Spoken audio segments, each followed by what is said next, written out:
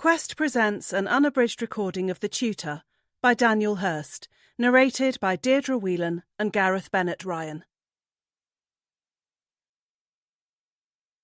The first lesson. The glow from the flames could be seen for miles. At a distance they might have looked beautiful, but up close they weren't quite so pretty. They roared, raced, and devoured every part of the building, and soon there was nothing left of the school. This place, where so many children sat exams, was no match for the test it faced that night. In the morning, only ash and embers remained, and unless you were from this area, then you wouldn't even know that a school had been here at all. But if you were from this town, then you will have known about the devastation that occurred here. A place where youngsters learnt, a place where adults taught, and a place where the first shoots of promising careers grew. All gone. Wiped out in a blaze as unforgiving as a bad grade or a detention. By the time the sun came up on this Warwickshire town, there was no school, and nowhere for the children to learn. Forget maths, English and science. The first lesson is that every action has consequences. 1. Amy. I always hated school. The sight of all the uniforms descending on one location, the sound of the bell blaring out across the playground, the smell of disinfectant in the corridors, as if that would be enough to prevent the spread of germs in a place full of snotty children. And worst of all, the feeling of dread in my stomach as I passed through the gates on my way to another day of classes. Thank God I don't have to go through that anymore. Thank God I am the parent now, instead of the pupil. I can still see all the uniforms around me, just like I can hear the bell ringing out across this concrete playground.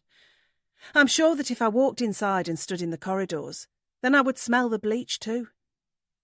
But it doesn't seem as bad now, because I know that I'm only here for a few minutes. Even the feeling of dread in my stomach is only a fraction of what it once was as I passed through the gates today. Maybe that's because I'm older and wiser. Or maybe it's just because I'm driving through them in my car, rather than shuffling through them by foot with my heavy school bag. Either way, being back here isn't as bad as it used to be for me. But that doesn't mean that I like it. I still can't wait to drop my kids off and get out of here. This place gives me the jitters. It always has, and it always will. As I head towards one of the few remaining spaces in the car park, navigating my vehicle through a sea of riotous youngsters and sleep-deprived parents, I am struck again by how much this place has changed since I was a pupil here. The uniform is still the same rancid purple colour that it always was, the bell still carries its eardrum-bursting volume, and the school gates still cause butterflies. But everything else is different. The drab grey building has gone. In its place a gleaming metallic structure that looks a lot more appealing than the premises where I spent so much of my childhood. The car park is bigger and better maintained now, and not the pothole-ridden mess that it was when I used to navigate it as a child. And in the distance, I can see the fences that circle the sports pitches, all very modern and state-of-the-art, and a far cry from the patch of gravel where I used to have to play hockey, while trying to avoid falling over and losing half the skin on my legs. There is no doubt about it. This place looks a lot better than it used to. Maybe the fire wasn't such a bad thing to happen after all. I shake my head, as if to brush away the memory of the inferno, before it can entrench itself further into my day. It was a long time ago, and things have moved on. These school grounds are evidence of that. "Mum, watch out!" The sound of my son's voice from behind me in the back seat snaps me out of my daydream, and I slam on the brakes just before I hit the mother and child walking across the front of our car. I wave an apologetic hand at the passing parent who scowls at me as she leads her daughter away from my vehicle. I was only going 5 miles an hour, but still, best not to bump into the pupils at any speed. That sort of thing could lead to the headmaster issuing me with a ban from parking here, which would be annoying for the school run. My daughter Bella is in her first year at Sharp Bell High, so I'm a long way off leaving this place behind for good. "Good driving," says my son, Michael, and I roll my eyes at his sarcasm. Let me know when you pass your test and then you can comment, I reply, and that shuts him up. At 16, he is still a year off being able to begin driving lessons, which means he is still a long way from being ready to get behind the wheel and drive himself around.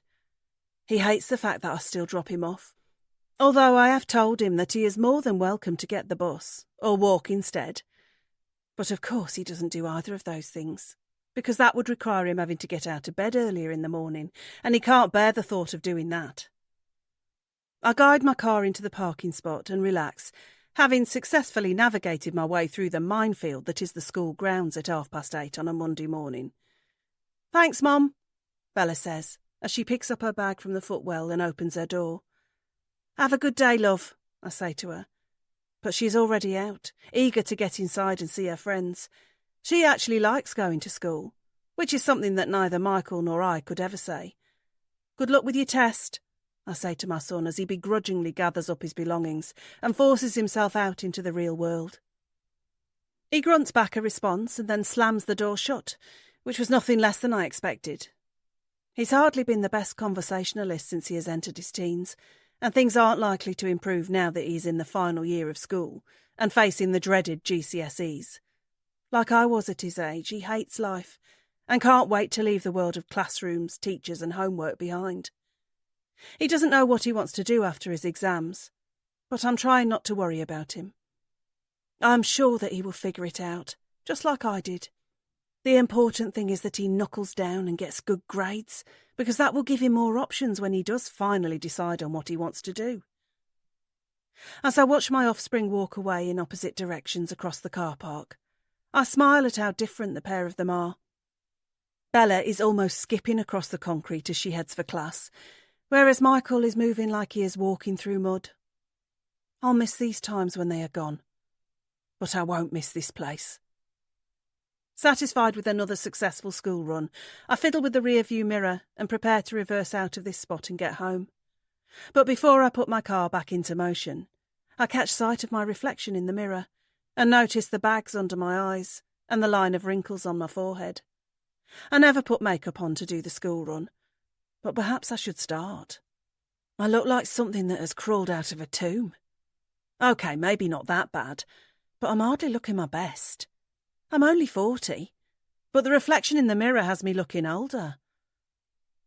As I reverse out and head for the school gates, I find myself feeling a little envious of all the youthful faces that pass me by.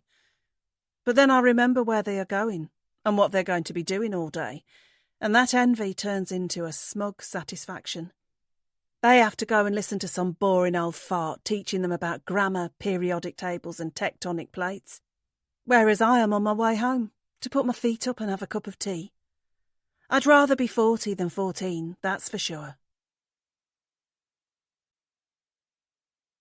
2. Michael. I hate my life. I'm sitting at the back of a classroom listening to some boring old fart wittering on about tectonic plates, and I have no idea why I need to know about any of this. I live in the middle of England. While there are a lot of problems here, earthquakes aren't one of them. Nor do I have any ambition of having a career in geology. So why am I being forced to listen to this spiel about subduction? Why am I being forced to listen to an old guy who I have nothing in common with? And why is that old guy now looking right at me? Sorry, what? I say, suddenly aware that all eyes in the class are on me. I've obviously just been asked a question, but I have no idea what it was. How do you expect to pass your exams if you don't pay attention? Mr. Reynolds asks me, with the smug superiority that all my teachers seem to possess. I'll be fine on the day, I reply, which gets a few chuckles from my classmates around the room. The results of your mock exams say otherwise, Mr. Reynolds snaps back, instantly cutting me down and letting everybody here know that I'm not actually as clever as I'm pretending to be right now. I resist the urge to say anything else, even though I have several comebacks that I could use to get another laugh from my audience. But that would be pointless, because it would probably just end with me being put in detention again, and I don't want that. I just need to get through these next few months. Then I will be free. No more school, no more teachers, no more learning about things that will have no bearing on the rest of my life. Mr. Reynolds goes back to his textbook, but my attention drifts to the window, where I look out over the empty playground and at the sports fields in the distance. I can't wait to leave this place behind. I can't wait to see something other than these walls and that concrete and those pitches. I just need to be patient. I just need to get through my exams. Then all of this will be over. 3. Amy. It's good to be back home. Fighting my way through the morning rush hour is a staple of my week, but now it is time for another one. A cup of tea and a slice of toast, and not an angry motorist in sight. Bliss. Sitting down on the sofa and grabbing the remote, I turn the television on but make sure to keep the volume low, so as not to disturb my husband in the other room. Nick and I have been married for 18 years, and he has been working from home for 10 of them. It suits him because he doesn't have to commute, and it suits me because it means I get to see him whenever I want to, although I try not to disturb him too much. He has an important job, although I can't even pretend to understand the complexity of it. He works in IT and can fix his clients' server issues remotely, but that's about all I know.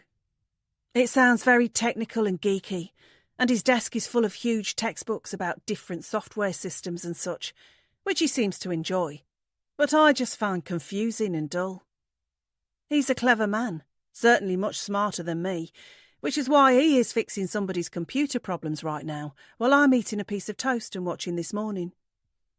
The good thing about IT, at least from my perspective, is that it pays very well, which means I only have to work part-time in my own employment.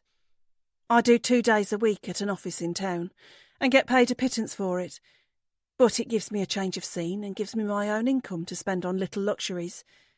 There's no stress in filing a few papers and listening to the girls in the office gossip about what they watched on television the night before. And I'm happy to do it, even if we would be fine on Nick's wage alone. But today is one of my days off, so it's feet up and time to relax. With the kids at school all day and my husband beavering away in the study until I interrupt him with a cup of tea later, I am free to do whatever I like. That sounds like I have many options, but considering it's raining outside and it's only Monday morning, there isn't actually that much to do. I'll probably put a wash on later. Go me. But it is nice to have this time to myself. It didn't always used to be this way. I haven't always had a lovely family, home and so much free time. I used to be just as unequipped for life as Michael is going to be.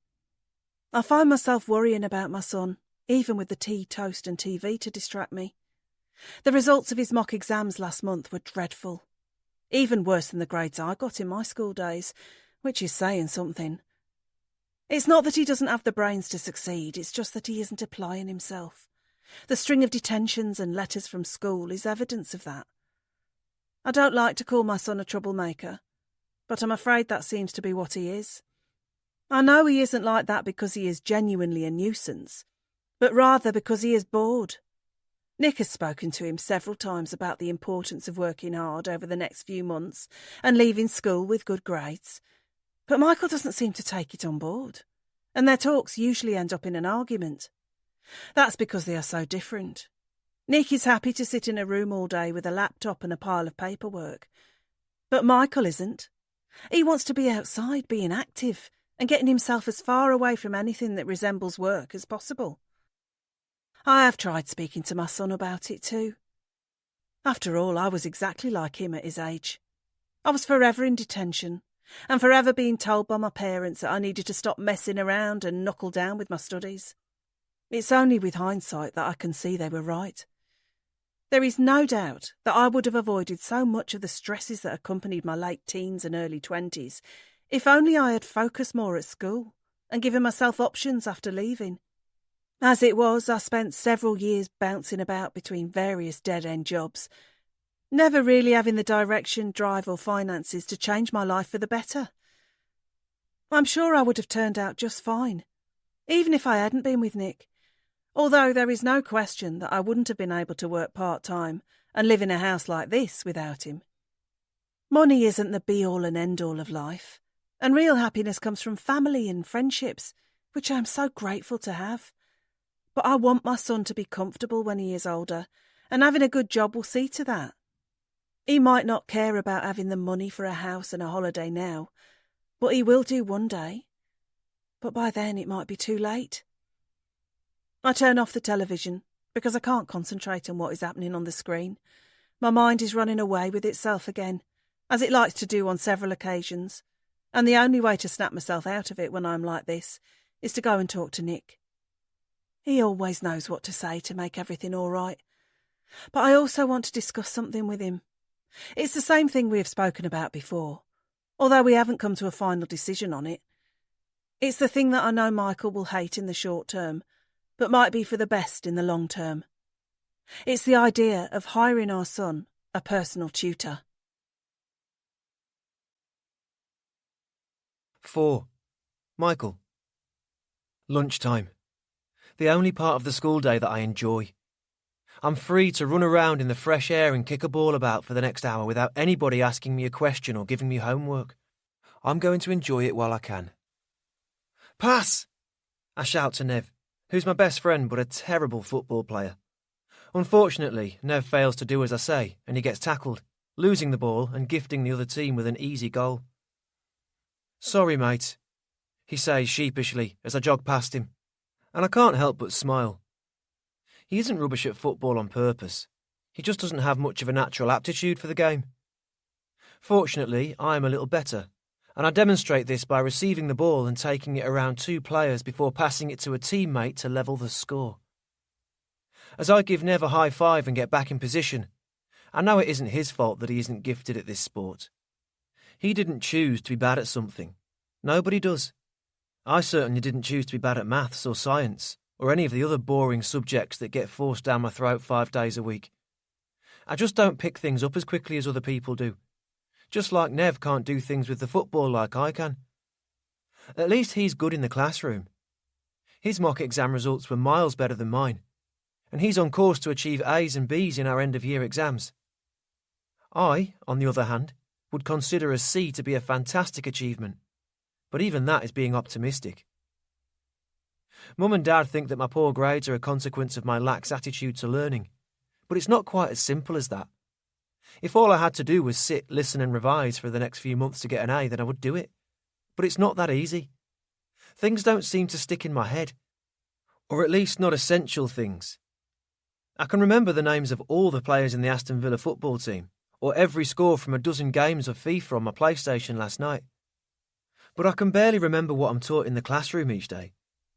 Even now, after an hour in Mr. Reynolds' geography lesson, I've completely forgotten everything he said about those damn tectonic plates. I'm hoping it won't be on the final exam, but knowing my luck, it will be. I receive the ball again, and this time I decide not to pass, opting instead to shoot towards the top corner and go for glory myself. The ball hits the back of the net, and I fist pump the air. That was a great goal. I'm not good enough to be a professional footballer one day, but at least I stand out in this game. I'll stand out when we get back to class too, although that will be for all the wrong reasons. I hide behind humour and a carefree attitude when I'm in class, not because I'm rude or disrespectful to the teachers, but because it's easier than admitting that they're right. They all know the truth, even if my classmates don't. I'm going to fail my exams at the end of the year, and I'm going to leave school with nothing. I might be fine in my life after here, or I might not. My teachers worry. My parents worry. Even I worry, although I'd never admit it to anyone. But maybe I will be okay. Maybe it doesn't matter if I fail all my exams. Maybe life will find a way of working out for me in the end, just like it did for Mum. Only time will tell. 5. Amy. I'm back in the school car park again. I'm watching all the pupils pouring out of the building opposite me. I never seem to get a break from this place, even after all these years. Sharp Bell High. It has, is, and seemingly always will be a fixture in my life. I knew I'd be forced to come back here when I decided to buy that house with Nick. We knew this was the closest school, and therefore the most likely one for our children to end up attending. We did briefly consider sending them to Maxwell High, but quickly dismissed the idea. That is the only other secondary school in the area, but it has gone downhill a lot over the years by all accounts, whereas my old school has been transformed. Of course, that is more to do with the fire that burnt this place to the ground than it is because of better teaching and budgeting, but you have to take the positives out of that terrible time. Some people say the fire was the best thing that ever happened to this school, because it was getting worse by the year and needed a fresh start, but they don't really mean it. Nobody can seriously believe that what happened here was for the best. I sure as hell don't. I can still remember standing on this playground with all the other pupils and parents the morning after the fire and looking at the charred remains of the school. There was nothing positive about that. I'm sure Michael has fantasised about seeing his school burnt to the ground on occasion, just like I used to do myself. But imagining it is one thing. Actually seeing it before your eyes is another altogether. Through the sea of pupils heading for the gates, I catch a glimpse of a familiar face from my childhood. Is Mr. Montgomery my old history teacher? Although he certainly looks a lot different than he did back when I was in his class. He used to be a tall and handsome man, but age and a lifetime of teaching unruly pupils has taken its toll on him. Now his shoulders are stooped, and the dark mop of hair is gone from his head. He must be ready to retire any day now. But maybe he doesn't want to. Maybe he likes the familiarity of his job. He has worked here for most of his life, after all. He was one of the few teachers to come back when the school reopened, resisting the pull of employment elsewhere, and taking up his old role when the new classrooms were built to replace the burnt ones. He has taught Michael during his time here, and I expect he will teach Bella at some point too. It was strange to sit opposite him at Michael's parents' evening and listen to him commenting on my son's schoolwork, when he used to comment on my own. He seemed happy to see me, and said that he remembered me, but I don't know if he was telling the truth or just being polite. He must have taught so many people over the years here that I doubt he can remember them all. I can't understand how anybody would want to spend their entire life within the confines of a school. Being a pupil is compulsory, but being a teacher is voluntary. While I admire and respect the profession now that I'm older, I would never dream of being a teacher myself. Just being here now for the school run is more than enough for me. The sight of my eldest coming towards me is enough to make me stop thinking about Mr. Montgomery. I hope Michael is in a good mood. I hope school wasn't the tortured experience today that it usually is for him. "How was your day, love?" I ask my son, as he climbs onto the back seat and pulls his door shut. "Fine," he mumbles back, and his head is already buried in his mobile phone, which tells me that I'm not going to get any more conversation out of him until we get home. Fortunately, any awkward silence between us is cut short by the arrival of Bella, who arrives in the car like the little whirlwind that she is. "Hi," she says, slamming the door shut behind her and dropping her heavy rucksack into the footwell. Her bag is full of school books and homework, whereas I'm not even sure where Michael's bag is these days. "Good day," I ask, as I reverse out of the parking spot and prepare for round 2 of trying to avoid running over a mother or child. "Yeah, I got an A on my French test last week, and Mrs. Moss said that I'm definitely going to be in the top set next year." I smile as I drive us out of the car park and through the gates, proud of my daughter and her accomplishments. But then I catch a glimpse of my son on the back seat and see that he isn't smiling. "Did you hear anything more about your coursework?" I ask Michael, referring to the English essay that I know he is due to hear back about soon. "No," comes the curt response, and I decide to leave it at that. He's obviously had another bad day at school and just wants to forget about it. I grimace as I drive because I know that isn't an option. As soon as we get home, we are going to sit down and talk about it. It won't be fun, and it won't lead to him enjoying this situation anymore. But it has to be done. Nick and I have decided it. We are going to hire a tutor, and Michael is going to give these exams his best shot, whether he wants to or not. The second lesson. The clean-up operation after the fire was a big task, and the workers toiled while members of the public gathered and watched. It rained that day, although the relief of water came much too late for the charred remains of what was once Sharp Bell High. Teens gossiped and laughed, while others seemed shocked that the place they had spent so much time in had been wiped off the map. Adults stood amongst them, some urging their children to grow up, while others stood in stunned silence, seemingly unbelieving that such a thing could happen in a quiet place like this. For those tasked with sorting through the rubble and determining the cause of the fire, the audience, just like the rain, was unwelcome. But then things got even more grim. Amongst the discovery of burnt tables and chairs, papers from textbooks, and even a poster for an upcoming performance of Macbeth, there was something else that had survived the hottest part of the inferno. Bones. The second lesson is don't play with fire. 6. Michael. What the hell do my mum and dad want from me now? I've been at school all day and I just want to unwind and play FIFA in my bedroom. Yet they're calling me down to the kitchen. I haven't had any more detentions recently, so they can't be mad at me for that. Maybe it has something to do with the chores. I haven't taken the rubbish out again. That's probably what it is. It's hardly a big deal. I shouldn't have to do it anyway. I'm out all day grinding my way through tedious lessons while they get to stay at home.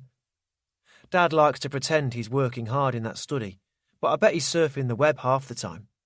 And Mum only works part-time, so she's not exactly rushed off her feet. Sorry for not taking a minute out of my busy day to take the bin bag out, but how about the people who use the bin the most take it out instead? I'm just about to say that as I walk into the kitchen, when I see my parents sitting at the table. That's when I know that this won't just be about some menial household chore. They both look serious, and while they do like to try and instill in me the importance of pulling my weight around the house, surely that doesn't warrant the expressions on their faces right now. Something else is on their mind. But what is it? What's up? I ask, when neither of them speak. Can you sit down for a minute? Dad asks, and I can tell that he's trying to make out that this is no big deal because of the way he tries to make it sound, but he's a terrible actor. I can tell when he's nervous because he keeps looking at Mum. He's looking at her right now. What have I done wrong this time? I ask, as I slump into a chair at the opposite end of the table from them. Nothing, love. You haven't done anything wrong. Mum begins, and that sounds promising. Your father and I have been talking, and we've come to a decision regarding your education. My education? I repeat back, unsure where this is going. Maybe it would have been better if this had been about chores again. That word doesn't fill me with as much dread as the word education does, that's for sure. Yes.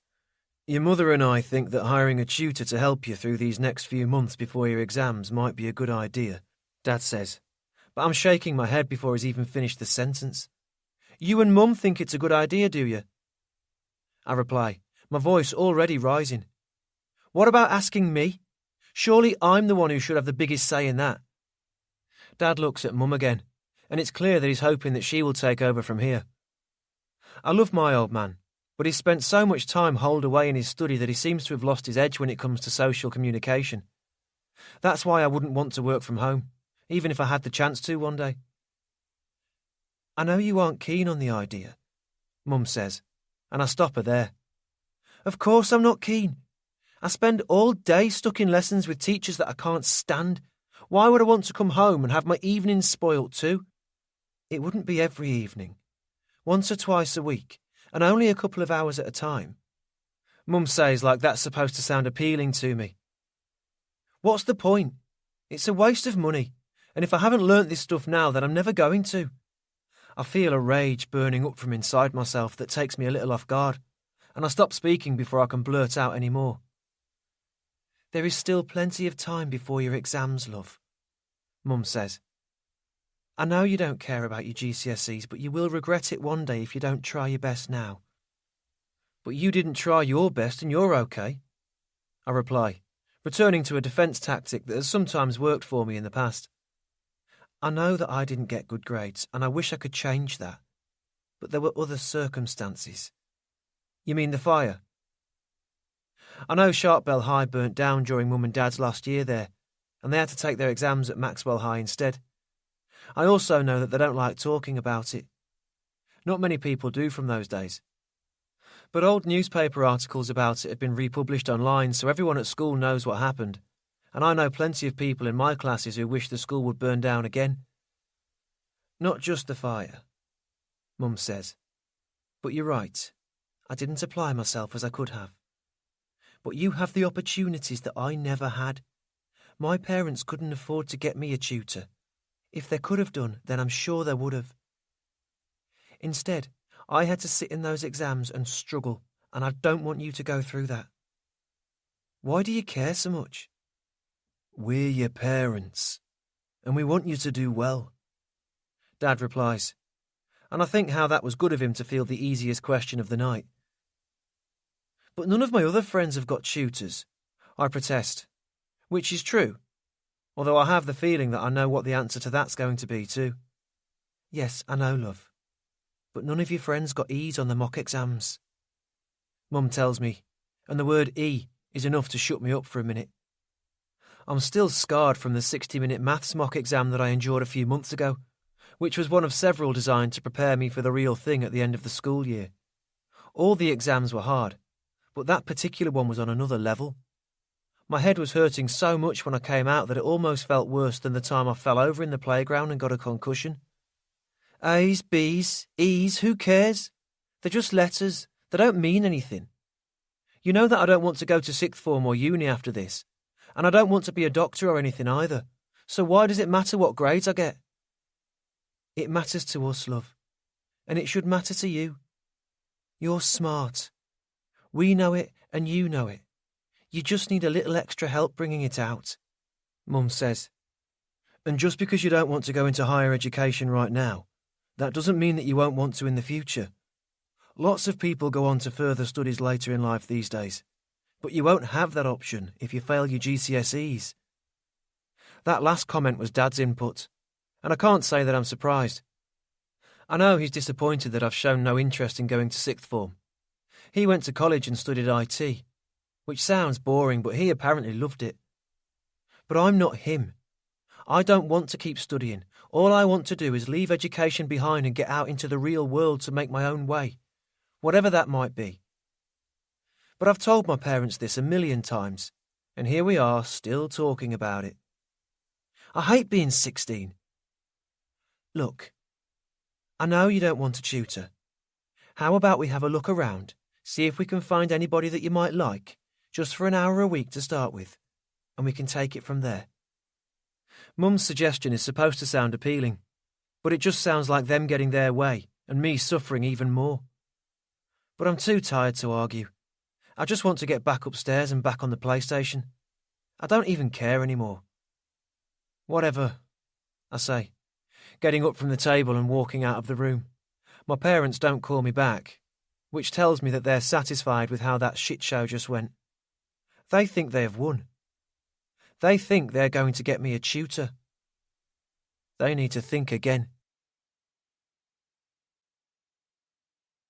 7. Amy.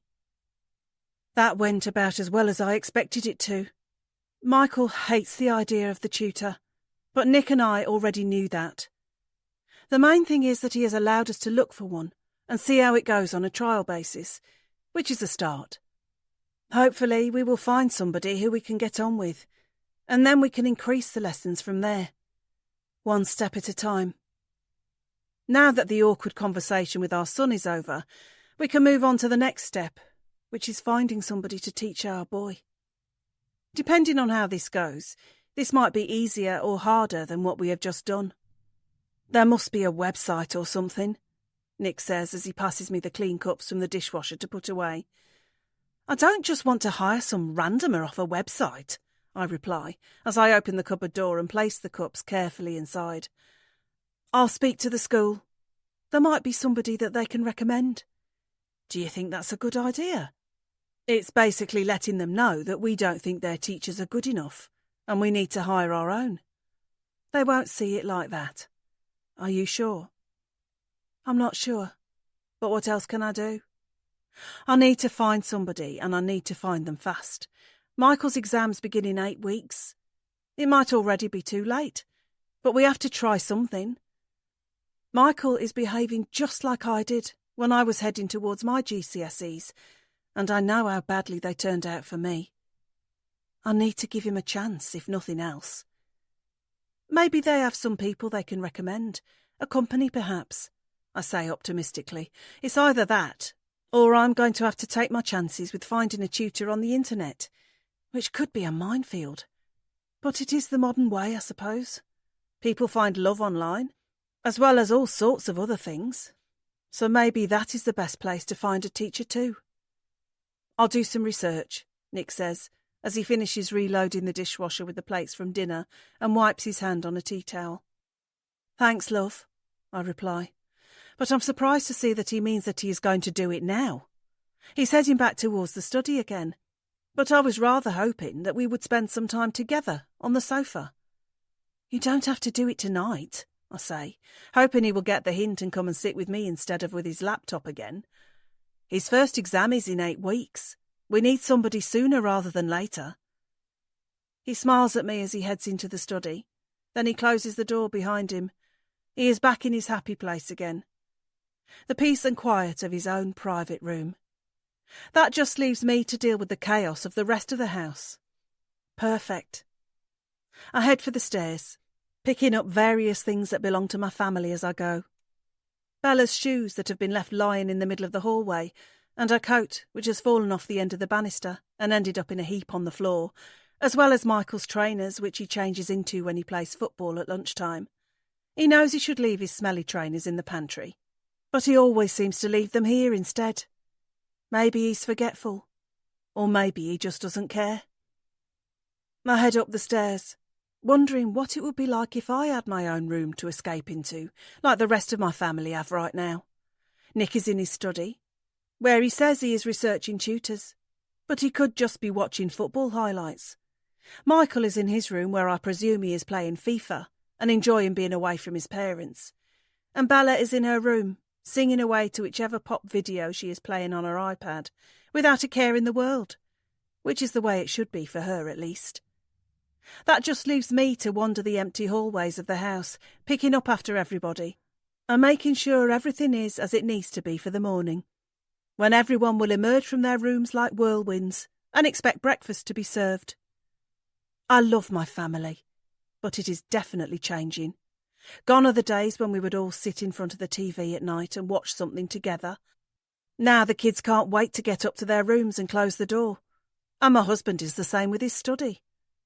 If I was less assured in myself, then I might suspect that nobody wanted to spend any time with me, but that's just silly. Children want their own space as they get older, and husbands need it too. I'm the only one here who needs to be around others as much as possible, and I know why that is. When I'm with other people, I have less time to reflect. When I'm alone, I start thinking about the past again. As I reach the top of the stairs, I think about popping my head into Bella's room and seeing what dance routine she is learning now. I also think about knocking on Michael's door and making sure that he isn't mad at us for bringing up the tutor. But in the end, I head for my bedroom, where I will do some tidying up before Nick eventually comes upstairs and joins me for a quick chat before we turn the lights out. This is family life in suburbia. Nothing much ever happens around here, but that's the way I like it. The last time something happened around here, the police found a dead body. 8. Nick. I love spending time with my family, but I love being alone too. That's why this study is a godsend. Not only does it give me a place to work during the day, but it offers a place of quiet sanctuary in the evenings, whenever I feel like I need a little break from family life. Sometimes I enjoy watching mindless television with Amy, but other times I like to come in here, close the door, and watch what I want to watch. Right now, what I want to watch are the highlights from last night's football games. I wouldn't get a chance to watch this outside of here, because there would be 1,000,001 other things vying for my attention. Amy's worried about something. Michael's in a mood again. Bella wants attention. It is usually one of those things that mean my free time evaporates quickly, and I'm back to working again before I know it. But not tonight. Tonight, I'm going to relax in my study, and no one is going to disturb me. I'm about 5 minutes into watching the highlights from the Everton v Chelsea game when I feel a slight pang of guilt. I am supposed to be looking online for a tutor for Michael. That's what I told Amy I was going to be doing in here, and it is what I should be doing. But I've been working hard all day fixing tedious server issues for tedious clients, and I deserve a little me time. I enjoy the work, but it's so intensive that I need my downtime. I'll watch the rest of these highlights before I get back to the more tedious tasks again. I already know the score of this game, and there are 3 more goals to enjoy yet. As I recline in my leather office chair that I treated myself to when I made the switch over to working at home full time, I can't help but be distracted by events outside this quiet and peaceful room. The talk with Michael didn't go well. He doesn't want a tutor, which I understand, because what 16-year-old boy would ever want to do more schoolwork? But I know that it's for the best. Michael might think that GCSEs don't matter, but that's only because he hasn't ventured into the working world yet. He'll soon start to question his lack of effort in school when he finds that all the jobs that he wants to do won't even consider him based on his lack of qualifications. Exam results aren't everything, but there's no way that I would be able to do the job that I do now without having achieved good grades. To become as qualified as I have in IT required me to study at college, and I couldn't have done that without attaining the necessary marks to get there. Work isn't the be-all and end-all of life, but it is a necessary part of it. And we're all going to have to work, so we might as well do something that pays well if we can. I'm fortunate to have a well-paid job that allows me to work from home and avoid the grind of the commute and office politics, but I would never be in this position if I hadn't applied myself to my studies when I was younger. I don't want my son to get to my age and regret things. I don't want him to struggle and hate his life like so many other people do when they drag themselves out of bed to go to work in the morning. I find it impossible to concentrate on the football highlights on my laptop with all of this going on in my head, so I turn them off, even though there is still 1 goal in this match that I haven't seen yet. Heading on to Google, that trusty tool that everybody turns to when they need an answer in their life, I type out the words that I've already typed out several times before after earlier discussions about Michael's impending date with exam disaster. How to find a tutor for my son. I hit enter and end up with almost 43 million results. I might need to narrow it down a little. How to find a tutor in the UK. 115 million results. It's getting worse. Maybe it would be easier to just teach Michael myself, but I tried that and it didn't go well. We just ended up arguing with each other and he would storm off back to his bedroom. I would get frustrated with him for not understanding something that I thought was quite simple, and he would get frustrated that I have absolutely no teaching skills and can't see things from his point of view. In the end, I put a stop to the lessons before one of us killed the other. It was a shame because Michael and I get on well the rest of the time. We both enjoy football, and we both like a good action movie. But we aren't compatible when it comes to our views on education. It doesn't help that he's a bad student and I'm a terrible teacher. I try another search, this time for tutors in my area. The first option to appear sounds promising. It is a website that claims to be the best site to use to match students with teachers. It makes sense that there would be a site like this online somewhere, because there's a site to match people with everything else. Men with women, women with men, married women with married men. And that's just relationships. There are sites to help unemployed candidates find jobs, sites to reunite old friends, and even sites to connect the living with the dead, which sounds bogus, but my late mum was adamant that the dead could make contact after they've gone. Funny how we haven't heard from her since she passed. But right now, all I need is this site that will help my son find the right tutor, and it seems that I have very few options. Only 2, in fact. A 52-year-old woman called Sue, and a 28-year-old woman called Petra. Investigating the younger woman's profile first, I see a photo of an attractive blonde woman with a bio that informs me she's from Stockholm and has been tutoring secondary school-age pupils for the last 6 years. Her background seems to be perfect, and her fees aren't high either. What's more, she only lives on the other side of town, so wouldn't have far to come. It seems perfect, and I'm almost about to hit the print button and take my findings to my wife when I pause. Can I really have this as my suggestion? A young, attractive Swedish woman. I'm sure Michael will be interested enough to give it a go, but I'm not sure my wife will. She's going to think that I've just chosen her because I want a cute woman to visit the house several times a week. Maybe this is a bad idea. I retreat back out of Petra's profile and click on Sue's instead. She isn't as attractive, but that's not the point. She's from Coventry, but lives in Nuneaton now, which is where we are, and she has over 30 years' experience in education, particularly at the GCSE level. This is the one I should print. This is the sensible option. This is the option that won't lead to my wife calling me a pervert. I sigh and hit print. Sue it is. 9. Michael. Who the hell is Sue, and why is she sitting in our front room? Hello, dear, the mysterious woman says to me when I walk in and see her sitting on the sofa.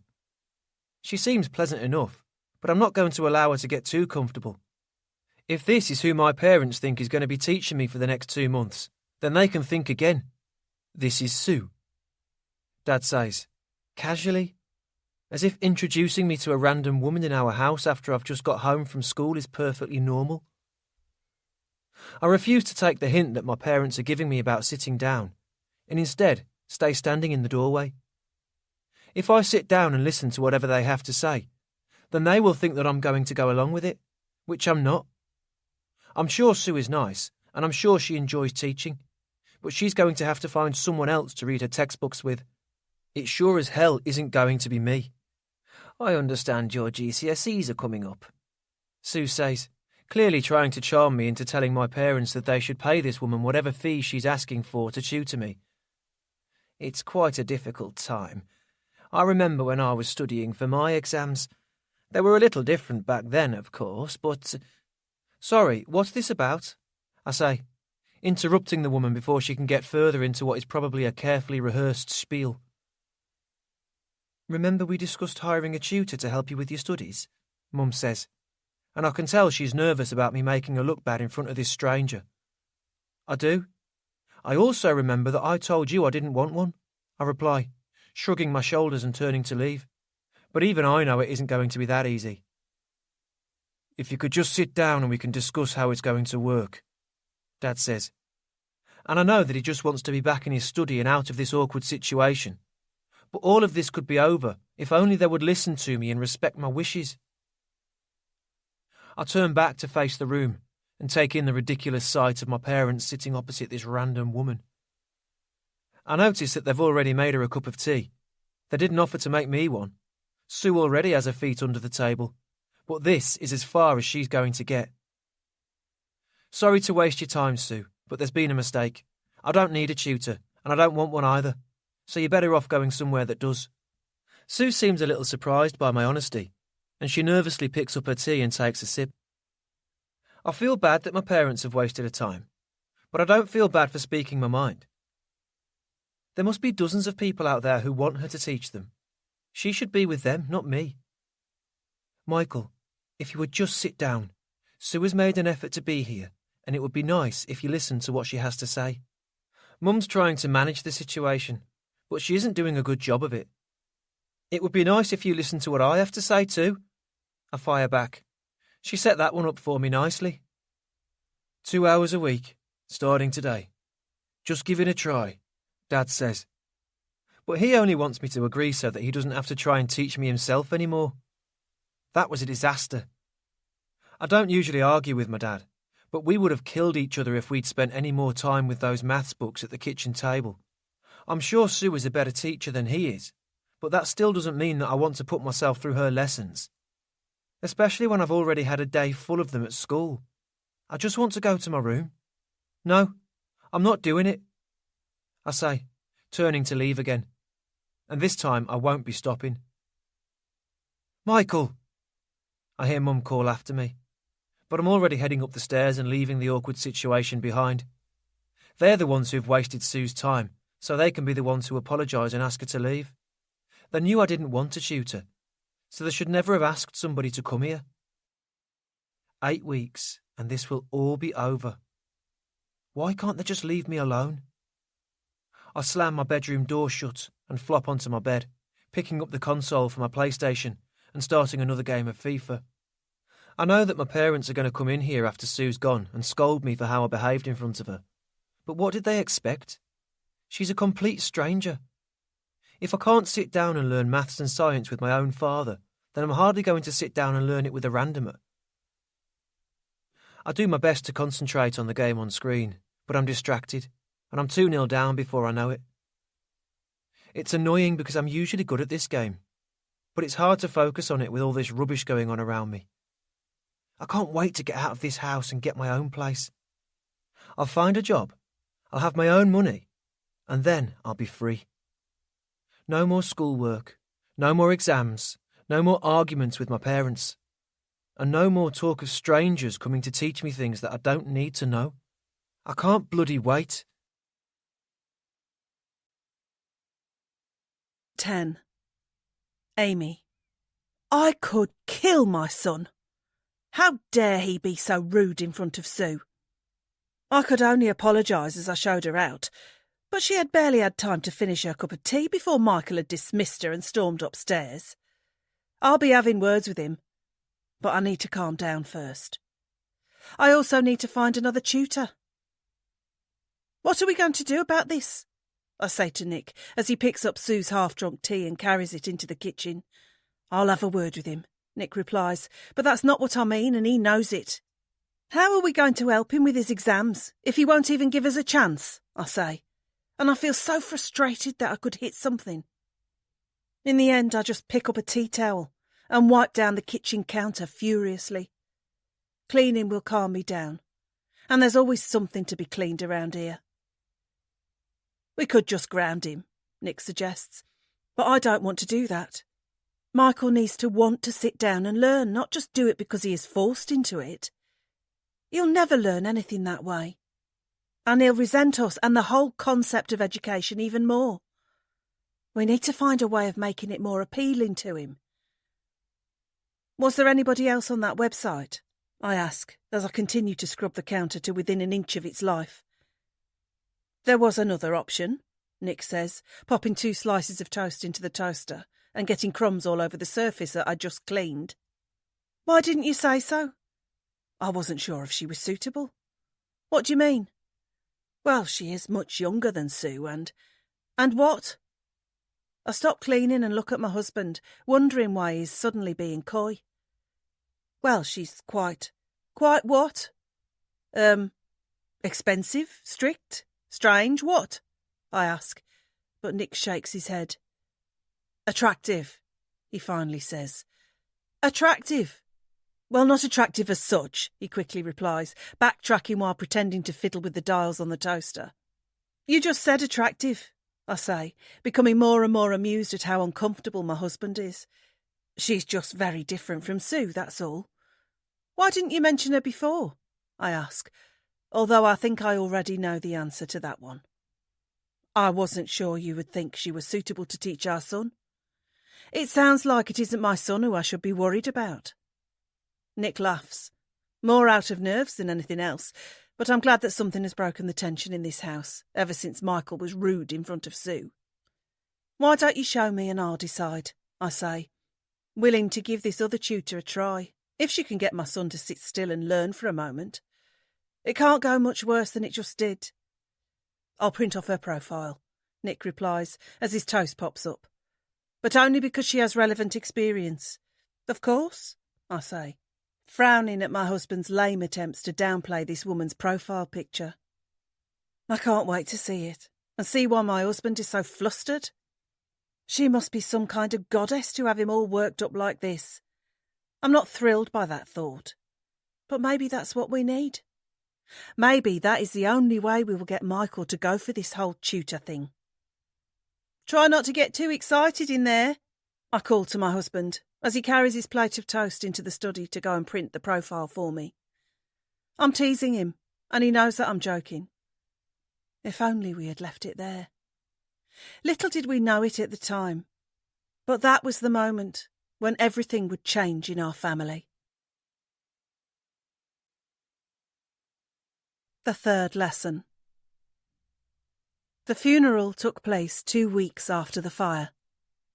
It seemed like half the town came out to pay their respects, and maybe they did. Everybody from the school was there in one way or another. Pupils lined the road outside the burnt-out shell of the school as the hearse moved past them. Many of them might not have wanted to be there, but the headmaster made it mandatory. Teachers stood amongst them, some weeping, others more focused on trying to get some of the unruly members of the crowd to behave. Many of the pupils' parents were there too, paying their respects, while thankful that it hadn't been their family that had been destroyed. That unfortunate family was sitting in the black car that passed the sea of faces. It trundled along past the site of the fire, on its way to the church where the service would take place. Inside the car, a grieving woman dabbed at her eyes with a tissue and tried to appreciate the turnout, while wishing that none of this was happening. When the cars had passed, the crowd began to disperse. The details for the temporary school were still being finalised, as were the plans to relocate the end-of-year exams to Maxwell High. And for now, the pupils were free to go home. Some of them were happy about this, unshackled from the burden of lessons and homework, and free to do as they wished in the middle of the day. Others seemed more thoughtful, and took time to look at the site where the school used to stand, as well as watching the portable cabins being put into place by cranes and trucks. Those cabins would become the school for now, until a more permanent one was built in its place. But that would take time, and time seemed to be standing still today. A funeral always makes people aware of their mortality, and everybody who watched the hearse go by felt it, even if they covered it up with laughter, jokes, and childish games. Nobody likes to acknowledge the seriousness of the situation. Nobody wants to be reminded that it will be them in that wooden box one day. The third lesson is that death can come for us when we least expect it. 11. Amy.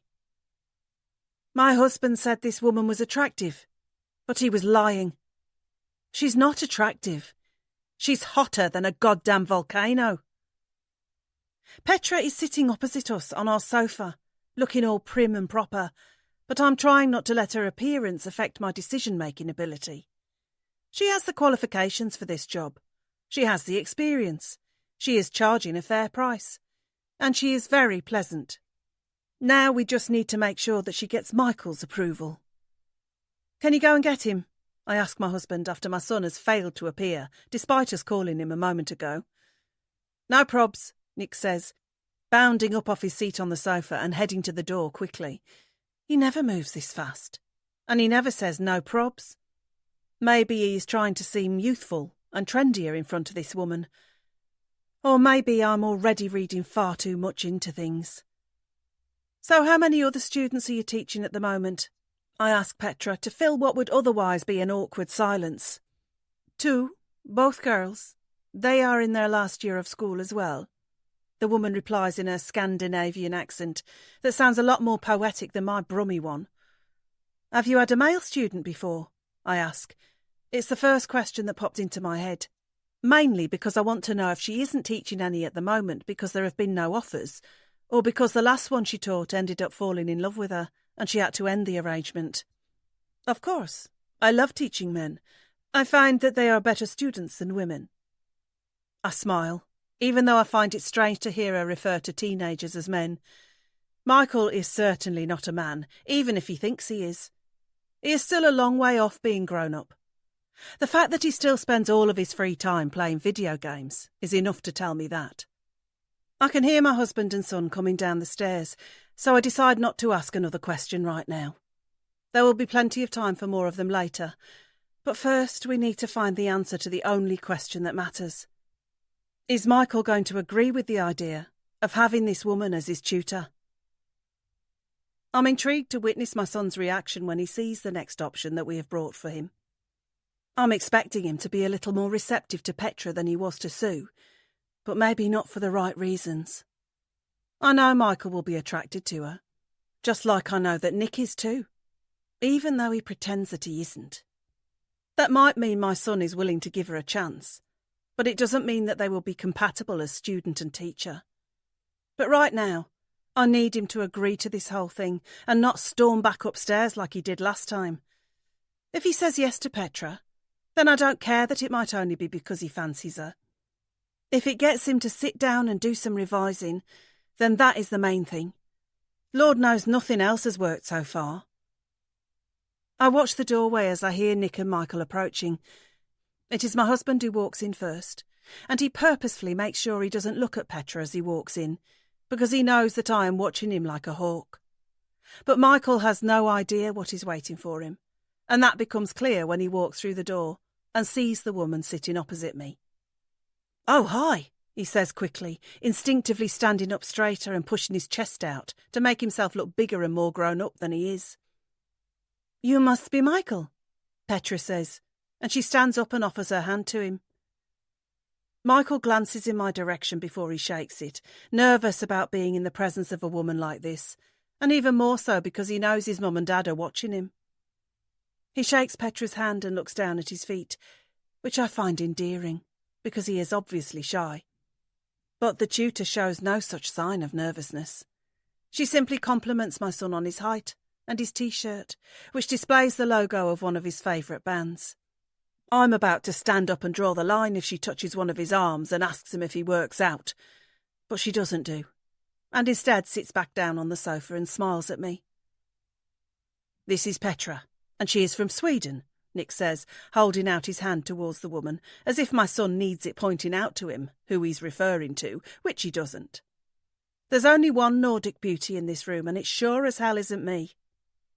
But Nick points her out all the same, and I assume it is just another nervous body movement, because he is in the presence of such beauty.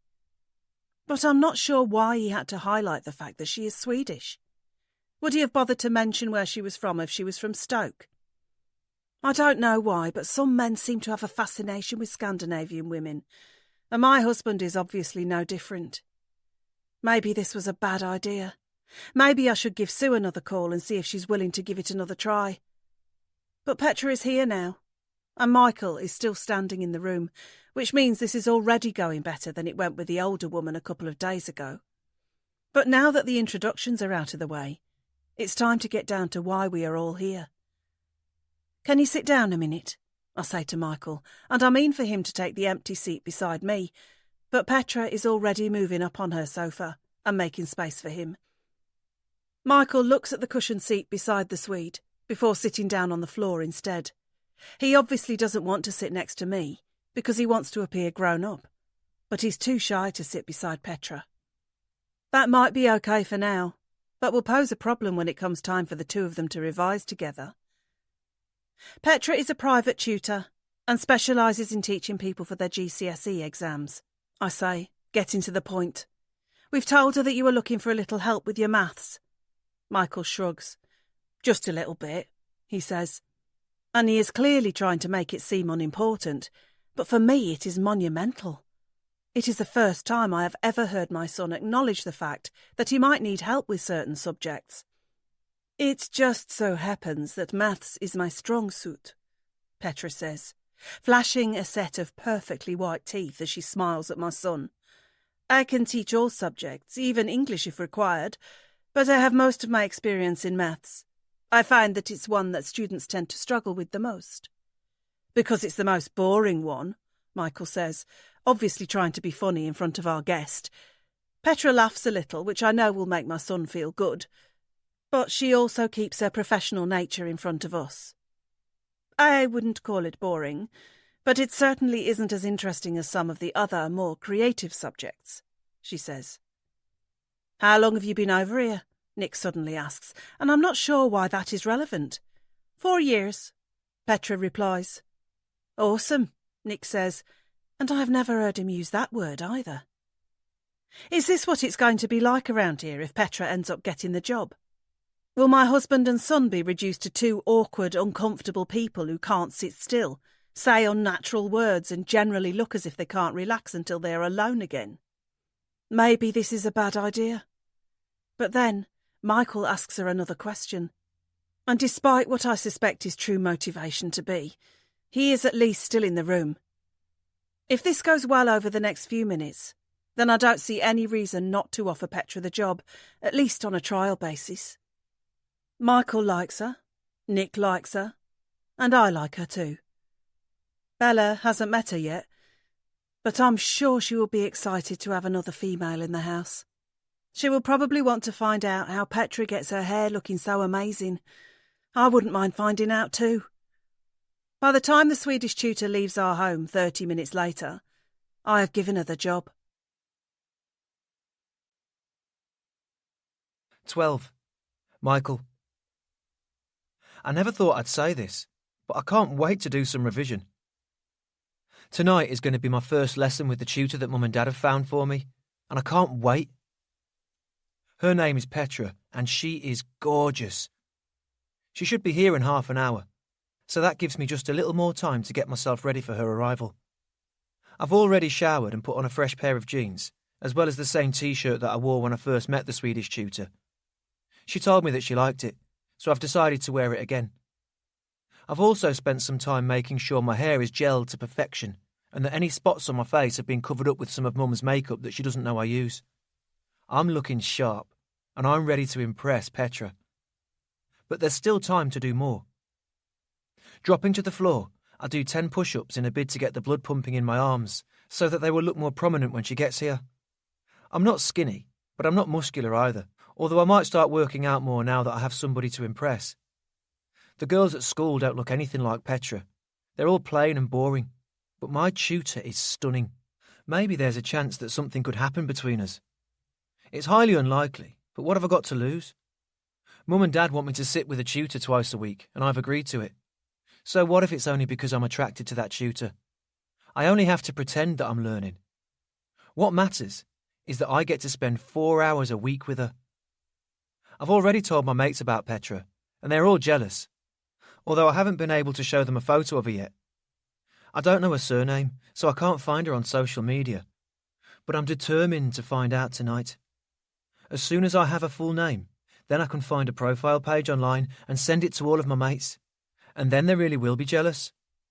I bet some of them will even try and persuade their parents that they need a tutor too, but it won't work, because they're all cleverer than me. The joke's on them.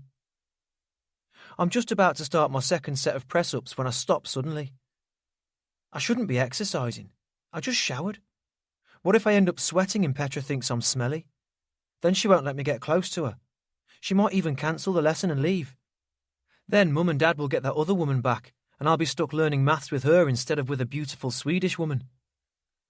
I'll get back to my feet and rush towards my bedroom window, opening it wider in an attempt to get more cool air inside and lower my body temperature before I start sweating. It was a good idea to try and get a pump going in my arms, but I need to plan it better. I will do the push-ups before my shower next time. That way, I'll look buff and smell good when Petra arrives to teach me. Checking the time, I see that our first lesson is due to begin in 5 minutes. That gives me just enough time to review my hair in the mirror again and put another squirt of deodorant on. I'm annoyed because I've run out of aftershave, so I can't use any of that tonight. I stupidly wasted a lot of it on some of the house parties that I've been to recently, vainly trying to impress some of the girls from school who were in attendance. But I should have saved it for tonight, when I will be in the presence of a real woman. The girls at school wouldn't appreciate good aftershave, but I bet Petra would. Plus, it would make me seem older, and that is what I need to do. I'm aware that she's much older than me. I don't know how old exactly, but there must be at least 10 years between us.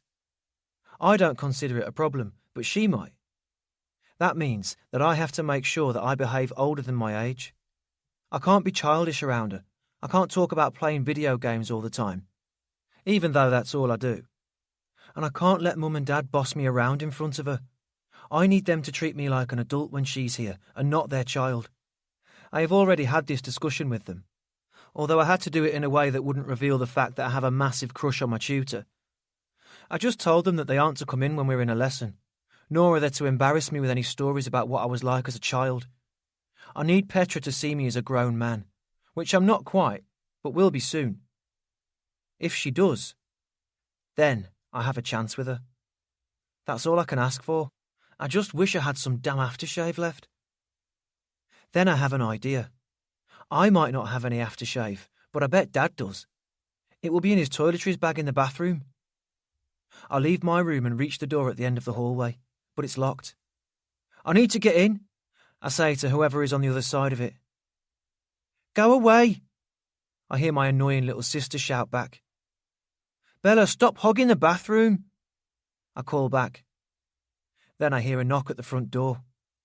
It's too late. The tutor is here. 13. Nick. The tutor is here, but I better let Amy answer the door. I don't want it to look like I'm too excited to get a glimpse of the sexy woman that's just turned up at our house. I'll play it safe and stay in my study. I'll let my wife welcome Petra in. And then I'll leave my son to his lesson. There's no need for me to go out and say hello, even if it would be titillating to have a little chat with the tutor. But I'm a grown man. I'm married. It's silly to feel all giddy about the presence of an attractive woman who isn't my wife. It's not as if I want to do anything. I love Amy. I'm happy. But I spend all day in this house, and I haven't flirted with another woman in years. It doesn't have to mean anything. It would just be nice to do. A little confidence booster. Getting a smile off Petra would give me a warm glow. Then I can come back to my study and get on with my night. God, I need to get out more. I hear my wife greeting the tutor, and then I hear her calling upstairs to our son. He will hate that. He's expressively told us that we're not to treat him like a child in front of Petra, nor are we to do anything that might embarrass him. He hasn't said why, but it's obvious. He fancies her. That's my boy. If I'm honest, I'm just glad that we've found a way of getting Michael to sit down and do some extra studying. I don't care if he's smitten with his tutor, nor do I care if he spends half of the lessons fantasising about what it would be like to be intimate with her. As long as he spends at least some of the lesson learning things that are going to help him pass his exams in 8 weeks, then that's all that matters. Petra will be coming here twice a week, on Tuesdays and Thursday evenings, for 2 hours at a time. I'm hoping that the extra work she does with my son will give him the boost he needs ahead of the tests that are going to carry him into his adult life. But part of me feels a little sad that we've left it so late before finding him a tutor. Although that's not just because I wish my son had more time to learn. It's because I wish there would be more visits from the pretty Swede. I shake my head and tell myself to stop being daft. I'm 40. It's fine for Michael to have a crush on another woman, but it's silly for me. I'm far too old for all that malarkey. I wouldn't even know what to do with a woman like Petra, even if I had the chance, which I never will because I don't want to have it. Think about Amy, I tell myself, and it seems to be working right up until the moment when I hear the Swedish accent on the other side of my study door. God, it's sexy. It sounds like Amy's showing Petra through to the kitchen where the lesson will be held with Michael. They're going to sit at the table, and we're not going to interrupt them. Amy did float the idea of having them use my study to conduct the sessions, but I managed to talk her out of that, telling her that it would be a big job to tidy all my paperwork up, and that there is actually more space at the kitchen table than there is at this desk. In reality, it's because I don't want to give up my study, because that would mean that I have nowhere that I can retreat to whenever I feel like I need some space. If Michael and Petra are in here, then I'll either be stuck on the sofa with my wife watching some awful reality show, or I will be sat in Bella's bedroom having my hair braided again. I love my daughter to bits, but I don't have much hair left now, and I'll have even less if I allow her to keep tying it in tight bobbles. There is another reason, though, why I don't want Michael's lessons to be held in here. I don't like the thought of Petra sitting in this seat and touching my things. It's not because she might damage anything or misplace something. It just makes me feel excited that she could be sitting where I am right now, and I need to prevent anything that will make me feel even more thrilled about her than I already do. A distraction, that's what I need. I reach for my headphones and stuff them into my ears before I can be seduced any more by the dulcet tones of the Swedish voice outside. Like the sailors who were pulled onto the rocks by the songs from the sirens in Greek mythology, I need to block my hearing so I can't be seduced into doing something that will not end well for me. As I begin to play some more football highlights on my laptop and listen to the sound of the commentator through the earplugs, I feel good about how mature I'm being. 8 weeks and Petra will be gone, and then Amy will be the only woman I see and hear around here. My wife will remain, while the pretty Swede will be just a pleasant memory. I can do it. It's easy. Just don't think about her and how perfect she looks. But what about my son? He has to sit with her and try to study maths. Good luck, my boy. You're going to need it. 14. Michael. I haven't listened to a word of what my tutor has said to me since I sat down. It's not that I don't like the sound of her voice. I do. It's lovely.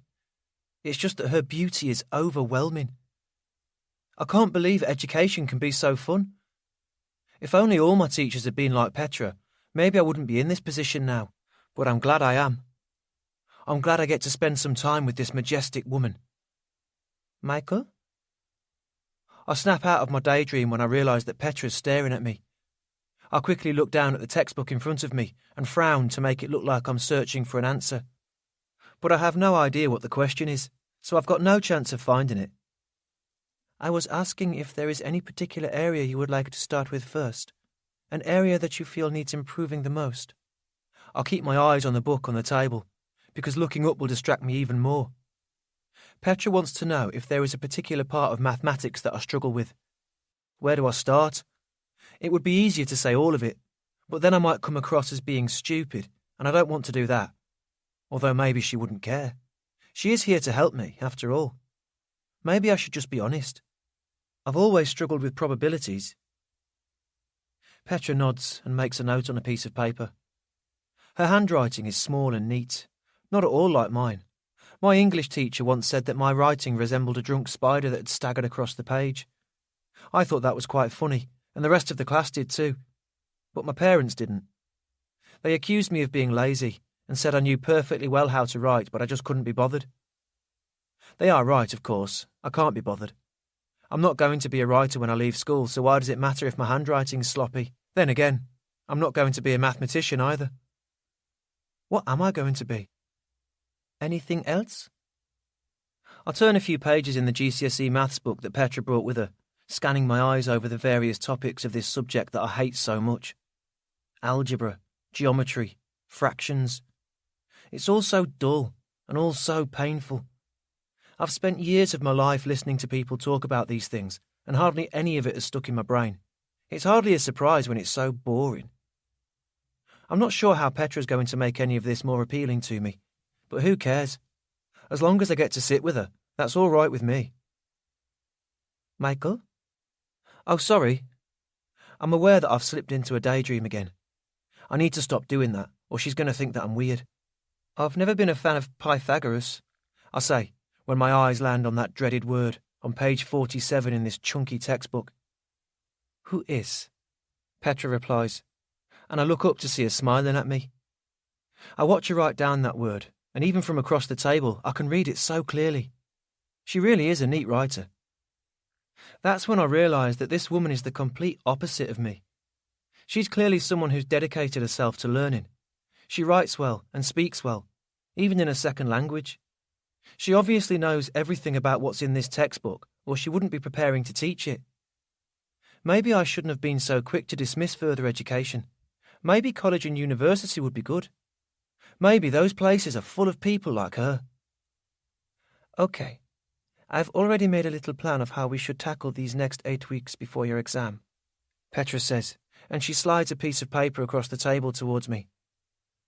I will adjust it based on areas you think need more work, as well as what I observe over our first few lessons. But take a look and let me know what you think. I missed half of what she just said because I was too busy noticing how perfect her hand was when she passed me the piece of paper. But I tell myself to focus and read the writing on it now so that I can give her a proper answer and not just some mumbled form of agreement.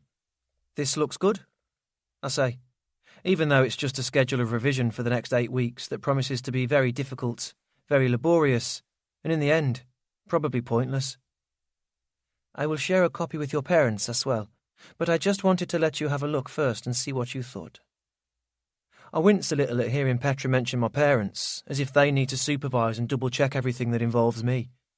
It makes sense that they do, because they're paying this woman and want to make sure they're getting value for money, but it's a reminder to me of how young I am and how much older Petra is. I wish we'd met somewhere else and not in my mum and dad's house, somewhere for adults, like a bar or a club. Then she could see that I'm not some child who needs supervising. I can be a grown-up. I can be someone she might be interested in. Is that okay? Petra asks, and I silently curse myself for not answering her quicker again. She must be starting to wonder what she's got herself into now, considering all my long pauses and lack of speech. I don't want her to think I'm stupid. I want her to think that I'm cool. Yeah, this looks all right, I say, shrugging my shoulders and trying to give off a carefree vibe that will tell her how chilled and relaxed I am about this, and life in general. But she doesn't seem to warm to my display of casualness, and takes back the piece of paper without a smile, which upsets me a little. OK, if you turn to page 18 and we'll get started with probability. She's very professional. I wish she would just stop talking about maths and start talking about herself. Her background, her experiences, her hopes, her dreams, her surname. I still need that so I can find her on social media later. But there's time. For now, I do as I'm told. I turn to page 18 and prepare to be taught probability. What's the probability that Petra and I might share a kiss at some point over the next 8 weeks? I feel bad when I predict that the probability is most likely 0. But I didn't know then that I was going to learn a lot over the next 8 weeks, and my predictions on everything would change, including that one. 15. Amy. For the first time in a while, I feel completely at ease. My son's looming exams have caused much worry about the future, but those worries have been eased by our hiring of a tutor. Petra is in the kitchen with Michael right now, helping him with those parts of maths that he struggles with the most. I'm not expecting miracles, but I feel confident that she will help him to perform better when the big day comes at the end of the term. We have told her to focus on maths because that is Michael's weakest subject. But depending on how it goes, we might be able to get some science in too. Petra has told us that she is an all-rounder, so we might as well use her talents while we have her. She isn't too expensive either, although I'm going to have to make a few cutbacks in the short term while we are paying her. I'll pick up a few cheaper options in the supermarket during the weekly shop, and I'll skip having my nails done for the next couple of months too. Buying nicer food and having a manicure every now and again are the little luxuries I treat myself to, but I can make a sacrifice for Michael's education. The important thing is that he has the best chance to succeed in his exams, and I am confident now that we have given him that. I'm sitting on the sofa watching Ant and Dec run through one of their typical comedy routines on yet another reality show that they are hosting, when I give in to the urge that has been niggling at me for a while. I pick up my mobile and tap on the Facebook app, but I'm not on the hunt for status updates and photos of family and friends. I'm going to have a little peek at Petra's profile. I have her full name, so I could have done this sooner, but I didn't want to. I have told myself that it is because I trust her and don't feel the need to go snooping. But it's not really that. It's because I expect to feel more than a tinge of jealousy when I see that she probably looks even better in her online photos than she does in real life. But I can't help myself right now. I want to do some social media snooping. I type her name into the little search bar and hit the button, and her profile is the one that pops up first. There aren't too many people with the same name as her, and of them, she is the only one who has left Scandinavia and changed her address to Nuneaton. Not the typical place for a Swede to end up, but I'm glad she is here. My son would be stuck without her. Her profile page opens up on my phone, and I was right. She does look even better in her profile photo than she does in real life. I know most people do, but this is ridiculous. She literally looks like a model. The blonde hair, the blue eyes, the pale skin, and that smile. I'm surprised she has ended up being a tutor. With looks like this, she could have been anything that she wanted to be. I scroll down her timeline, but there isn't much there because she is private, which means I can only see the odd time she has changed her profile photo. I will have to add her as a friend to see more, but I don't want to do that, because then she will know that I have been stalking her. Plus then she will see my profile photo and it's not as flattering as hers. Compared to this woman, I look like a yeti that has walked out of the sea. OK, I'm not that bad, but I can't compare to Petra. Nobody can. I hope Michael is concentrating in there. I'm sure he must be finding it difficult. In an ideal world, his tutor wouldn't be somebody who I know he will find attractive, but if that is what it takes to get him to revise, then so be it. I know he likes women, although he has never brought one home to introduce to me. He makes out like he is shy, but I see him texting on his phone and being all coy, and I know it's not just his friends from the football team that are sending him messages. But he's only 16. So I'm glad he hasn't got himself into a serious relationship with one of the girls from his classes yet. He has plenty of growing up to do, and plenty of time to fall in love. He certainly doesn't need anything else to distract him from his schoolwork. Having looked as much as I can on Petra's profile, I retreat out of it sheepishly, feeling a little bad for looking her up, but satisfied that she is at least who she says she is. As soon as I'm back on my newsfeed, I see all the posts from my friends, and this is more what I am used to. Middle-aged mums writing statuses asking for recommendations for things that could help them make extra cash or save extra cash. There is also the usual array of photos of glasses of wine, children's drawings and a few book covers, some of which come recommended, some of which are to avoid. I wonder what Petra's timeline looks like. Much more interesting than mine, I imagine. All bars and nightclubs, or maybe yoga sessions and healthy eating. Young, tanned and toned people living their lives. It's time to come off social media. It always leaves me feeling like I'm missing out on something.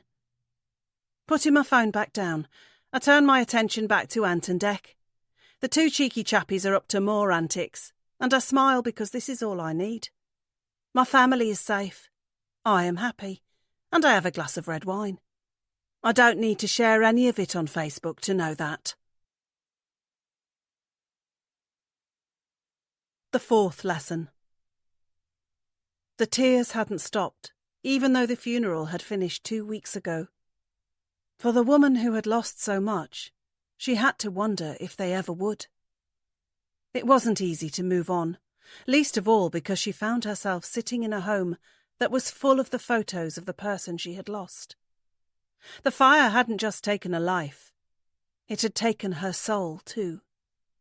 Sometimes the sky outside the window was clear and blue, and other times it was dull and grey.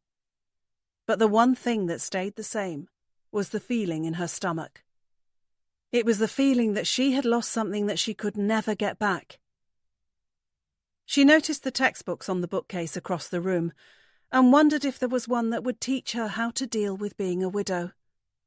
But there wasn't.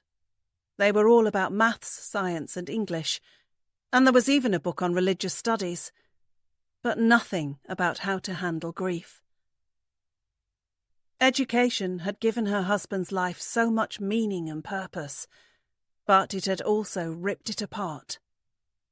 School hadn't been particularly fun for her, but she never hated it as much as she did right now. School was no longer just some tedious part of everybody's life. For her, it was the place that had taken the life of the man she loved.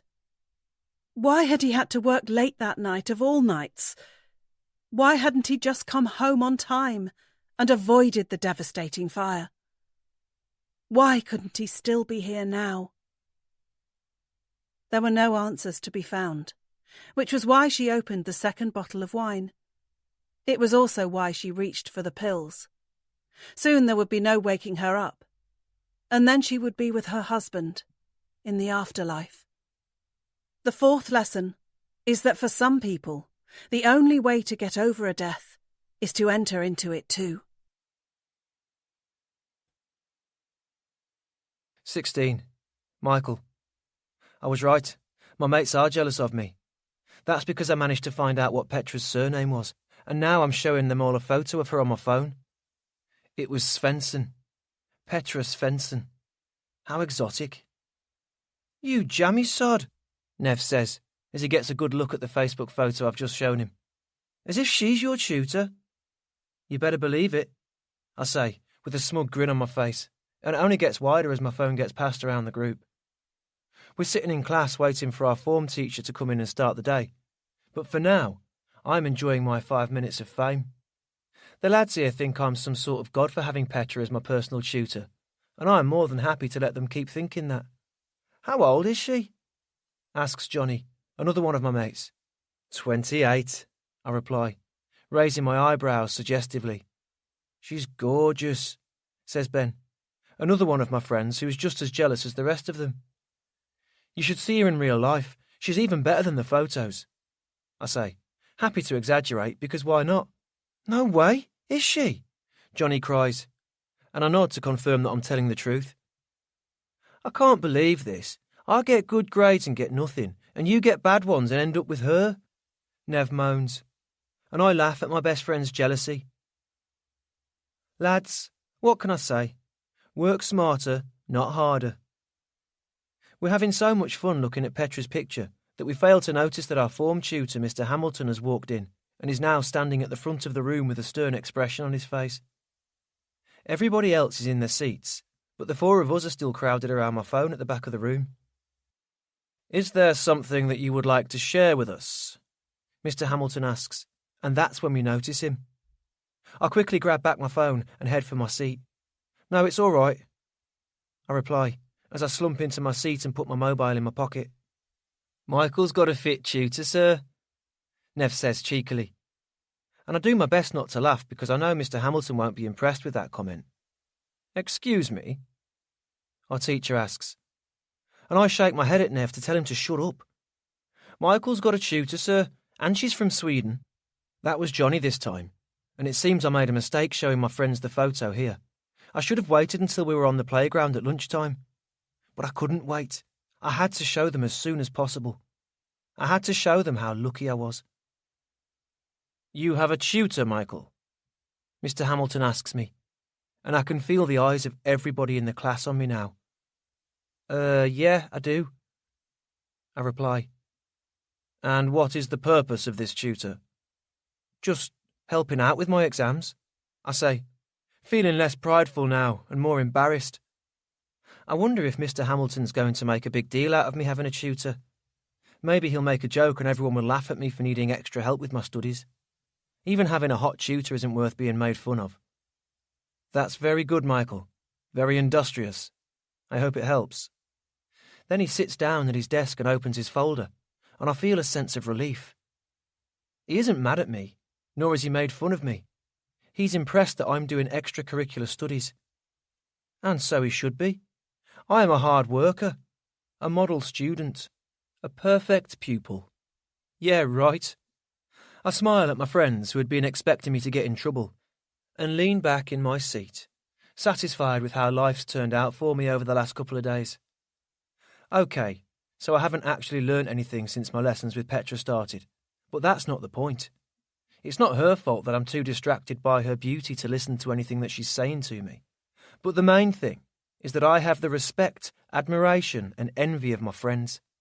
And even Mr. Hamilton's happy with me, which is something that I thought would never be the case.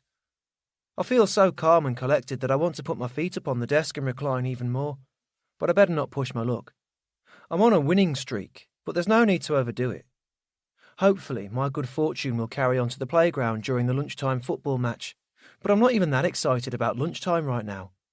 I'm more excited about tomorrow night. I'm more excited about the second lesson with my tutor.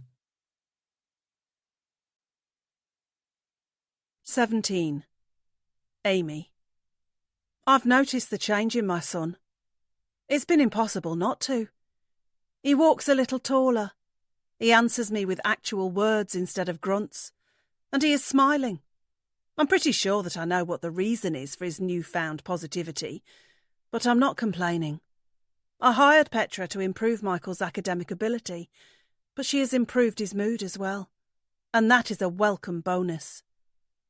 Instead of having to walk around eggshells with my son in case he erupts and goes storming off to his bedroom, Nick and I feel like we can talk to him about things now, and he will actually talk back. "How was your day, love?" I ask him as he climbs into the back seat of my car and closes his door. "It was all right," he replies, and getting Michael to say that school was all right is akin to getting a stranger in the street to say that he will give me £1 million cheque. It has never happened before. "How was geography?" "Yeah, not bad. I got 60% in last week's test." "That's better," I say, because it is. I know Michael hates geography, or rather, he hates the person who teaches him geography. Mr. Reynolds is his least favourite teacher, and my son's performances in his lessons reflect that. But it seems that the introduction of a tutor has given Michael a fresh impetus to apply himself. Petra hasn't been teaching him geography, or at least she shouldn't have been. But it is clear that her introduction into his life has already had a positive effect. Whether that is down to her professional skills or her appearance remains to be seen. But the results are all that matter at this stage. 7 weeks to go to Michael's final exams, and all I care about is that he does as well as he can do. "Come on, Bella, hurry up!" Michael cries, and I turn to see him looking out of the car window at the school across the playground. I smile a little because I know why he's in such a rush. He wants to get home and freshen up before Petra arrives at 6 for his latest lesson. Normally Michael would spend the whole evening in his room, playing on his PlayStation and showing no interest in personal hygiene. But based on what he did before his previous lesson with the tutor, I know that he will now be showering, gelling his hair, and applying liberal doses of Nick's aftershave. Oh, to be 16 again. That age when you are so unconfident with yourself that you spend every second trying to make yourself look better, to try and catch somebody's attention. I was the same when I was a teen. It's a far cry from where I am now. At 40, I sometimes go days without putting any makeup on. And stuffing my dark hair into a bobble is preferable to spending hours straightening or curling it. But that's only because I have already impressed the object of my desire, so I no longer need to put the work in. I caught Nick's eye when we were 16, and now he is mine. But the current generation of teens are going through that stage of wondering if anybody will ever like them enough to be in a relationship with them, and my son is no different. He wants his sister to hurry up, so that he can give himself the best chance at looking good for the pretty woman that is coming to our house. It's cute, as long as that is all it is. I just hope my son doesn't try and do something that will cause Petra to feel uncomfortable and end the lessons early. But I know Michael isn't like that. He's too shy to actually show her that he likes her. He'll just keep gelling his hair to within an inch of its life and dousing himself in too much aftershave. All innocent and harmless, and whatever it takes to get him to sit down and read a damn textbook. I suddenly spot my daughter walking across the playground towards us. She is chatting animatedly with Lily, her best friend, and it warms my heart to see it. They have been besties since primary school, and I'm glad they're going to be together for their time at secondary school too. Everybody needs a best friend. "There she is," I say, because I know that Michael will be getting increasingly agitated about how his sister is making him late for the shower. "About time," he mutters. I smile again, and I'm just about to start the engine when I see Neville, Michael's best friend, rushing towards our car. "Is Neville okay?" I ask as the pimple-faced teen reaches the vehicle. "He's never okay," Michael replies sarcastically as he winds down his window. "Have fun tonight, you jammy git," Neville says as he reaches the open window, "and say hi to Petra for me." Michael laughs before looking at me a little sheepishly. "Hi, Neville," I say to the panting teenager beside my car. "Oh, hi, Mrs. Lever," he says, and he looks as if he hadn't expected to see me in the car with my son. He quickly rushes away after that. "So you've told your friends about your tutor then?" I say, raising my eyes at my son through the rear-view mirror. "I just mentioned that I'm having extra lessons," Michael replies. "Of course you did," I say, just as Bella arrives at the car. "Finally!" Michael cries as his sister takes her seat and closes her door. "Shut up! We're usually waiting for you," Bella snaps back, and my daughter is right. "Go easy on your brother," I say as I reverse out of the spot. "He's got a busy night ahead of him." Michael loves Petra, Bella teases, and I can't help but laugh, even though I know I shouldn't encourage my children to wind each other up. Shut up, I don't, Michael fires back, and he looks furious, which only makes Bella keep saying it. I smile as I drive through the school gates and out of the school car park. I'm going to miss moments like this when Michael leaves school. I'm going to miss having both my children in the car every day. Little did I know it at the time, but that wasn't all I was going to miss by the time the school year was out. 18. Petra. I'm trying to concentrate on the task at hand, but it's difficult when I am being overwhelmed with the fumes coming from my pupil. Michael has obviously put on a lot of aftershave for our lesson tonight, presumably to try and impress me. While I appreciate the fact that he has made an effort to smell nice, I would prefer it if my eyes weren't watering right now. The air is heavy with the smell of his bottled scent, and all I can think is thank God that there are no naked flames in here. One stroke of a match, and I feel like this whole kitchen would go up in flames. That is not to say that I don't like the aroma. On the right man, this particular fragrance is very desirable. But on a 16-year-old boy with a half-gallon of hair gel on his head, not so much. I recognized the smell of the aftershave from the first time I visited this house, but it wasn't Michael who was wearing it that day. It was his father, Nick. I caught a whiff of the scent when he opened the door for me and welcomed me inside, and I have to say that it made me even more attracted to him than I initially was.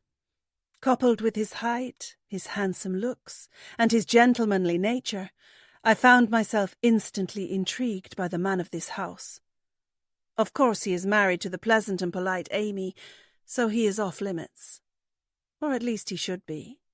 Stranger things have happened.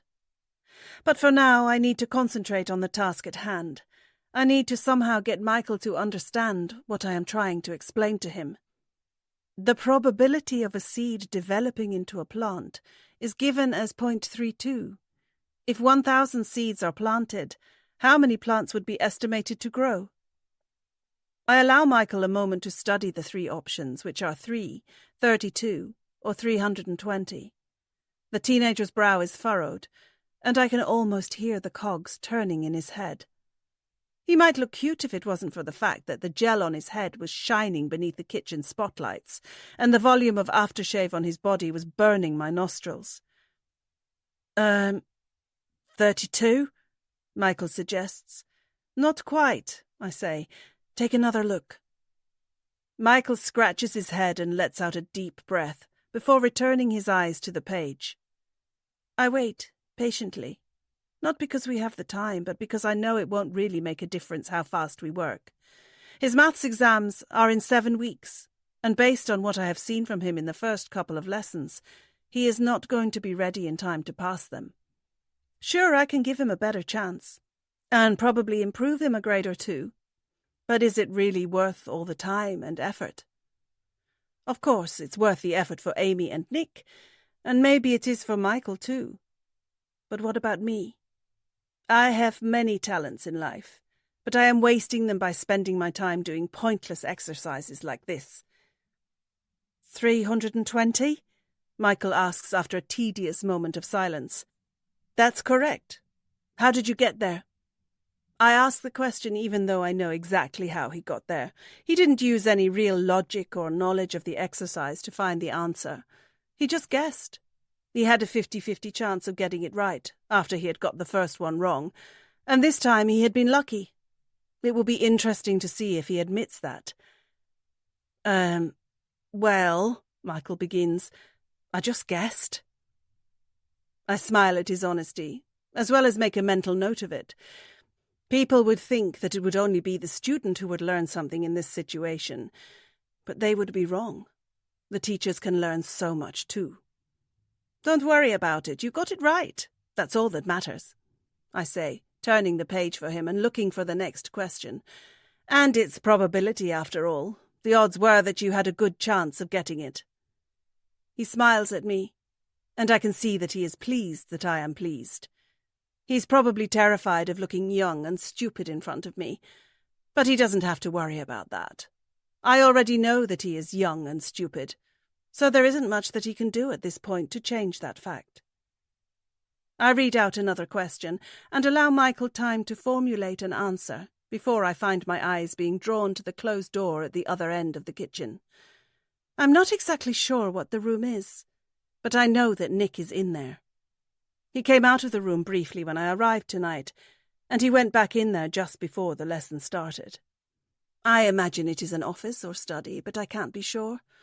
All I know is that he is in there alone now, and I am stuck here, teaching his stupid son probability. What is the probability of me being alone in that room with Nick? What is the probability of me telling him how attractive I find him? What is the probability of me giving him a kiss? And what is the probability of him kissing me back?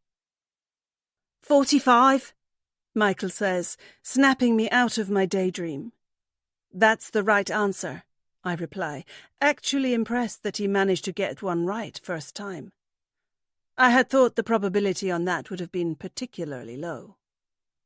Okay, so I've got a good understanding of where you are at with this, I tell my student as I close the book and pick up a blank piece of paper nearby.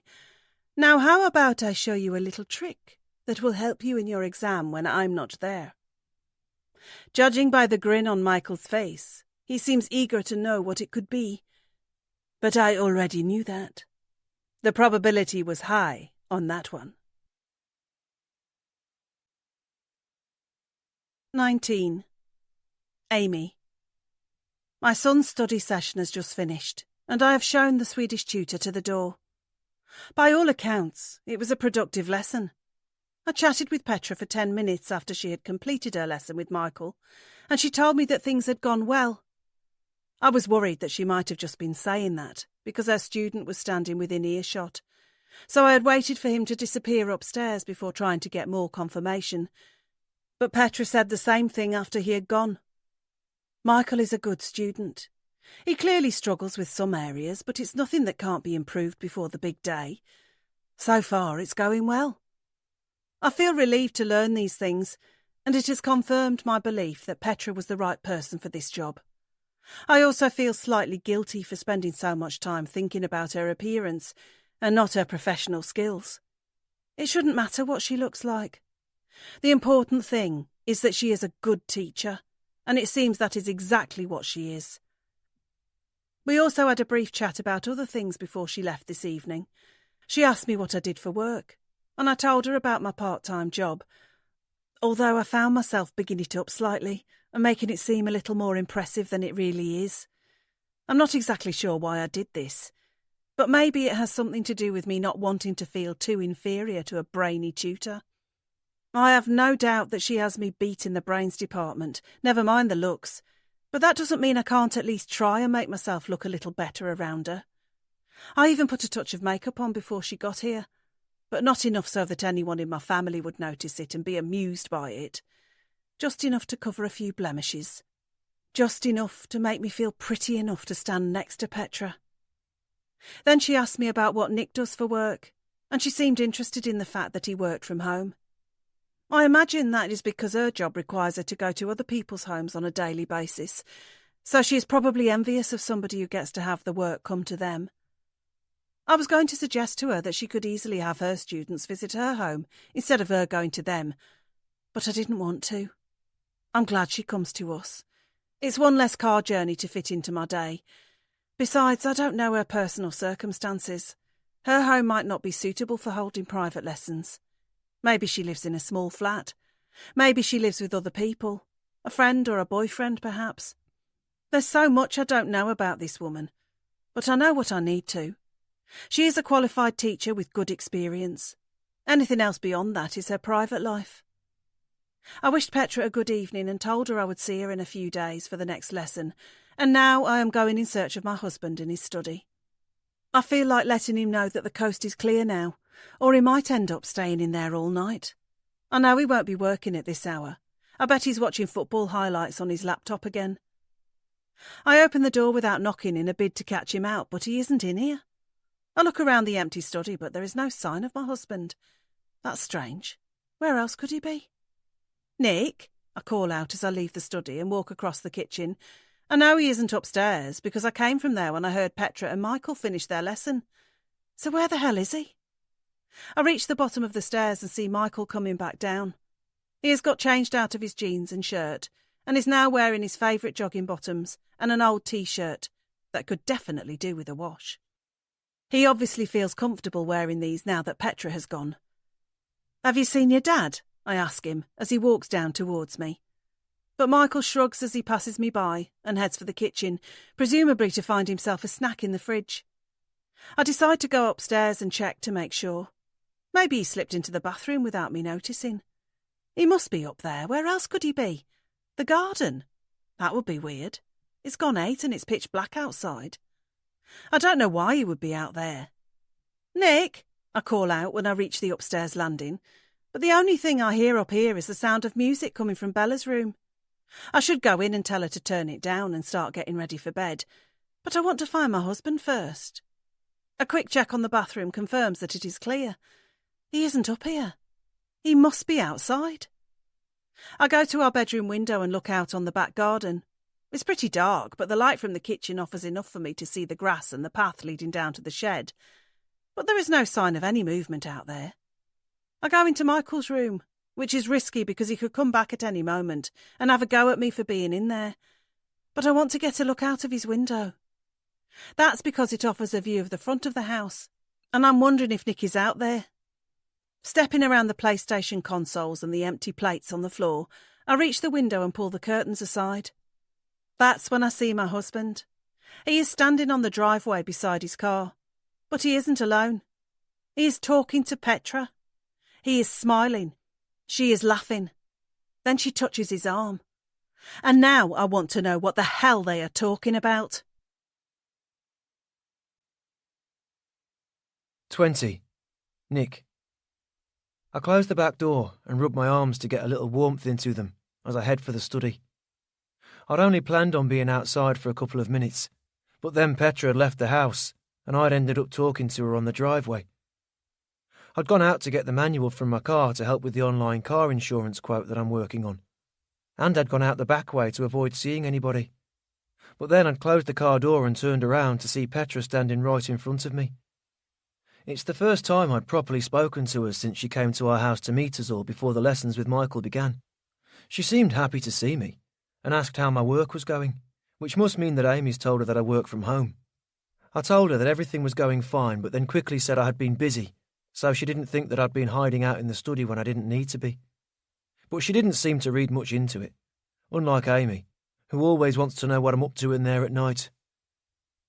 I asked Petra how the lessons with Michael were going, and was pleased to hear that they were going well. Of course, I'd already asked my son this before, but he was pretty coy about the whole thing. It's hard to get an in-depth answer from somebody when they're playing a video game and have a mouthful of toast.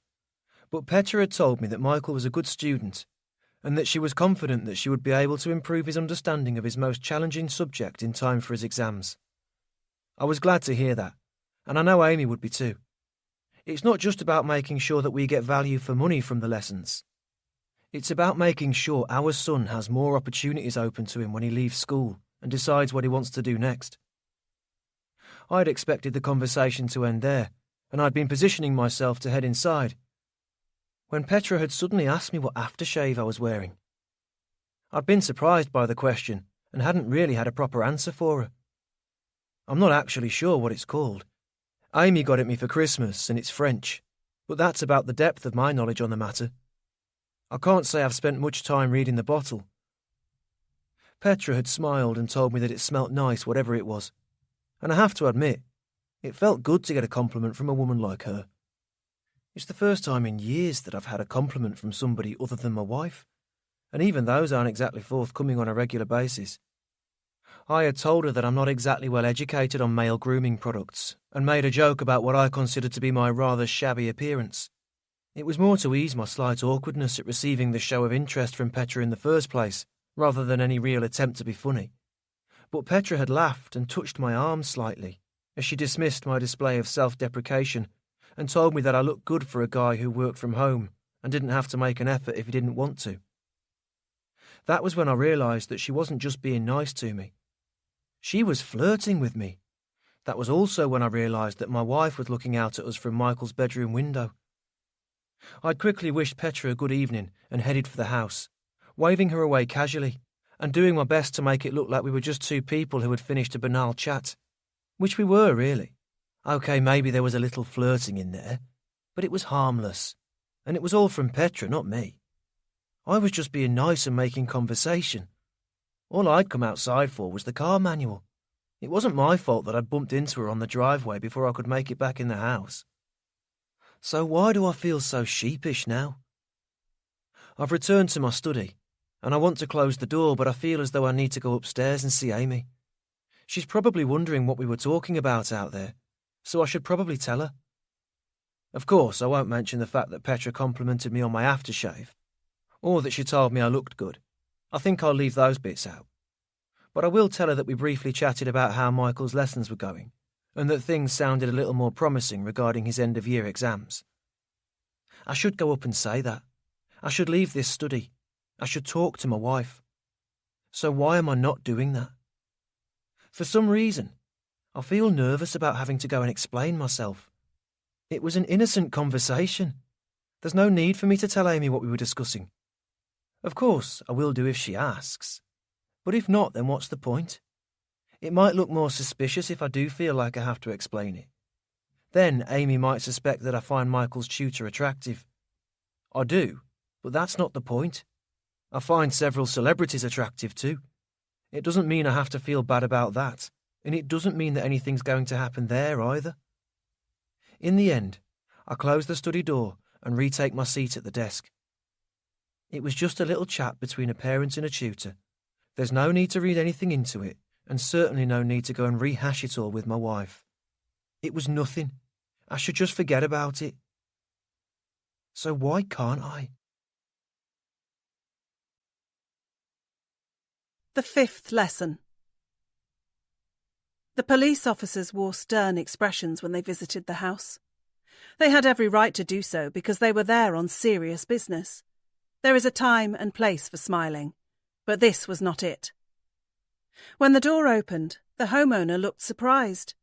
She was a middle-aged woman, and she clearly hadn't been expecting to see the uniforms on her doorstep. Why would she? She was just a plain woman in a plain town, with a plain family. She had a husband, she had 2 teenage girls, and she had a dog. There was nothing remarkable about her. But the police weren't there for her, nor were they there for her husband, and they certainly weren't there for her dog. They were there to speak to one of her daughters. They asked the mother if her eldest daughter was home, and she nodded to confirm that she was. Then she stepped aside and allowed the officers in. The front door closed, and it would be 10 minutes before it opened again. When it did, the police officers stepped back outside, but they were taking someone with them this time. The 16-year-old girl had tears in her eyes as she was led towards the car in handcuffs. Her 14-year-old sister shouted at the officers and said words that a girl of her age should not be saying to anybody, let alone those responsible for upholding the law. The father made an appearance too, and he seemed only slightly more restrained than his youngest daughter was being. But the mother was quiet. She wasn't arguing like the others on her doorstep were, nor was she crying like her child, who was now being put onto the back seat of the police car. She was doing nothing but watching. That was because she was in shock. She was in shock after finding out what her daughter had just been charged with. The fifth lesson is that anybody could be guilty, even your own flesh and blood. 21. Amy. I asked Nick what he was talking about with Petra, but I didn't make a big deal of it. I had waited for him to come up to bed before broaching the subject, doing my best to make the question sound as carefree and casual as possible. It didn't work, though. No sooner had he answered me than he had started to tease me about being jealous of the new woman around the house. They had just spoken about Michael's progress, Nick said, and I believe him. What else would they have talked about? Maybe there was a little bit of emotion stirred up inside me from seeing my husband chatting alone with a pretty woman. But that's just silly. I'm 40, for heaven's sake. So why do I feel a little envious of Petra now? It can't just be her looks. It's the way she made Nick smile on the driveway. I haven't seen him smile like that at me for a long time. We're a great couple and hardly ever argue, and I used to think that was a good thing.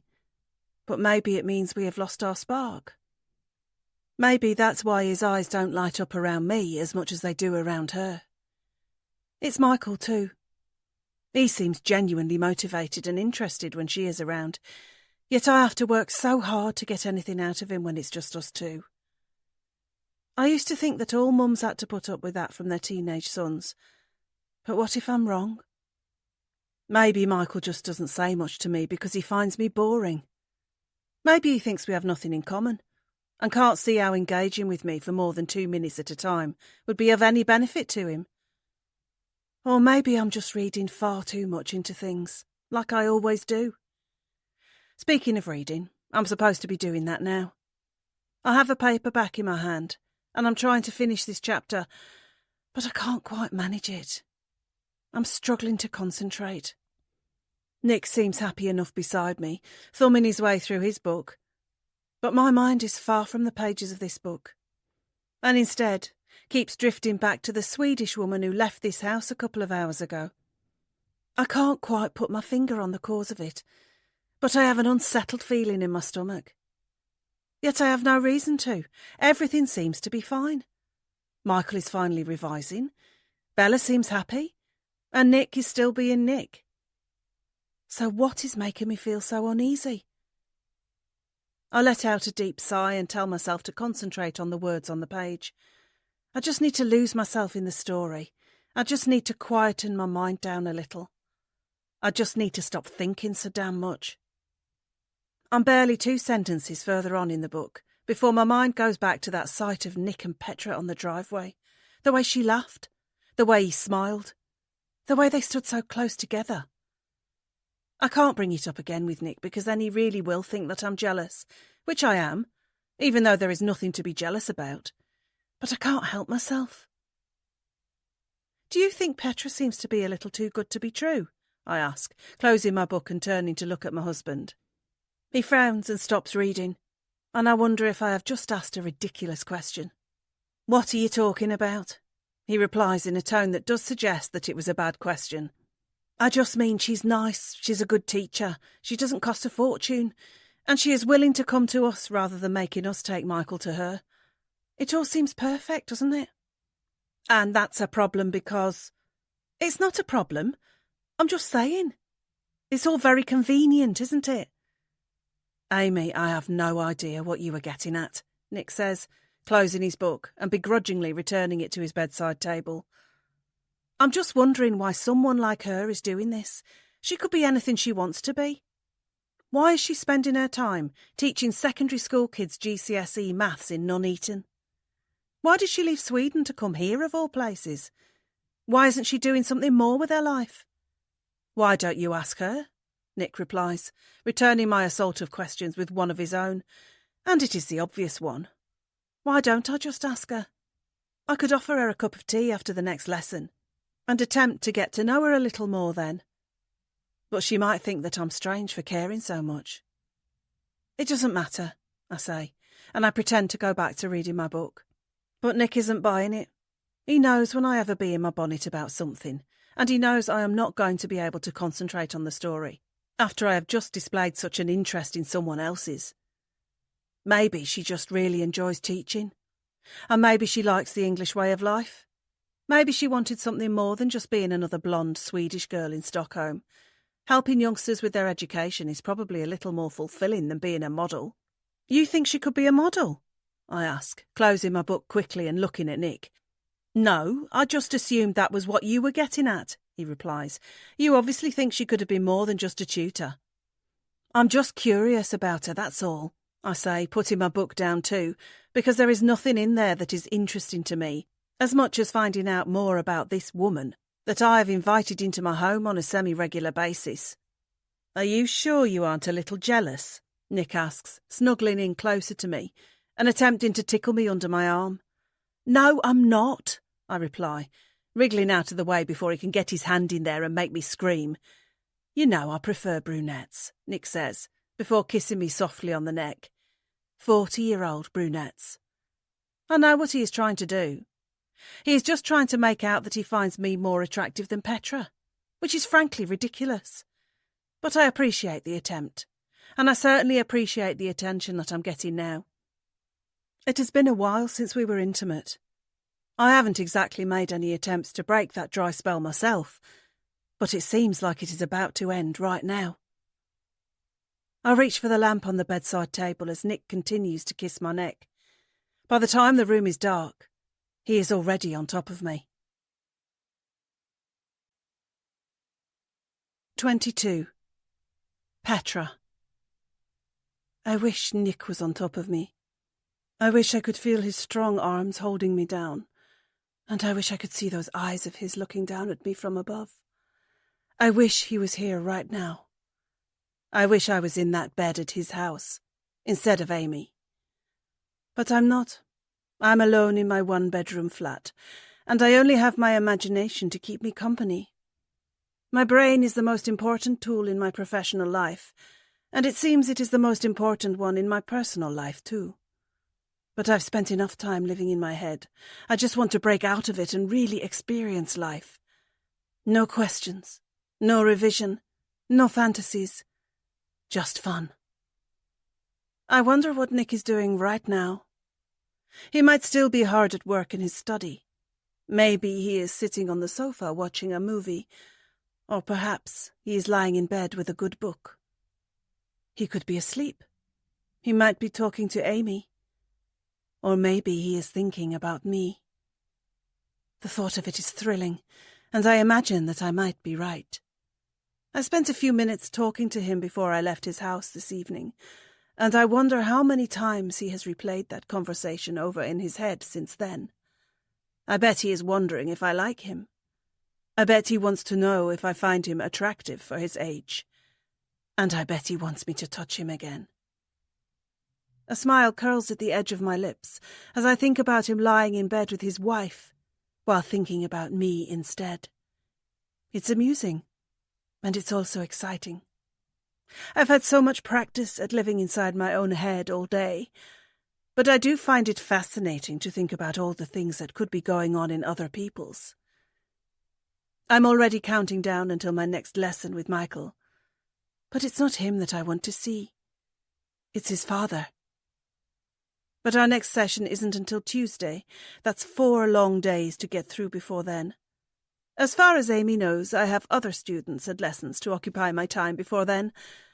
But I don't. I just told her that I did. That's what I told her so she would think that I'm just a polite, friendly and hard-working tutor, who has many students and who is willing to travel to wherever the work is. She'll eventually find out the truth. But by then, it will be too late. 23. Amy.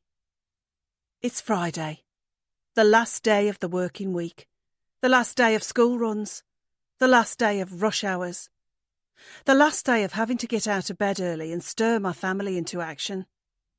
2 days of bliss before it all starts again. I'm ready for this weekend. But first I need to get through this final day. I'm back at the school again. But I can't just drop the kids and leave like I usually do. I have to go inside today. I have to speak to one of the teachers. Michael has already gone inside, but Bella is walking with me. I know that she would prefer to be alone, but I need her to show me where to go so that I can find my way to the staff room.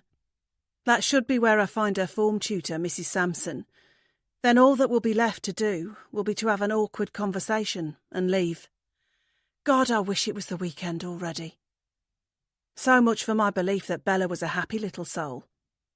That belief had been shattered when she had walked into our bedroom last night, after lights out. Fortunately, Nick and I had finished making love well before then, otherwise it would have been very embarrassing for all parties. As it was, we had just been drifting off to sleep before Bella appeared in the doorway. She had told the two of us that there was a girl in her class who had been teasing her recently. I asked her why she hadn't mentioned this before. and she had said that she thought it would have stopped by now. But it hadn't. Apparently it had been going on for a while, and there was me thinking that Michael was the only one I had to worry about at school. I had felt awful to hear that my daughter was being made to feel unhappy, and even worse for not picking up on that fact. But Bella had done a very good job of covering it up. She had always acted as if there was nothing wrong when I had picked her up and dropped her off, and she had still been dancing away to the pop videos in her bedroom every night, so I'd had no idea. But her veneer had finally cracked last night, and she had told us everything. The girl is called Rebecca, and she is in Bella's form. Apparently the teasing started after Bella had asked to go to the toilet one morning at registration. Rebecca had decided then that Bella had a problem and had started to tease her about it. She would say that Bella was going to wet herself when they were in class or on the playground, even though it wasn't true. Bella had ignored it initially, but gradually it had worn her down, and she was worried that everybody was going to believe it. Nick told her to just ignore it because it is silly teasing, which of course it is. But I know it isn't as easy as that. Adults have no problems dealing with annoying peers, but children are different. They can be made to feel very bad about things, and it needs to be nipped in the bud before it can get any worse. I'm not sure I would go as far as to call it bullying yet, but it needs to stop whatever it is. That's why I am going to speak to Mrs. Sampson today. It's time to put a stop to this before it gets any worse. I look down at my daughter as we cross the playground, but she is happy to keep her own eyes on the concrete. I know she will be feeling uncomfortable about having her mum walking with her into school, but I need her to show me where to go. I used to know this place like the back of my hand, but that was before it burnt down. Now I have no idea how to navigate my way around this school. I've been inside a couple of times for parents' evenings, and that showed me how much has changed since I was a pupil here. Gone are the drab, narrow corridors and claustrophobic classrooms, and in their place are spacious and colourful rooms, all of which are now unfamiliar to me and anybody my age who once attended this very place themselves. I used to know all the shortcuts to get to where I needed to be, but now I'm as lost as any student starting on their first day here. All the rooms that used to hold so many memories for me have gone, replaced by rooms that look nicer but blank me with their unfamiliarity. There's no doubt that things have improved around here since I was in attendance, and I'm glad that Michael and Bella don't have to freeze like I did through another long winter in a place that had a broken heating system. But it does feel strange to be treading on land that I walked over so many times before, yet I've absolutely no idea where I'm going. "The staff room is just down there," Bella says to me, after we've gone through one of the entrance doors and found ourselves standing in a busy corridor. I look down at the blue door at the end of the corridor and see a middle-aged man going through it, behind a sea of uniforms, who rush around with much more vigour and youth than that older figure possesses. "Mrs. Sampson will be in there?" I ask my daughter, taking her word for it because I don't have much choice.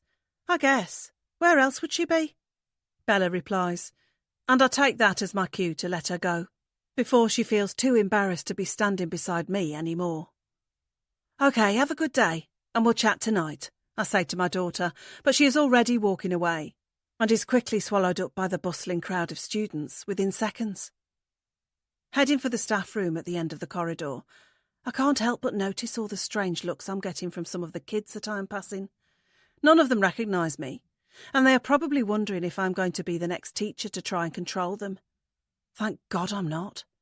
Judging by the behaviour of some of these kids, they require some serious taming. But that is a job for somebody far more patient than me. I reach the door and hesitate for a moment before knocking on it. That delay gives the person on the other side of it the chance to open it themselves, and I am now face to face with a handsome but harassed secondary school teacher. "Oh, hello," he says when he notices me loitering outside the room that I shouldn't be anywhere near. "Hi, is Mrs. Sampson in there?" I ask, feeling like a nervous schoolgirl now that I am back in the presence of teachers and classrooms. "Yeah, sorry, you are?" "I'm Amy, Bella Lever's mum. Mrs. Sampson is her form tutor." "Oh, right. OK, 1 second. He pokes his head back in the door, and I hear him call out the name Sheila before he turns back to me with a smile. "She'll be right out." "Thank you," I say as I watch him rush away into the crowded corridor and off to start what will presumably be another long and tortuous day teaching the local youth. As I wait for Mrs. Sampson to come out, or Sheila Sampson as I have now learnt her full name to be, I think about how I can't wait to get back home this morning. Aside from this unexpected situation with Bella, last night ended up being pretty good. Nick and I were intimate for the first time in forever, and it was great. Even better than great, actually. It was fantastic. I'm not sure what had gotten into him, but all I know is that he certainly took my mind off my silly thoughts about Petra.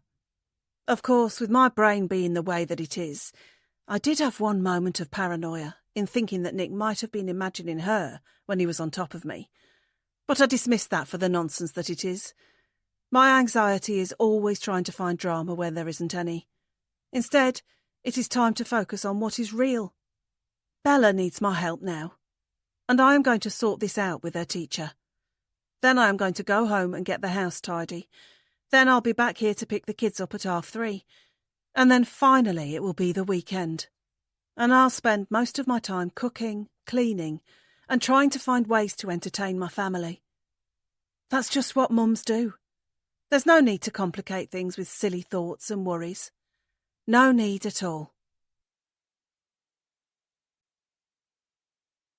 24. Nick. I know I shouldn't feel bad. It's just what men do. I don't need to overcomplicate it. So why do I keep thinking about it? I recline in my chair, putting a little more distance between myself and the work that I haven't been able to concentrate on all morning. The reason for my lack of focus today is because of what happened last night.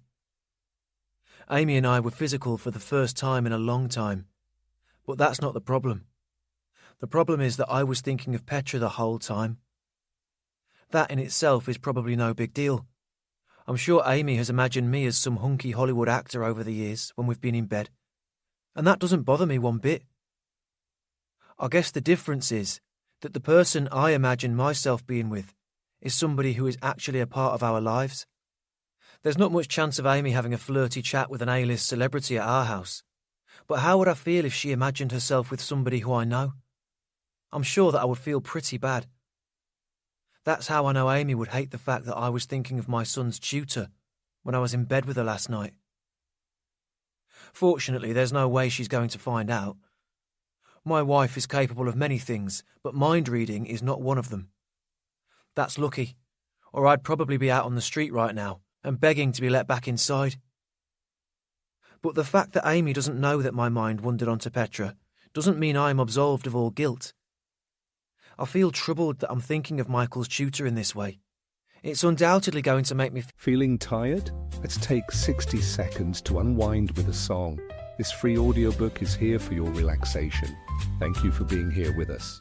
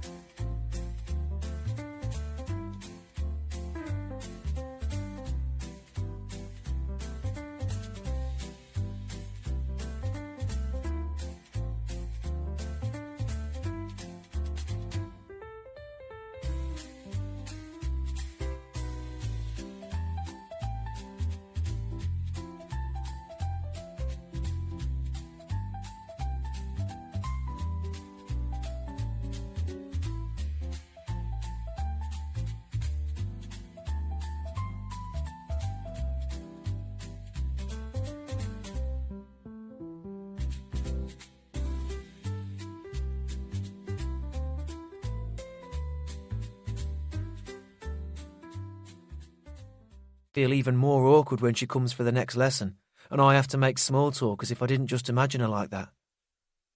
The best way to avoid any more thoughts about her is for me to stay hidden away when she's here. I'll keep the study door closed and my mind on my work. Trying to decode a bug in a client's software is a surefire way to stop me thinking naughty thoughts. But I don't want to hide away in here like some awkward teenager. This is my house. I should feel comfortable to be here no matter what. But that's not the real reason I would rather not lock myself away when Petra's around. The real reason is that I know I will enjoy seeing her again. Giving up on work for the moment, I leave my study and head for the fridge, deciding that food might offer a better distraction for me at this moment.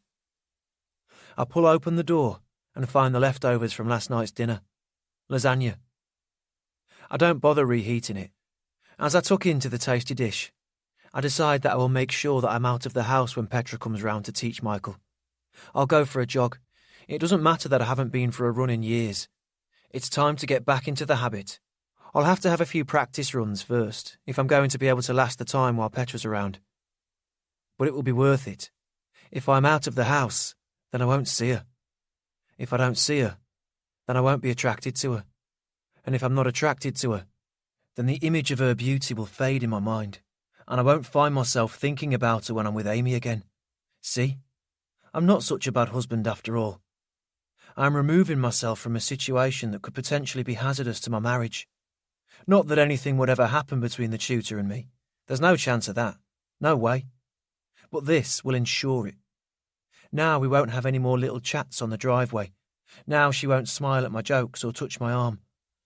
And now I won't end up thinking about her instead of the woman that I'm married to. I've soon finished the lasagna, but I regret not heating it up. Maybe it would have been nicer that way. Oh well, it's no big deal. There are worse things to have regrets about. Much worse. 25. Amy. I'm glad I was able to speak to Bella's form tutor. Mrs. Sampson is a pleasant woman, and she has assured me that she will have a word with the pupil in question and make sure that the teasing of my daughter stops before it gets any worse. With my motherly duties taken care of, for now at least, I am back home and having a little me time before they start all over again. I'm lying on the bed with a slice of cucumber over my eyes in an attempt to reduce the puffiness around them. This is something that I have unfortunately been forced to start doing, now that I'm finding that my skin isn't as forgiving as it used to be. I used to laugh at the idea of women putting pieces of fruit on their face to make themselves look more youthful, but that was when I was young and enjoyed my skin's elasticity. Now I've hit 40, I'm falling into line like the rest of the middle-aged women out there. I take a deep breath and tell myself that I will give it another 5 minutes before removing the green circles and rushing to the mirror to see if they have performed miracles on my tired face. But then I hear the sound of my husband in the downstairs hallway. "I'm just going for a run." I remove one of the cucumbers and open a watery eye. Did I just hear him right? Did my husband say that he is going to go for a run? That would be the first time he's been for one all year. Maybe I'm not the only one grappling with my ageing body. I remove the second cucumber and get up off the bed, calling it quits on my beauty regime, to go and investigate my husband's attempts at his own. He doesn't miss a chance to tease me about my futile endeavours to stay young, so I'm not about to miss my chance to do the same to him. "Did you say a run?" I ask as I look down the stairs and see my husband stretching by the front door. I recognise the clothes he is wearing from the last time he went for a jog, which was a long time ago because those same clothes have been lying at the bottom of the wardrobe in the spare bedroom for as long as I can remember. But he is wearing them now, and he has his trainers on too. It really does look like he's going for a run. "I just fancied it," he says as he leans on the wall and lunges forward, activating muscles in his legs that have been dormant for as long as some volcanoes. "I'm impressed," I reply as I head down the stairs towards him.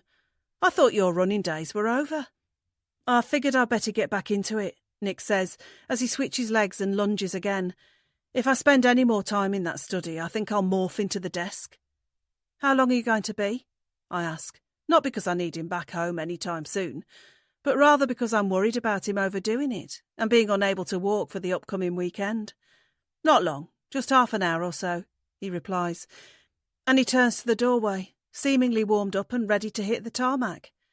"OK, be careful," I say as he opens the door, "and don't pull anything." "I'll be fine," he replies, flashing me a smile before stepping outside and closing the door behind him. The silence in the house is welcome. and I have learnt to appreciate it when I get it.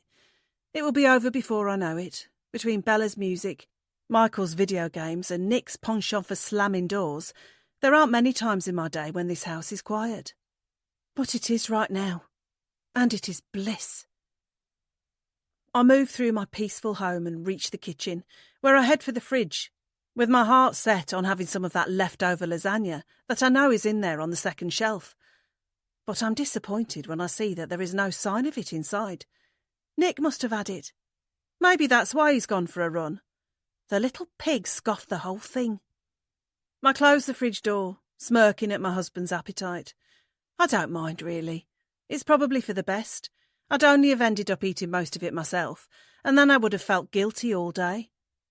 There isn't much point putting fruit on my eyes if I'm putting everything else in my belly. I'm just about to start unloading the dishwasher when I remember that I wanted to look at something that one of my friends had been talking about in our WhatsApp group the other day. She had told me about this new holiday website that has some fantastic offers on, and she and her husband had just booked a 12-night stay in Tenerife for a crazily low price. I'd been meaning to go online and have a look, but haven't got round to it yet. Maybe now is my chance. My own laptop is upstairs by my bed, but I decide that I can't be bothered to walk that far, so I go into Nick's study instead. I don't use his laptop much, but I know that it is a lot quicker than the ancient relic that I have as a personal device, and I can't be bothered to sit and wait for 10 minutes while it loads up. I'll just pop online on his while he's out running, and see if I can spot any bargains for our summer holiday this year. He won't mind me using it, and he certainly won't mind if I tell him that I have found us a cheap deal to get some much-needed sun. I sit down in his comfy office chair and enter the password on his laptop. It's the same one he uses for everything else, AMB 1996. The first letter of my name, his two children's names, and the year that we got together. He's such a sweetheart. Or at least I thought he was. I've just clicked on the tab to open up Google and start hunting for holidays, but it has brought up a page that he must have already had open instead. I recognise it instantly, because I was on the same page myself not so long ago. I see the blonde hair, I see the blue eyes, and I see that annoyingly perfect smile. This is Petra's Facebook page. Why is my husband looking at this? The 6th lesson. Nobody believed her when she said she didn't do it. And why would they? The evidence was damning. She had been seen at the school that night. An empty jerry can had been found near the burnt school with her parents' address on, and her parents admitted their daughter was out that night, which meant she had no alibi. She had to have done it. Who else could it have been? The police were convinced, which is why they refused to let her go until they got a confession. She never offered one, of course, but under pressure to solve the serious crime, the evidence they did have was used against her. It wasn't just the police who were confident that they had the guilty person. The public were too.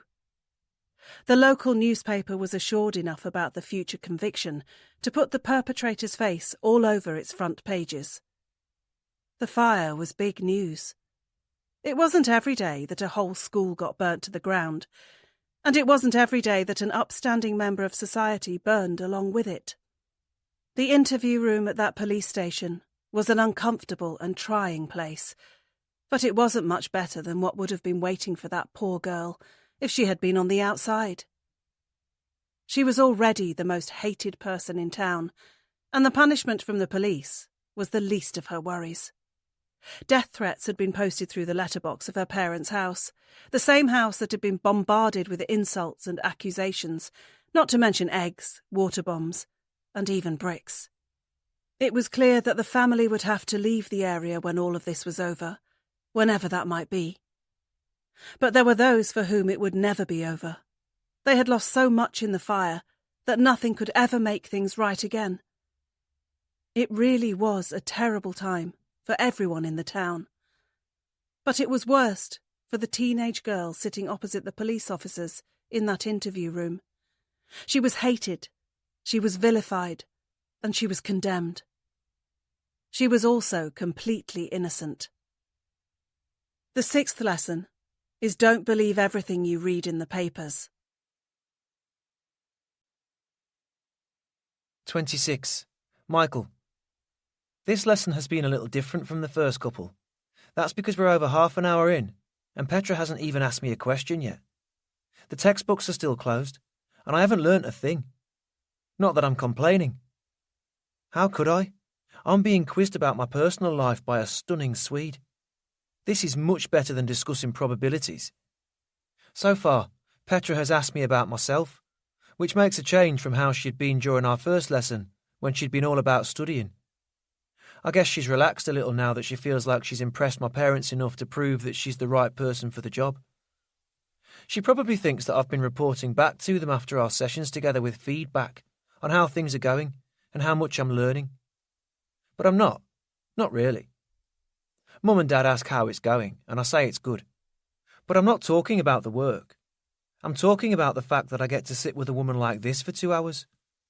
Petra could never ask me another maths question again, and I would still tell my parents that she's the best teacher I ever had. But today, it's me that's doing the teaching and her doing the learning.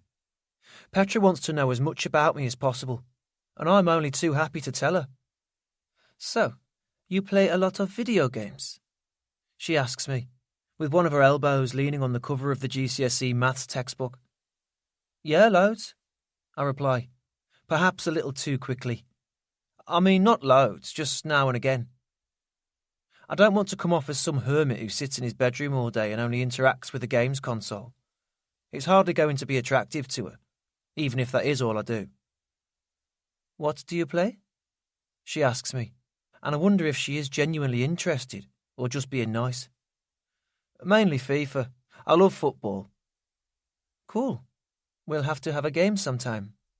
Yeah, that would be awesome. I say that a little too enthusiastically and quickly clear my throat. I pretend that the high pitch of my voice was caused by something stuck in there rather than my excitement at playing my favourite game with my crush. The guys at school would be really jealous if they found out Petra had been in my bedroom. Which football team do you support? She asks me, and I still can't believe my luck, that I'm spending my whole maths lesson talking about things I actually enjoy. Aston Villa, I reply. I go to loads of matches.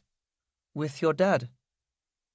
I'm caught off guard by the question and quickly try to figure out what the best answer would be. Yes, I do go to the games with my dad, but admitting so might remind her of my age, and I'm trying my best to come across as an adult. I could just say that I go with my friends. That would make me seem more mature. But then what if she talks to Dad and finds out that he's the one who takes me to matches? Then she'll know that I've been lying to her. Then again, why would she be talking to Dad about football? Michael? I realise I haven't answered her. I go with my friends. We get the train together and usually go out afterwards. Go out? She repeats, eyeing me a little suspiciously. As in drinking? Of course we don't go out drinking. We're 16. We wouldn't get in anywhere. But I'm trying to seem older, so I have to keep going. Yeah. You can get into pubs?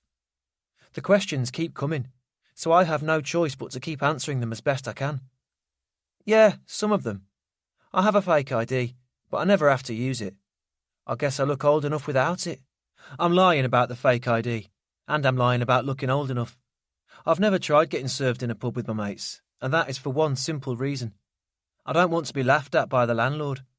But Petra doesn't need to know that. Cool. So you like going out for a pint, do you? Oh yeah, I love a pint, I reply, nodding and trying to look like a sophisticated drinker, even if the only pints I drink consist of Coca-Cola while playing video games at 2 a.m. I'm more of a wine drinker myself, Petra tells me, and I decide I need to be too. Yeah, I don't mind wine, I say, but I worry I've pushed my luck a little when I get the next question. Really? What's your favourite wine? I do my best to try and remember what wine I've heard my parents talking about over the years, but I can't quite recall it. My eyes quickly scan the kitchen until they land on the wine rack in the corner. I can just about make out the label on the bottle on the top shelf. Shiraz? I say, unsure if I've read the bottle right from this distance. Shiraz?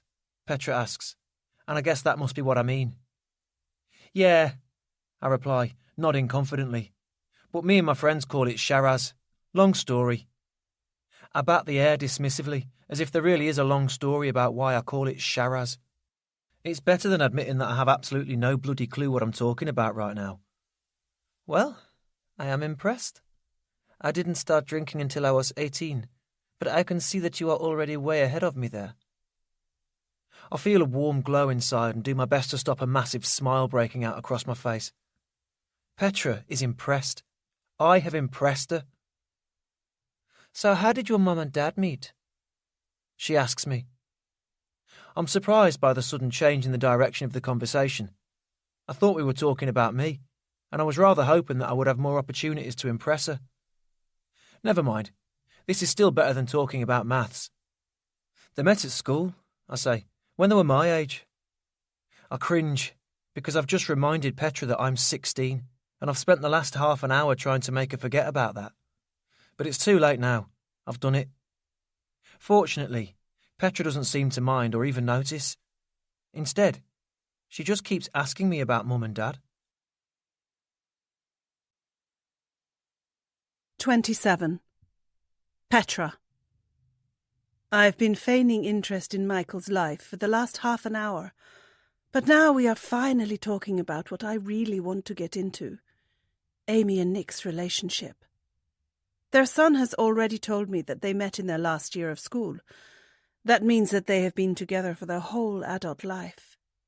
I thought that was just something that couples did in movies. Wow, so they have been together since they were 16? I ask, raising my eyebrows, to telegraph to Michael that I find that surprising. Yeah, pretty much, he replies. They got married at 22 and had me at 24. Pretty young, huh? Very young, I reply, and Michael seems impressed that we agree on something else. Of course, those ages aren't young to get married and have children. Not if the people involved are in love. But I pretend they are to my student because I want him to think that we are both on the same page. That will be the best way for me to keep extracting information from him. Do you have a boyfriend? Michael suddenly asks me. And I can tell by his facial expression that he probably meant to think it, rather than actually blurt it out. I hold off on giving him an answer for a moment, more to tease him than anything else, before I finally put him out of his misery. Nope, I'm single, I say breezily, letting him know that my freedom is something that I enjoy. The best way to be, Michael advises, nodding his head as if he is some sage of the dating game. You have to enjoy life before you settle down. I manage to hold in the laugh that is threatening to leave me and nod my head too. This kid is 16, yet he's trying to make out like he has loved and lost. The only thing he loves is his video games, and the only thing he has lost is his homework. But I appreciate his effort to impart some wisdom onto me. Of course it should be me who is imparting the wisdom on him, yet 30 minutes into the lesson and I haven't even begun to teach him any of the things that his parents are paying me to do. Not that it's a problem. I hardly expect him to go and complain to his mum and dad about his lack of learning here today. I'm sure he is enjoying our conversation, a lot more than he would be if we were back on probabilities again. So what are your parents' hobbies? I ask, making sure the flow of information is still going to keep coming from across the table. Drinking wine, Michael suggests lazily, and I laugh. I'm sure he meant it as a joke, but he seems a little surprised by my reaction. So maybe he was being serious. Dad likes football, like I said, and Mum watches TV. I smile, because he has answered the questions with about as much enthusiasm as I would have expected a teenage son to speak about their parents with. But I just know that he is dying to get the conversation back onto himself again. He'll be thinking of all the different ways he can try and impress me with his maturity some more. I will go back to asking him about himself shortly, but I just have a couple more things I want to know first. Do you think your parents are happy? I ask, keeping the tone of my voice light, to deflect away from the weight of the question I have just asked. Michael looks a little uncomfortable and shifts in his seat, so I allow my gaze to lower to the maths book in front of me, as a way to remind him that there is something else we could be talking about instead. "I guess so," he replies, making sure my gaze is returned to him and not the multitude of GCSE questions in that book. I never hear them arguing. That's good, although some would say... I allow my sentence to drift off. Never mind. "What?" Michael asks, intrigued by what I might be thinking. "Well, it's just that some people might say that if couples don't argue, then it shows a lack of passion in the relationship. But I think that's a load of rubbish." Michael doesn't seem so sure, so I press on. "Would you say that they have passion?" "What do you mean?" he asks me. And he looks every bit of his age right now. I make sure that I remind him of it too. "Sorry, forget that. You're 16. You don't know about all of that stuff yet." I say it in a tone that lets him know that I don't mean it in a disparaging way, but I want him to feel bad, at least just a little. As I let my words sink in, I flip open the textbook in front of me and pretend to be getting ready to finally start the lesson. "You mean sex?" he asks me, and the word is enough to get me to look up from the book. I allow my silence to give him his answer. "They have sex," he continues. "I heard them the other night, actually. At least I heard the start of it. I put my headphones in quickly before they could really get going." I smile at how much Michael is blushing as he says all of this.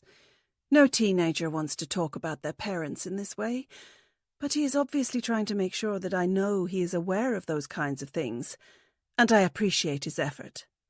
"Wow, lucky them," I say. "I guess being married isn't so bad." Michael laughs, and I bet he is thinking about how he can tell all his friends at school about how he got to talk about sex with his tutor. I'm sure he has already shown them a picture of me. I bet he has been on my Facebook page. Why else would he have asked me for my surname last week? "Right, we better get some work done," I say, finding the page that I want in the book. "Is there anything else you want to know?" Michael asks, hopefully, trying to put off revising for one more minute, if he can. But I was expecting this. I pretend to think about it for a moment before I ask him the question that I had already had in my mind before he sought it. "Which night was it when you heard your mum and dad?" Michael thinks about it for a second, probably wondering why it matters. But it does matter. It matters to me. "Thursday," he replies. "Yeah, I'm pretty sure it was Thursday." "Cool," I say, doing my best to suppress the grin that is trying to break out on my face. That was the answer that I was hoping to hear. That's because Thursday was the last time I was here. It was the night I spoke with Nick on the driveway. I imagine it was the reason why he was feeling so frisky that evening.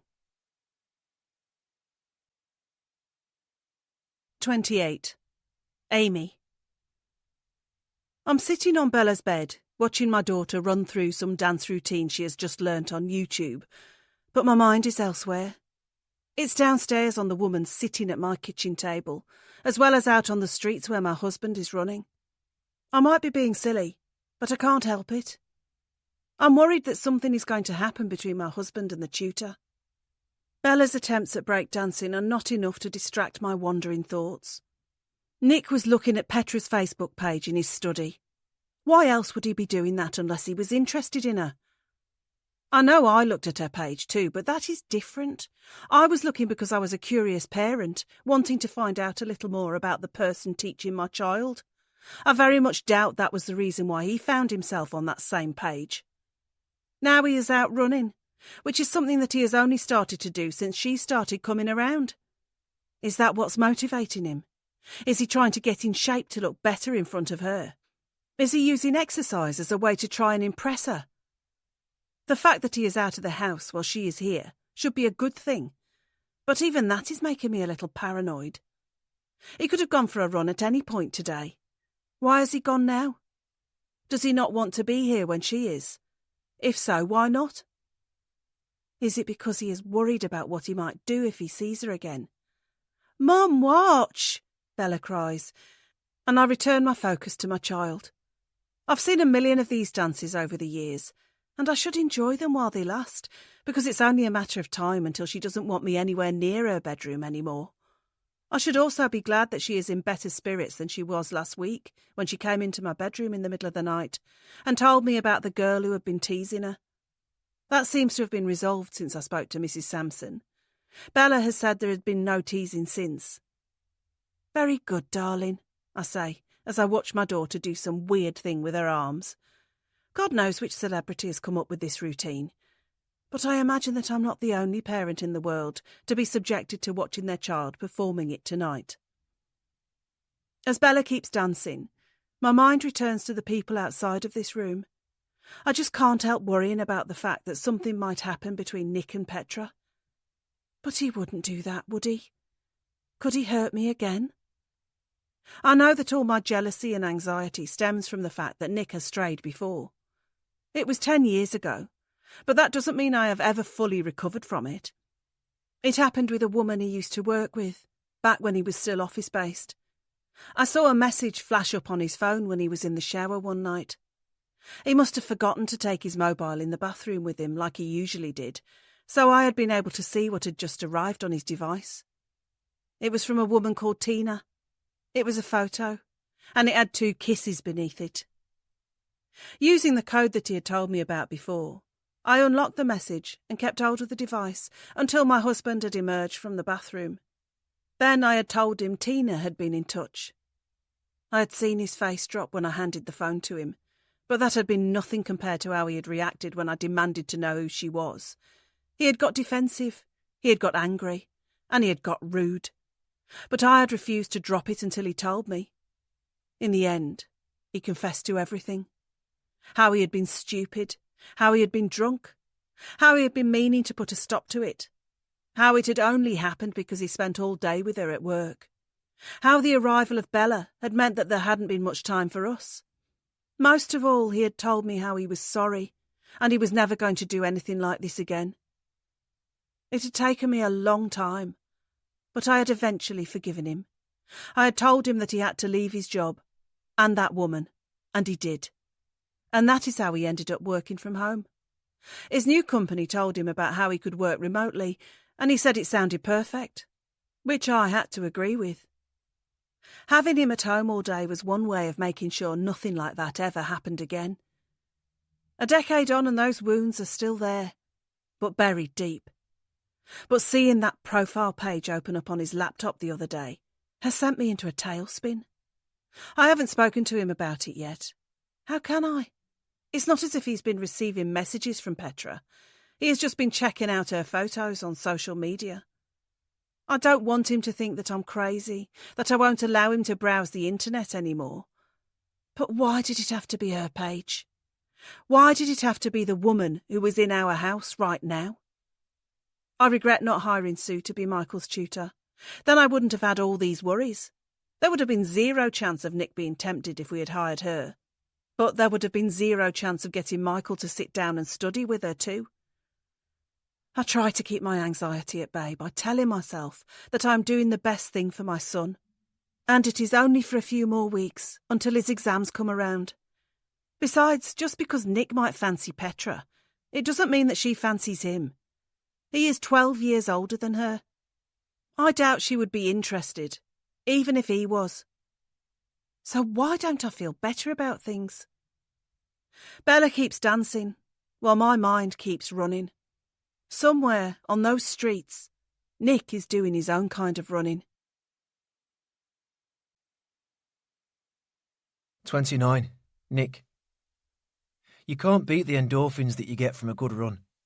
I've been out here pounding the tarmac for 40 minutes and I feel great. My heart rate's up, my adrenaline's spiking, and the dopamine hit's making me feel better than I have felt in months. I can't believe I stopped doing this. I should never have quit running. At least I've got back into it again now. It's the best way of making yourself feel good naturally.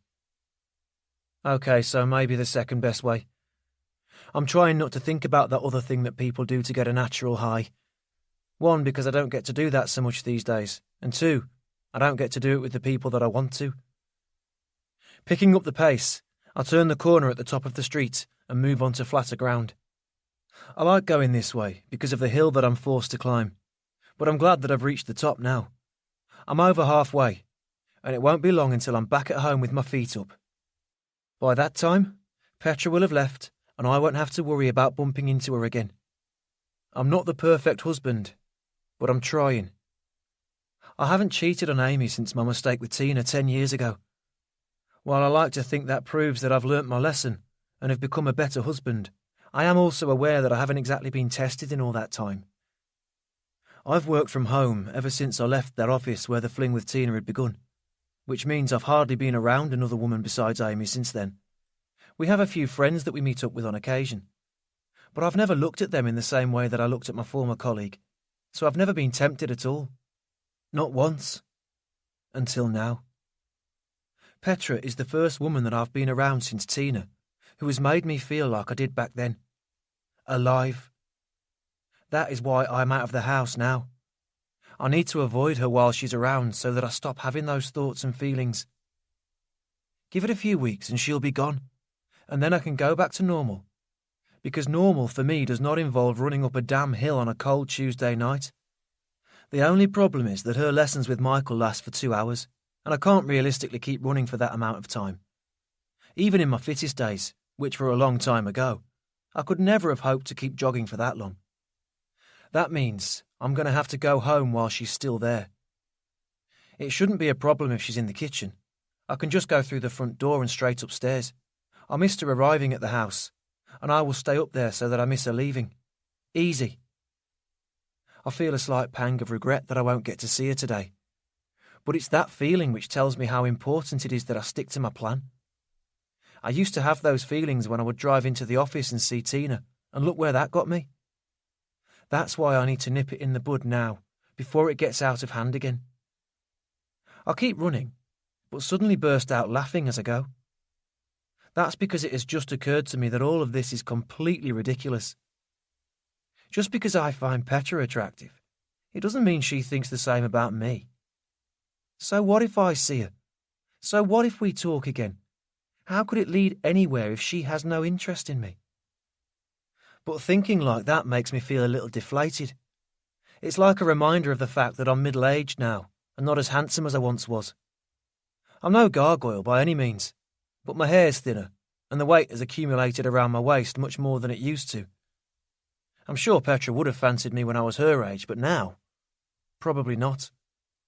But then, I think about how she complimented me on the driveway, how she flicked her hair and smiled at me, how she touched my arm. I might be getting older, but I still know what body language to look out for. She wouldn't have touched me if she didn't like me. She reduced the distance between us because she wanted to. I suddenly find that I'm running faster now, and I know exactly why that is. It's because of the energy that comes with the thought of thinking that a woman like Petra might actually be interested in a guy like me. Considering I spend all day stuck on my own in a study in a plain house in the suburbs of a small town, such a thing as this is extremely exciting. Would I be this thrilled if I got out more? Probably not. Forcing myself to slow down a little, I make myself remember why it is that I now spend so much time at home. I don't work in an office anymore because I made a mistake. This is the best way to ensure that that mistake never happens again. And there was no chance of it ever happening again. Not until we invited her into our home. This is my fault. I suggested Petra to Amy. I was the one who printed her profile off the internet. I was shocked when my wife agreed to her, but pleased at the same time. But I was naive. I honestly thought that we could have a beautiful woman come into our home and it wouldn't make things difficult. But I was wrong. If I'm feeling like this, then I wonder if Amy's feeling like it too. I saw her looking out of the window at the two of us the other night, and she's been asking questions about Petra when we're together in bed. I guess she is aware that there is a risk to our happy marriage again. I feel bad for Michael and his studies, but I know what I have to do. I'm going to tell Amy to let her go. If she asks why, then I will have to tell the truth and say that I'm attracted to her. I expect she would appreciate my honesty. I can't keep up with these stupid runs every time she comes around. I'll end up giving myself a hernia at best or a heart attack at worst. We can find Michael another tutor. Sue can do the job. I know my son won't like it, but he'll understand one day. He'll understand when he's married. He'll understand that people make mistakes and they have to do everything they can to avoid making them again. 30. Michael. This is bullshit. As if having to get up early to go to school all day wasn't bad enough. My parents have just told me that tonight's lesson with Petra is going to be my last. They want to change my tutor. They want Sue to teach me instead. I asked them why, but they didn't give me an answer that made any sense. Just some rubbish about how they don't think she's the right person for the job after all, and they wanted somebody with more experience. But that explanation's crazy. I got on well with Petra, and she has taught me things since I've been working with her. OK, so maybe she could have taught me a lot more, but I like the fact that she likes to ask personal questions before we start with the work. I bet Sue wouldn't do that. I bet it would be straight down to studying with her, which is why I would be bored and end up taking none of it in. Mum and Dad just don't get it. I don't just struggle to learn things because I'm slow. I struggle because I have no connection with the person teaching me them. But I have that connection with Petra. I like her. She's funny, she's polite, and she's the first teacher I've had that I feel I can relate to in some way. I'm sick of crusty old lecturers barking orders at me and then expecting me to engage with them. I need somebody younger and cooler, and I had that. But now it's over. Mum and Dad have said they want tonight's session to go ahead as normal, but then they will let Petra know that her services are no longer required when it's over. They've told me not to say anything to her, so that her performance isn't affected, but I bet it's just because they don't want things to be awkward. I'm wondering why they haven't just let her go already, but I'm guessing it's because Sue isn't available to start until next week, and they don't want to waste a session when my exams are looming on the horizon. But how do they expect me to concentrate now? I feel like telling Petra myself when we're alone, and then they will be sorry. It will be embarrassing for them to have to explain that they were using her for one more lesson while they were waiting for the next tutor to become free. I'm sitting in my bedroom, but I'm so mad that I can't even be bothered to turn on the PlayStation. I'm not going to see Petra again after tonight. Ever. I feel like I've been punched in the stomach. So what if it's just a stupid crush? I can't help it, I like her. And so what if Mum and Dad know about it? I'm pretty sure they do know, based on how I reacted when they gave me the news half an hour ago. I tried to pretend that I was angry because I enjoy the sessions, but they surely saw through it. They know that I'm mad because I like Petra and I don't want to stop seeing her. But I'm not embarrassed. Why should I be? And does it really matter if I fancy my tutor? Why should my parents care, as long as I'm studying? As if this wasn't bad enough, I'm going to have to tell my friends that Petra's been replaced by Sue. They are going to find that absolutely hilarious. They won't be jealous of me anymore then. They'll make fun of me, and why wouldn't they? I would do it if it happened to one of them. There has to be more to this. I can't believe that they would decide to change my tutor for no good reason. I don't believe all that nonsense about her not being experienced enough. She reads me questions out of a textbook, and I try to answer them. How experienced does she need to be? I rack my brains for another explanation as to why they seem so keen to get her out, but I can't come up with anything.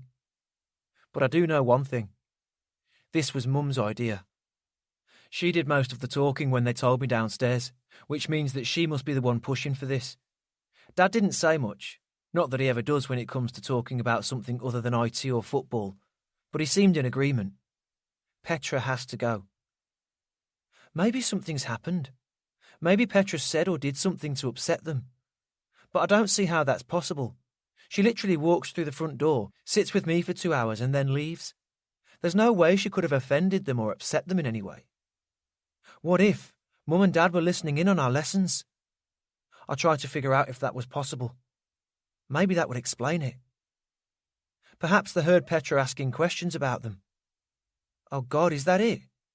I told Petra that Mum and Dad had sex last week. That must be it. This is my fault. I shake my head and blame myself for talking my way out of a good situation.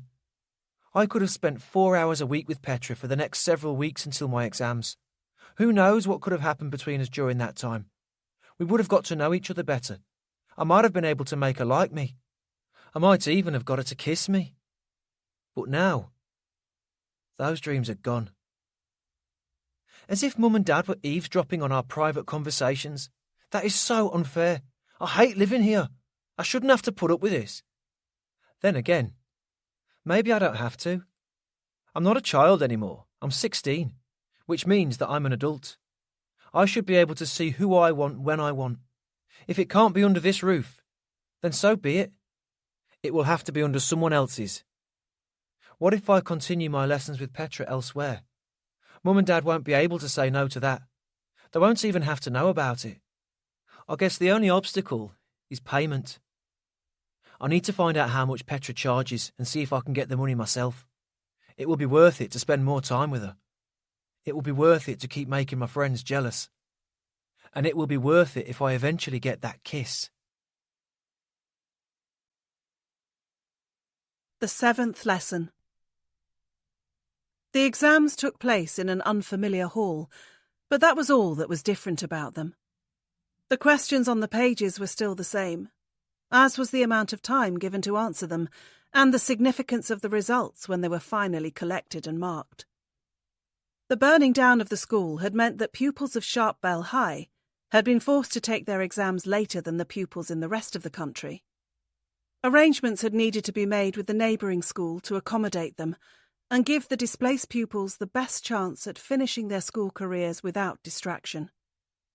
The sports hall at Maxwell High was the setting for the GCSE exams that summer, and while the surroundings had changed, everything else was the same. The students sat in rows, their pens moving across the white papers that had been opened out onto wooden desks.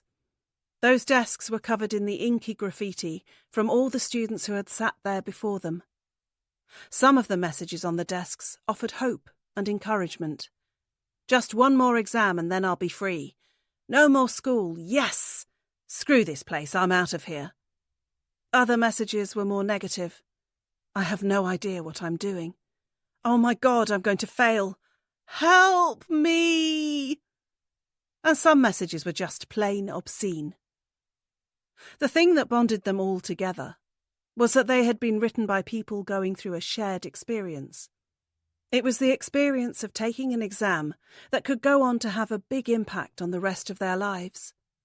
Everybody who should have been there that day was in their seats and answering the questions, except for one.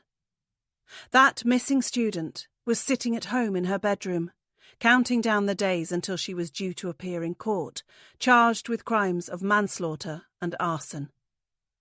The girl who had caused the fire was absent from the sports hall that day, which was unfair. It was unfair because she was innocent.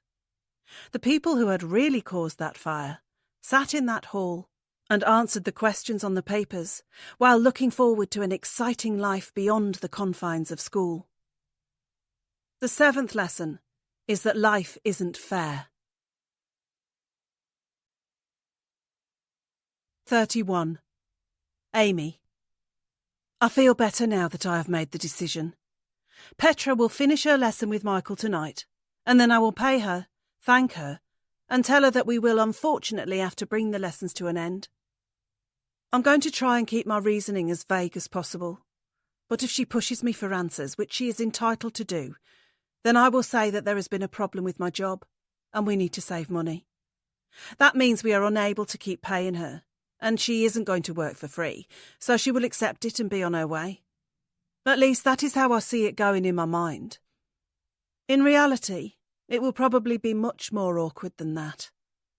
Michael wasn't happy about it, although I didn't expect him to be. But it's not up to him. I am doing what is best for this family. The fact that Nick agreed with me tells me that this is the best thing for us all. It would be nice to be able to trust my husband around a pretty woman, but I can't help the way that I feel. The scars from that betrayal a decade ago are still there, and they cut me deep. I should never have chosen a tutor like Petra, because it has brought all those old feelings back to the surface. The jealousy, the bitterness, the constant comparing myself to another female. I know nothing has happened between them, but witnessing that brief conversation on the driveway was enough to tell me that I'm still feeling delicate about seeing Nick with a woman. With Petra out of the way, then I can bury those feelings away again. and hopefully they will stay there for at least another decade. It's not unhealthy, but screw it. I know it is sad that I feel this way.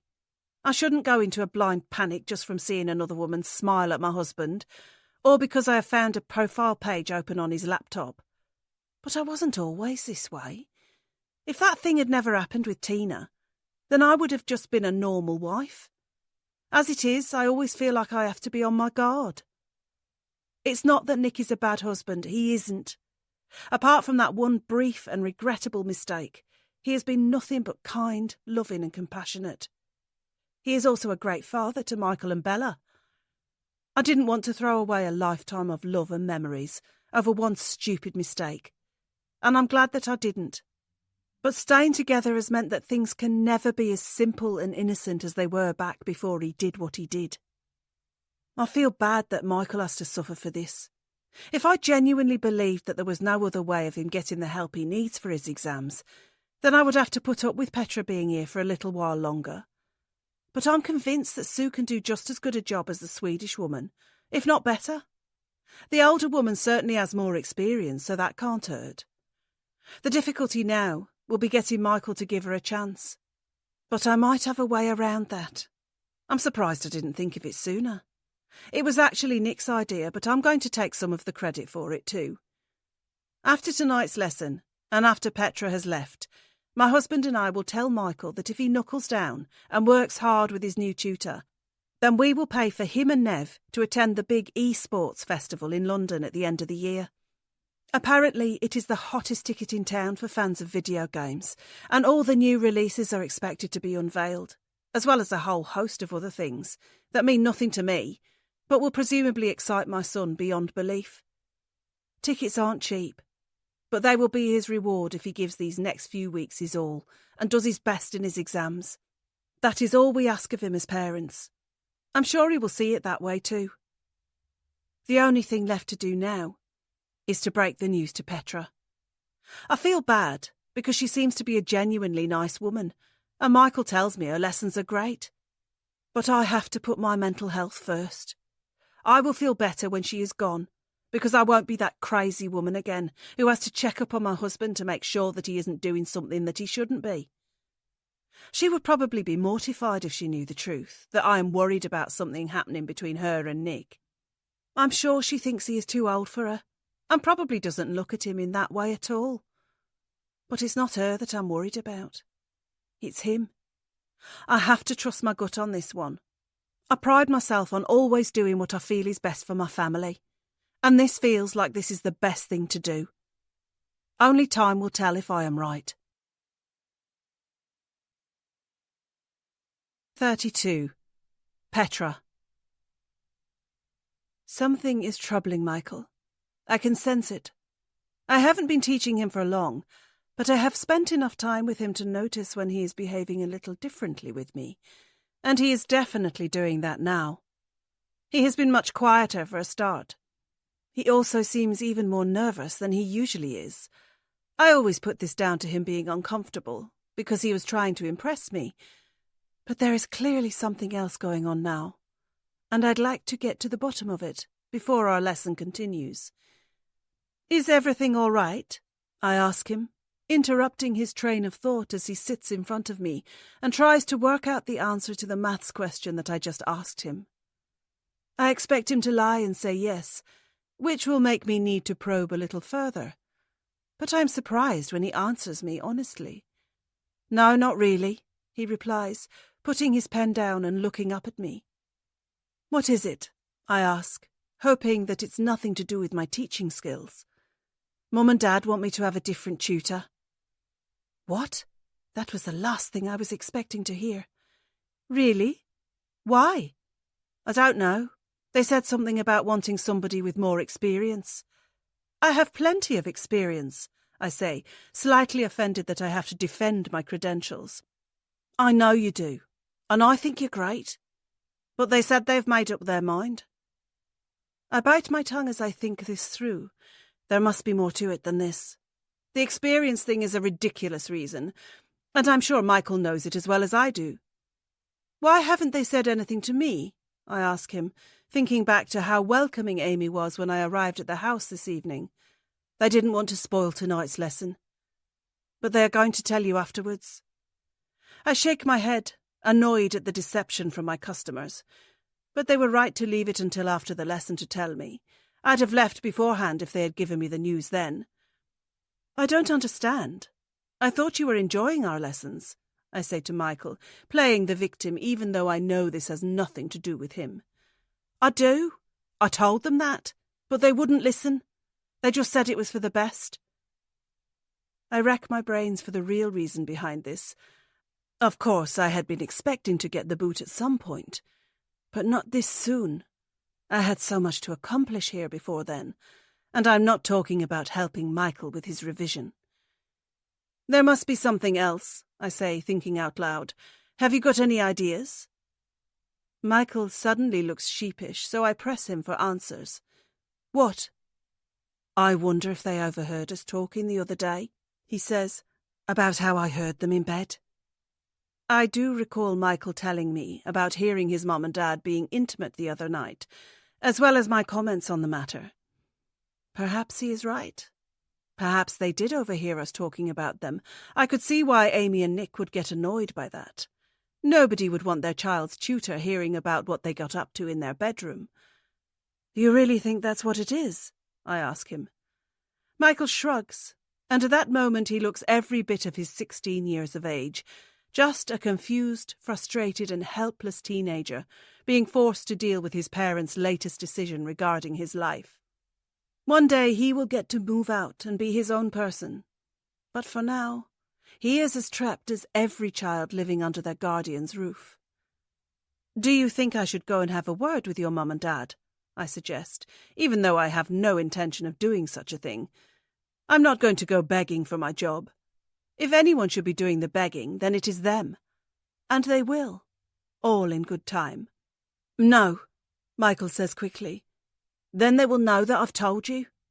Of course. I don't want to get you in any trouble, I say, trying to sound nice, but really saying it to make Michael feel his age. I won't get in trouble, he replies, in exactly the defensive manner that I expected.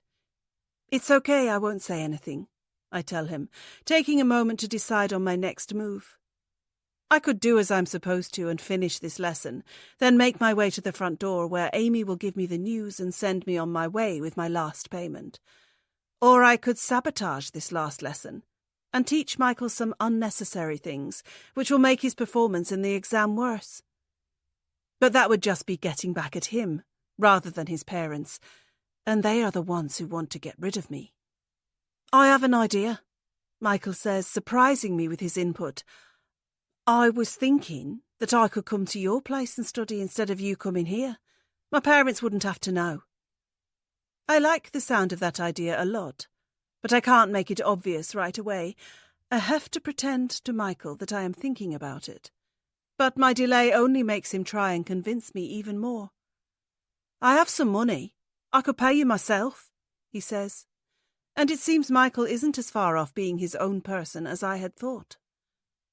I don't know if that's a good idea, I reply. If your mum and dad think you will be better off with someone else, then I should respect that.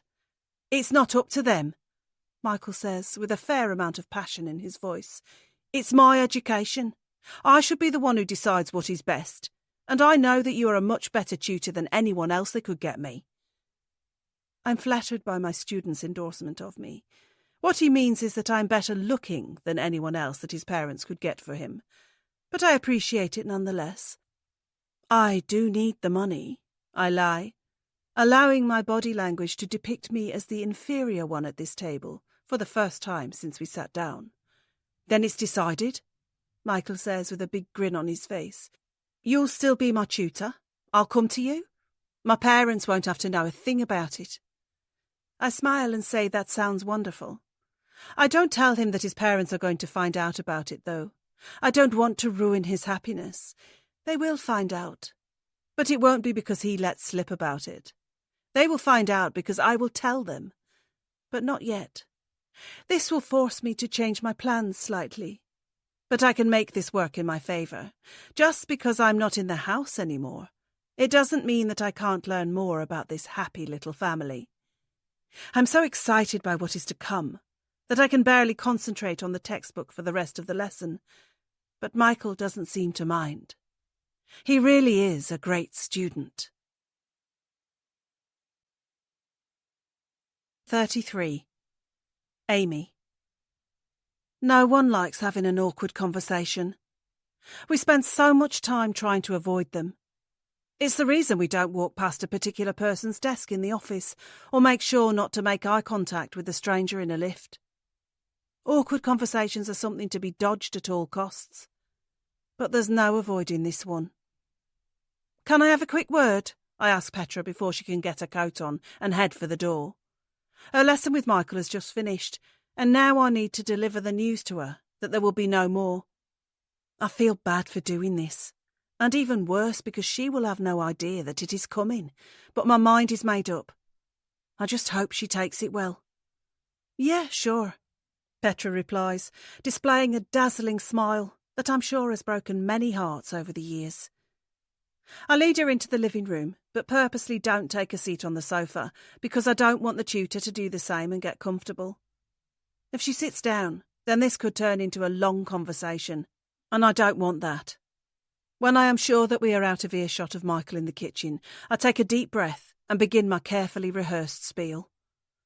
"I'm really sorry, but I'm afraid we are unable to continue with my son's lessons," I say. Petra genuinely looks surprised, which is both good and bad. Good because it means that Michael kept his word and didn't tell her. Bad because it means I am the one who has to tell her. "Oh," Petra replies, "did I do something wrong?" I feel even worse about this whole thing now that Petra has automatically assumed that she has made a mistake that has cost her job. It might have been easier if she got defensive or argumentative, but she's been nice, which only makes me feel worse. "No, it's not that at all," I say quickly. "You've been great. It's just that my husband and I are going through some financial difficulties at the moment, and we need to try and save some money where we can." I was planning on telling her that we were looking for somebody with more experience, but I've chickened out because I don't want to offend her. "Oh, I'm sorry to hear that," Petra says. "I hope your jobs are okay." "Yeah, they are for now, but they might not be," I lie, figuring I can't say that everything is fine now that I've gone down this route. "Okay, well, I understand," Petra says with a sympathetic look. She feels sorry for me, which only adds to the unsettling feeling in my stomach that maybe this isn't the best thing to do. But then I think about how I will be less stressed when Sue is the one coming to our house, instead of this goddess before me. So I forge on with the plan. "Thank you. I'm sorry about this. I know you might have been counting on the money, but I hope you can find another student soon." "Oh, yeah, don't worry about me, I'll be fine," Petra replies, and I believe her. I doubt a woman like her will struggle to find success in this world. That's great. Thank you for all your hard work with Michael, and I am sure that he has learnt a lot in your short time together. "No problem. He's a great student and a lovely kid." I think about how Michael would hate being referred to as a kid, and especially by someone I'm sure he fancies. But he is in the other room, so he has been spared that. I turn and head for the front door, satisfied that this has been a successful outcome, and the awkwardness is now at an end. But then we reach the door, and I'm just about to open it when Petra speaks again. But this time there is no hint of the friendly and polite woman that I was speaking with a few seconds ago. Instead, I suddenly see a whole different side of her. It's probably for the best anyway. Your husband is a very handsome man. I spoke with him on the driveway last week, and we got on very well. I was rather hoping to get to know him a little more. We could have had some fun together. Never mind. With that, Petra turns and walks away up the driveway. I'm too surprised by what she just said to call after her, and by the time I feel ready to formulate a response, she is already in her car and closing the door. The cheeky bitch! I can't believe she just said that she fancies my husband. I have no doubt about it now. She needed to go, and now she has. 34. Petra. I can't take the smile off my face as I drive home. Catching sight of myself in the rear-view mirror, I don't look like somebody who has just lost their job. Of course I haven't. Not really. Being a tutor isn't my profession. It's just the way I was able to intricate myself into the Lever family's lives. I applaud Amy for her intuition. She has obviously got a bad feeling about me and decided to stop the lessons. While she can't even begin to comprehend the reality of who I am and what I am capable of, I do respect that she has at least had an inkling of trouble. Why else would she get rid of me? I don't believe for 1 minute that it has anything to do with her overhearing my conversation with Michael, in which he told me about his parents' sex lives. I just agreed with him on that because I know he likes it when I do that. But in reality, I know Amy's decision is because of what could happen in that house, rather than what has happened yet. Amy sees me as a threat, which she should. I'm smarter, better looking, and younger than she is. She would have known that her husband and son would become enamored with me. I'm guessing that her jealousy of me has got the better of her. Not that anything has actually happened yet. Barring a brief chat with Nick on the driveway, I haven't even begun to get my claws into him. But I was planning on doing so. And that is still the plan. I'll just have to reconfigure it slightly.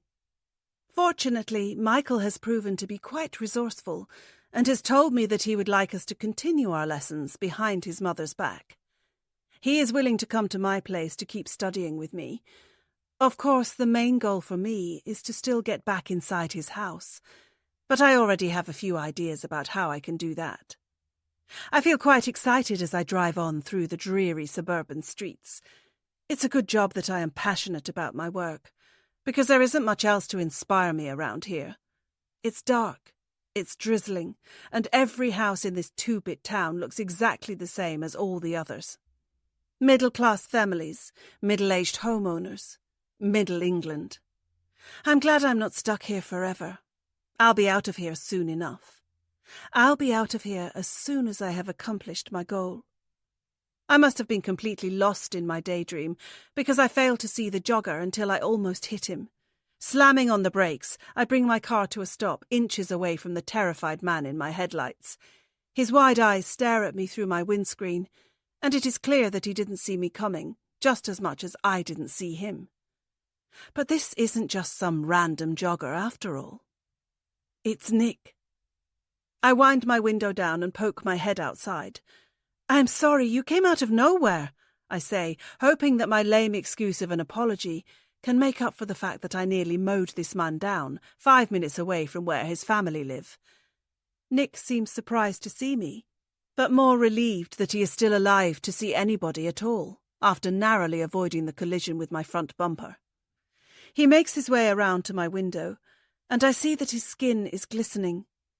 It's a combination of the rain and the sweat from his exertion, and I like it. He's rugged, active, and out of breath. "Thanks for stopping," he quips, as he puts his hands on his hips and sucks in mouthfuls of the cold night air. "I figured your wife might hate me if I ran you over," I reply with a cheeky smile. "Yeah, she'll be glad you stopped. My kids too." I laugh, before allowing my eyes to wander down from his face to his athletic body. I want him to see what I am doing. I want him to know that I like what I see. "I didn't realise how late it was," Nick says, making a point of checking the Fitbit on his wrist. "I guess you've just finished your lesson with Michael." I don't buy it for a second. I'm sure he knows exactly what time it is. I bet he has purposefully stayed out this late, so he could avoid having to be there with his wife when she told me that she didn't want me to be their son's tutor anymore. Yep, all done. It was a good session. Shame it was my last. Nick looks instantly sheepish. "I guess Amy spoke to you," he says, and I nod. I wonder if he is going to trot out the same excuse that she used on me about how they can't afford to keep me on, but he doesn't say anything at all. And I assume it is because he already knows that any excuse is bullshit. "It's fine, I understand," I say, keeping my voice light.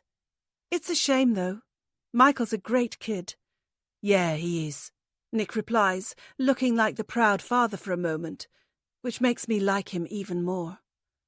So I guess this is goodbye then, I say, taking my eyes off him and returning them to the road ahead. I wonder what he will say next. I have a feeling he won't want this to be goodbye after all. Look, let me have a word with my wife. Maybe we can figure out the finances and keep the lessons going. I knew it. He doesn't want me to go at all. This is all Amy. Don't worry about it. I've got other students. If you guys need to save money, then that's fine. I know that times are tough right now. I'm deliberately hitting on the pretense that he is short for money, because I expect it will make him feel bad if I think he is struggling to provide for his family. No, that's not it. It's just... He stops speaking as if he knows that Amy would be annoyed with him if he actually told me the truth. Hopefully I'll see you around, I say. This is a small place after all. I wink at Nick, then put my car into gear and drive on. I see him in the rearview mirror watching me leave. By the time I reach the end of the street, he has turned and started jogging home. He is on his way back to his wife. But I know that it is me who is on his mind as he goes. 35. Nick. I'm shattered. I've been out running for nearly 2 hours, although I have stopped and walked several times to break it up. The whole point of me being out was to avoid Petra, and in particular, the awkward conversation where my wife tells her that she won't be teaching Michael anymore. But in the end, I saw Petra anyway. She almost ran me over. I should have been paying more attention as I crossed the road, and I was fortunate that the driver was so quick on the brakes. But I couldn't believe it when I had looked up and seen who it was behind the wheel. My son's tutor, the woman who was the reason for me being out here at this time in the first place.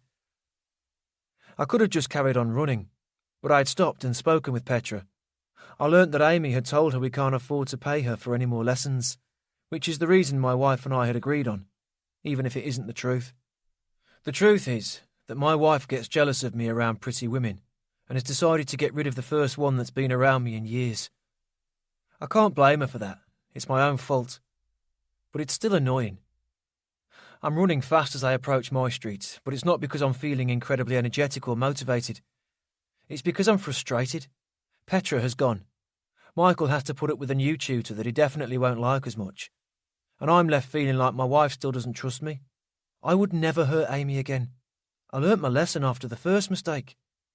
But she still acts as if I'm some wild animal that needs to be locked up at home away from all other women, in case I can't help myself again. But nothing would have happened between the tutor and me. At most, there would have been a little harmless flirting, but it would have never led to anything. I would have made sure of that. I see my house at the end of the street, but it's interspersed with the vision of Petra, just before she drove away. That cheeky smile and wink made me feel like a man again. Yet I'm on my way home now to where my wife is going to make me feel like a boy. I get that Amy is scarred from what happened, but so am I. While she might have trust issues for the rest of our marriage, she has to consider that I also have issues because of that. Keeping me in this bubble of distrust is only making me want to break out of it even more. I'm about 50 yards away from my house when I feel the searing pain in the right side of my abdomen. It's a stitch, and it's caused by me running too fast. I'm not fit enough to be going at this speed for this long, and I'm definitely overdoing it. The stabbing pain in my side is evidence of that. But still, I refuse to stop running, going even faster now, and pushing my heart rate as high as I can get it to go before I reach my front door. I feel alive at this moment, but I know that feeling's going to stop as soon as I step inside my house and go back to my normal routine. Work in the study, do some housework, chat to my wife about work, chat to my kids about their schoolwork. Work, work, work. I wish I could feel the way I feel now more often. Energetic, motivated, alive.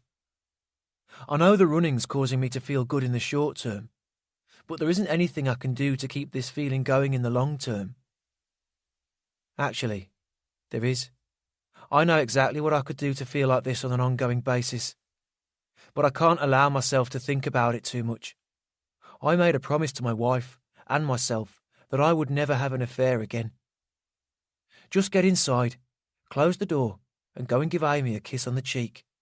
Then stop thinking about Petra and stop thinking about what it would be like to see her again.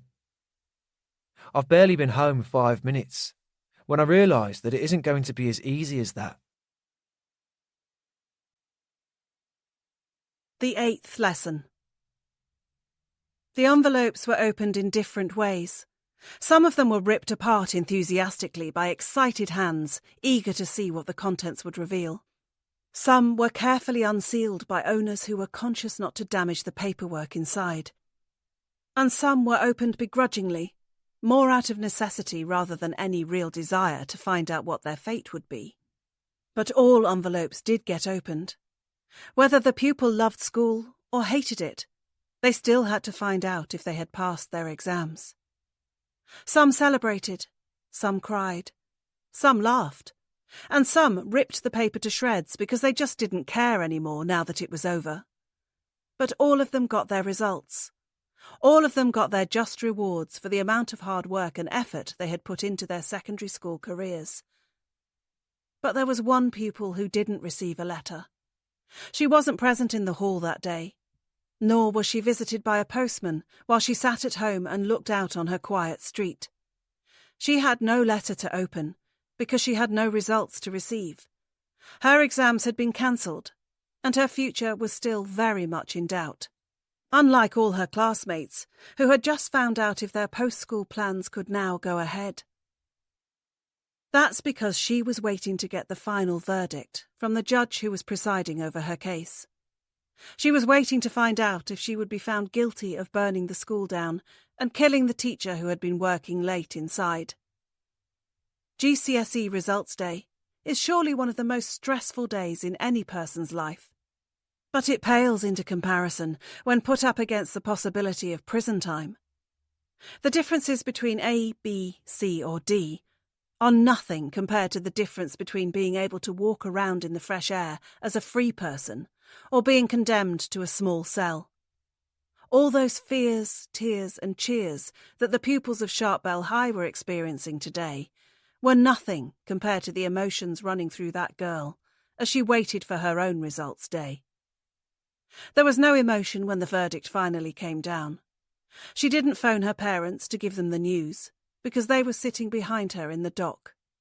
She didn't celebrate with her friends, because they had all cut ties with her. And she didn't have the chance to look back on all the hard work and sacrifices she had made to reach this point, like all the other pupils did that day. All she could do was think about how much of an injustice this was. The 8th lesson is that nobody forgets their results day. 36. Amy.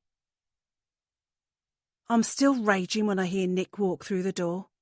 Petra left 10 minutes ago, and her departing comments are still ringing in my ears. Telling me that she finds my husband attractive and that the two of them could have had fun together is disgraceful. Who the hell does she think she is? I should have run after her. I should have kicked her off my driveway instead of letting her walk off it. I should have reminded her that beauty doesn't mean she can get away with making comments like that. But I didn't. I just watched her drive away. At least she is gone now. My intuition was right. She was a threat. I can hear Nick puffing and panting in the downstairs hallway as he takes off his trainers, and I'm already on my way out of the bedroom to tell him what Petra said.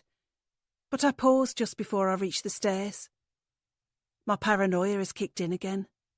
Should I tell Nick that Petra likes him? How will that make him feel? What if he likes her too? I know it's stupid, and I know he will take my side. But I find myself not saying the words that I had been waiting to say when he got back. Of course he will tell me that she shouldn't have said those things, and he will probably be as disgusted as I am. But how will I know what he is really thinking? How do I know that he won't secretly be thrilled to find out that the Swedish tutor found him attractive? You okay? I look down and see Nick staring up at me from the bottom of the stairs. His cheeks are flushed, and he looks either incredibly sweaty or incredibly wet from the rain. But he also looks concerned.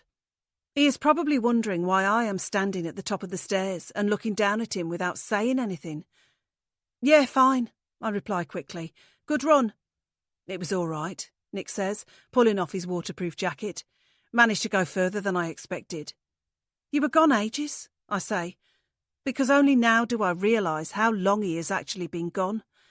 Yeah, sorry, I got carried away, he tells me, but I know he is lying. You mean you didn't want to be here when I told Petra that the lessons were ending? He looks up at me with that uncomfortable look he wears so well. How did she take it? He asks me. And I decide there and then not to tell him everything that was said between us. She was fine. She understood. Nick nods. I'm going to jump in the shower. Are the kids in their rooms? Where else would they be? He smiles as he heads up the stairs towards me, and I step back to make room for him on the landing. But instead of moving past me and heading into the bathroom, he stops and puts his hands around my waist. Then he pulls me in for a kiss. I'm surprised, but our lips are touching before I can get any words out. When they finally part, I feel almost as flushed as he is. He winks at me, then heads for the bathroom, before closing the door and turning the lock. I stand there for a moment thinking about what just happened. The kiss was nice, but something is troubling me. Nick never does things like that. Spontaneous bursts of affection aren't really his thing. There was only one other time that I can remember him just grabbing me and kissing me passionately out of the blue. It was just before I found out about him and Tina. My husband is only passionate when he has someone else on his mind. That time it was his co-worker. But this time, who could it be? It can't be Petra. He wasn't here when she left. He hasn't seen her tonight. And he knows he is never going to see her again. But that doesn't mean he isn't thinking about her. What did they really talk about on the driveway that night? What was Petra really saying when she told me that she could have had some fun with Nick? Was she just winding me up because I had let her go? Was she wistfully thinking out loud about not being able to see the man she fancied anymore? Or was she lulling me into a false sense of security and is really planning on seeing Nick again? There are so many questions bouncing around in my head right now. The counsellor I saw after Nick's affair warned me about this. She told me that staying with him might mean that I'm always on edge whenever another woman comes into our lives. I hadn't believed it. I thought I was stronger than that. That's why I was happy to give Petra the job. But now I know the truth. I still feel just as weak and helpless as I did when I found out about the affair with Tina. As I listen to Nick whistling in the shower on the other side of the bathroom door, I still feel like something is going to go wrong with my carefully constructed life. Most of all, I feel afraid. 37. Michael. My new tutor's not as interesting as my old one. Sue's a nice enough woman, and she certainly knows her stuff when it comes to GCSE maths, but I don't exactly have the same connection with her as I had with Petra. She doesn't ask me any personal questions, for one thing. In fact, she's made no effort at all to try and get to know me better. All she's interested in is asking me the questions in the textbooks. That is exactly what she's been hired to do. But I can't help it if I'm not as engaged with her as I was with my old tutor. I can't help it if she isn't quite the same. And I can't help it if I miss Petra. But it's not for long. I'm seeing her tomorrow night, and I can't wait. As far as my parents know, these lessons with Sue are the only extra tutoring I'm getting now. But I'm secretly going to Petra's flat tomorrow, and I'm going to continue the lessons we started together before Mum and Dad rudely interrupted them. I can't tell anybody about my plan, not even my friends at school. While I know they'll be devastatingly jealous that I'm going to be alone with Petra at her place, I cannot risk the news leaking out and getting back to my parents. I have to keep this quiet. I have to sacrifice a short-term gain for what will hopefully be a long-term one. I'm going to make a move on Petra. I'm not exactly sure when, and I'm not exactly sure how, but I am going to do it. At some point in one of our lessons, when I'm sure that she's going to be receptive, I will move in for a kiss. She could turn me down, but I have to try. And I have a feeling that my chances of success are greater now that we will be at her place away from the watchful eyes of my parents. I can't let the fact that my success rate with the opposite sex has been limited thus far in my life. This is different. Petra isn't some teenager who doesn't know what she wants. She is an adult, and she is so much better than any of the girls at my school. I feel sorry for my friends because they're only around girls our age. But I'm lucky. I get to be around a real woman. But it's going to cost me. It's worth more than that, I say to the bearded man behind the counter. It's not even been out a year. I don't care. I can't sell it for more than that, so I can't pay more than that for it, can I? The man replies, with a weary tone to his voice that suggests that he wants to be doing something more with his life than working in a video game store on the high street. You can give me 30 for it, surely, I suggest hopefully. But the shake of the head I get in response is confirmation that I'm not going to get more than £20 for trading in this old game. I let out a deep breath and slide the case containing the old football game across the counter. The man slides me a £20 note in return, and I walk out of the shop, consoling myself with the knowledge that I can at least afford my next couple of lessons with Petra now. I don't mind selling off an old video game to raise the last bit of money I needed to fund my extracurricular activities with the Swedish woman. I hardly ever play that particular game anyway, but neither does anybody else, which explains why that guy was unwilling to pay me any more for it. But I have the cash to give to Petra tonight, and that is all that matters for now. I can think about how I'm going to get the rest of the money for the following weeks later. I can do some extra chores at home if I have to. It's not as if Mum and Dad will ever find out what I'm spending my pocket money on. But an exciting thought occurs to me as I prepare to cross the high street and head on towards the bus stop that will take me back home. Maybe I won't have to keep paying to see Petra. Maybe she will want to see me just because she likes me, and not because I'm a paying customer. That all hinges on the kiss going well. If I nail it, then it could happen. Then I won't have to give her any more money, and she won't have to teach me any more maths. We could spend our time together doing more interesting things instead. The sound of the car horn to my left almost makes me jump out of my skin, and I turn around to see the angry motorist through the windscreen of the white van that almost hit me. "It's a green light!" the animated man behind the wheel shouts at me through his open window, and I hold up my hand in apology before scuttling quickly across the road and making it back to the safety of the pavement. That was my fault. I wasn't paying attention to the traffic lights. I wasn't concentrating on what I was doing at the time. That's because I'm thinking about Petra. I can't help it. She's all I think about. I wonder if this is just a crush or if it's something more. I don't remember feeling this strongly about someone before. I'm usually just thinking about football, but now I'm only thinking about her. I reach the bus stop and watch the bus trundling down the road towards me, and I can't help but feel happy. It's only a few hours now until I get to see Petra again, and this time Mum and Dad won't be listening to our conversations on the other side of the door. They won't be anywhere near us. 38. Petra. "Welcome to my humble abode," I say to the teenage boy on my doorstep. I step aside and allow him into my flat, closing the door quickly so that nobody on my floor can see him coming in. It's not that I have anything to hide, but rather that I don't want my neighbours wondering why I am having youngsters visiting me at my flat. I don't want them to think about anything when it comes to me. I want to be unremarkable, unnoticeable and entirely forgettable. That makes it easier when I eventually leave this place and move on to the next. "Nice flat," Michael says, and I think he is being sarcastic until I realise that he probably means it, because to him this is a nice flat.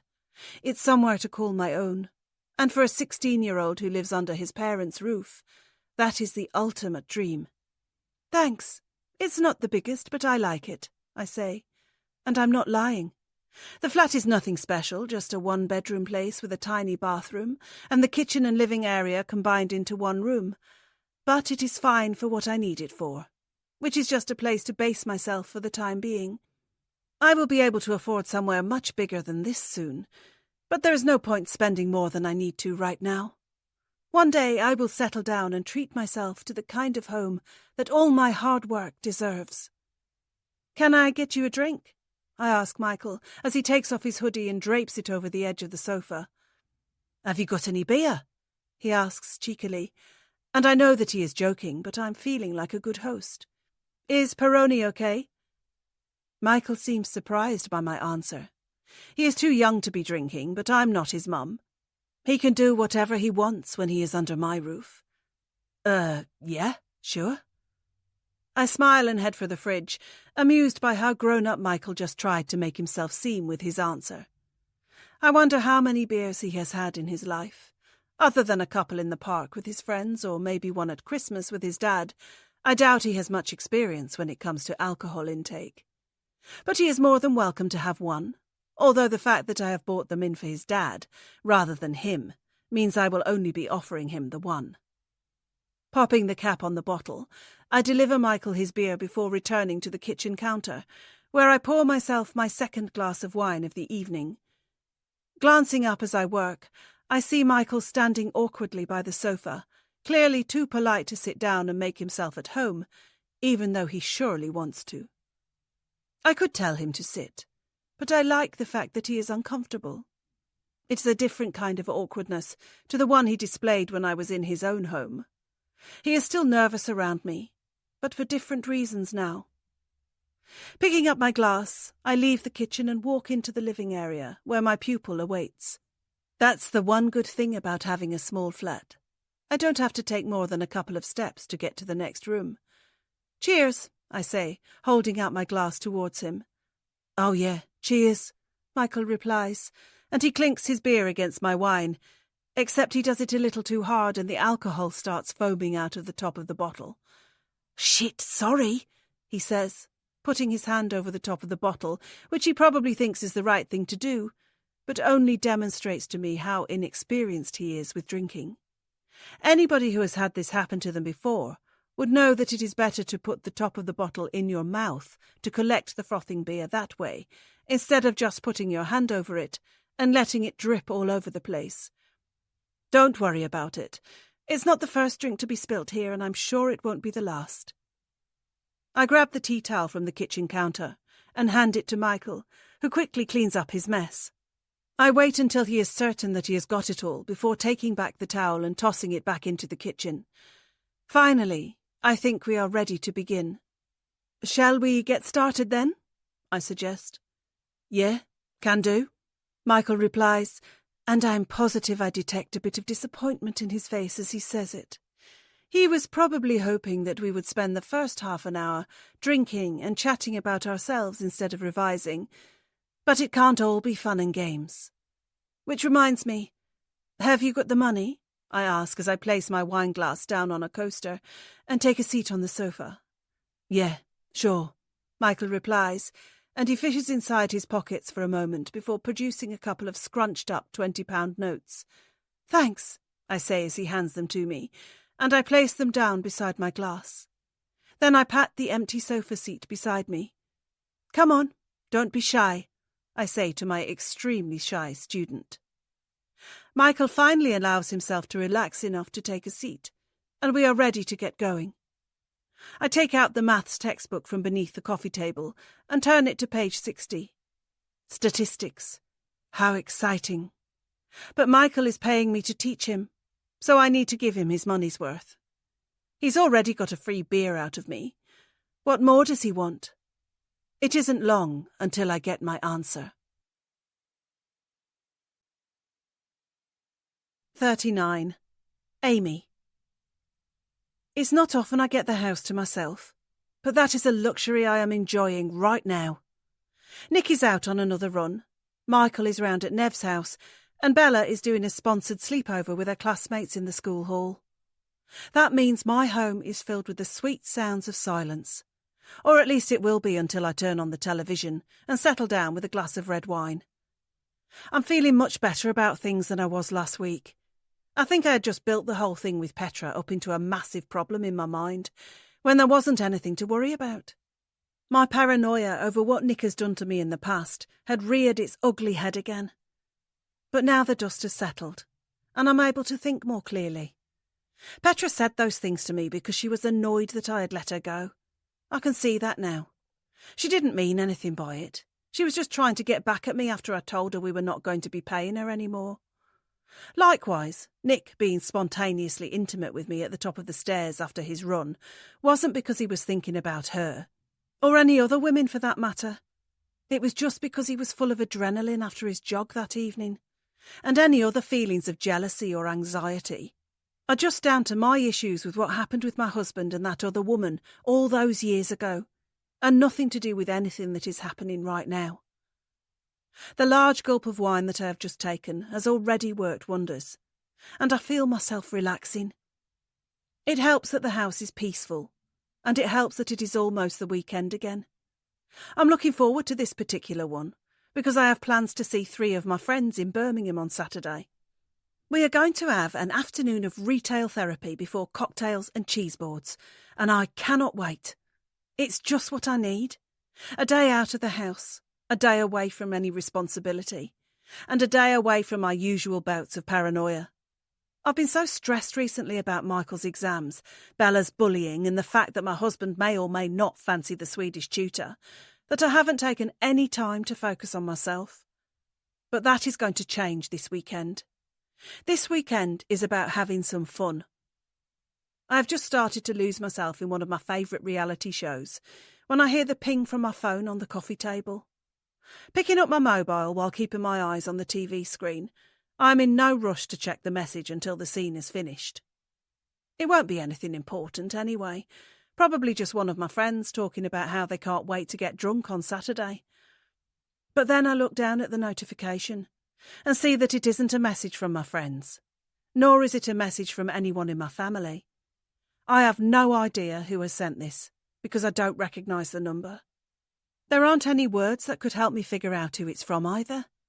There's just a photo attachment, which I can't make out until I open the full message. Unlocking my phone, I wait a couple of seconds to allow the photo to open up on my screen. When it does, the glass of wine falls out of my hand and spills onto the carpet. But I'm so shocked that I don't even care about what I've just done.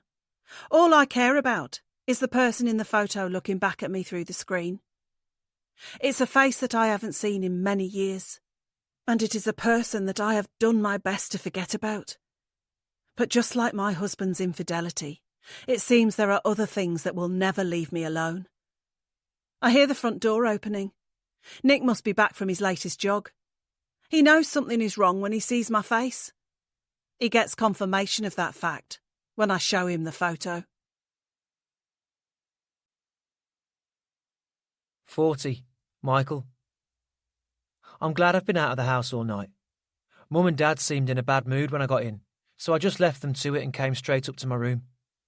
If they knew where I'd really been, then their mood would be even worse. They think I've been at Nev's house playing FIFA, but I've really been at Petra's flat, drinking beer and listening to her tell me about her childhood. We did do a little revision, but not enough to make a dent in my upcoming exams. But I don't care. I'm not paying her to teach me how to get better grades. I'm paying her so that I can keep seeing her. So far, it's working. Mum and Dad have no idea, and that's the way I will keep it. I wish I could tell them how happy my tutor makes me, but I can't. They won't understand. They will just think it's some childish crush, but it's more than that. I really like Petra. I mean, really, really like her. I have a feeling it might even be more than that. I think I might love her. I've gotten over the fact that she's hot. Having gotten to know her more over the last few weeks, I now know that there's a smart, creative and funny person beneath the beautiful looks. My friends would tease me if I told them that I liked her as much for her brains as for her beauty, which is exactly why I won't be telling them that. I won't be telling anybody how I really feel. Except her. I have to tell her. But when? I don't want to do it when the time isn't right and push her away. I have to wait for the perfect moment. It will come along soon, I'm sure of it. It just didn't come tonight. I've spent the last 2 hours sitting on the sofa in Petra's flat wishing that I could lean forward and kiss her, but the moment never came. Not that it was a bad night, not by any means. The beer was great, as was the fact that I got to sit so close to her and hear her mesmerising accent. But best of all, I've learned even more about her background. She told me about what it was like going to school in Stockholm. She told me about how she struggled to learn English for the longest time until suddenly it clicked with her. That was when she fell in love with the language.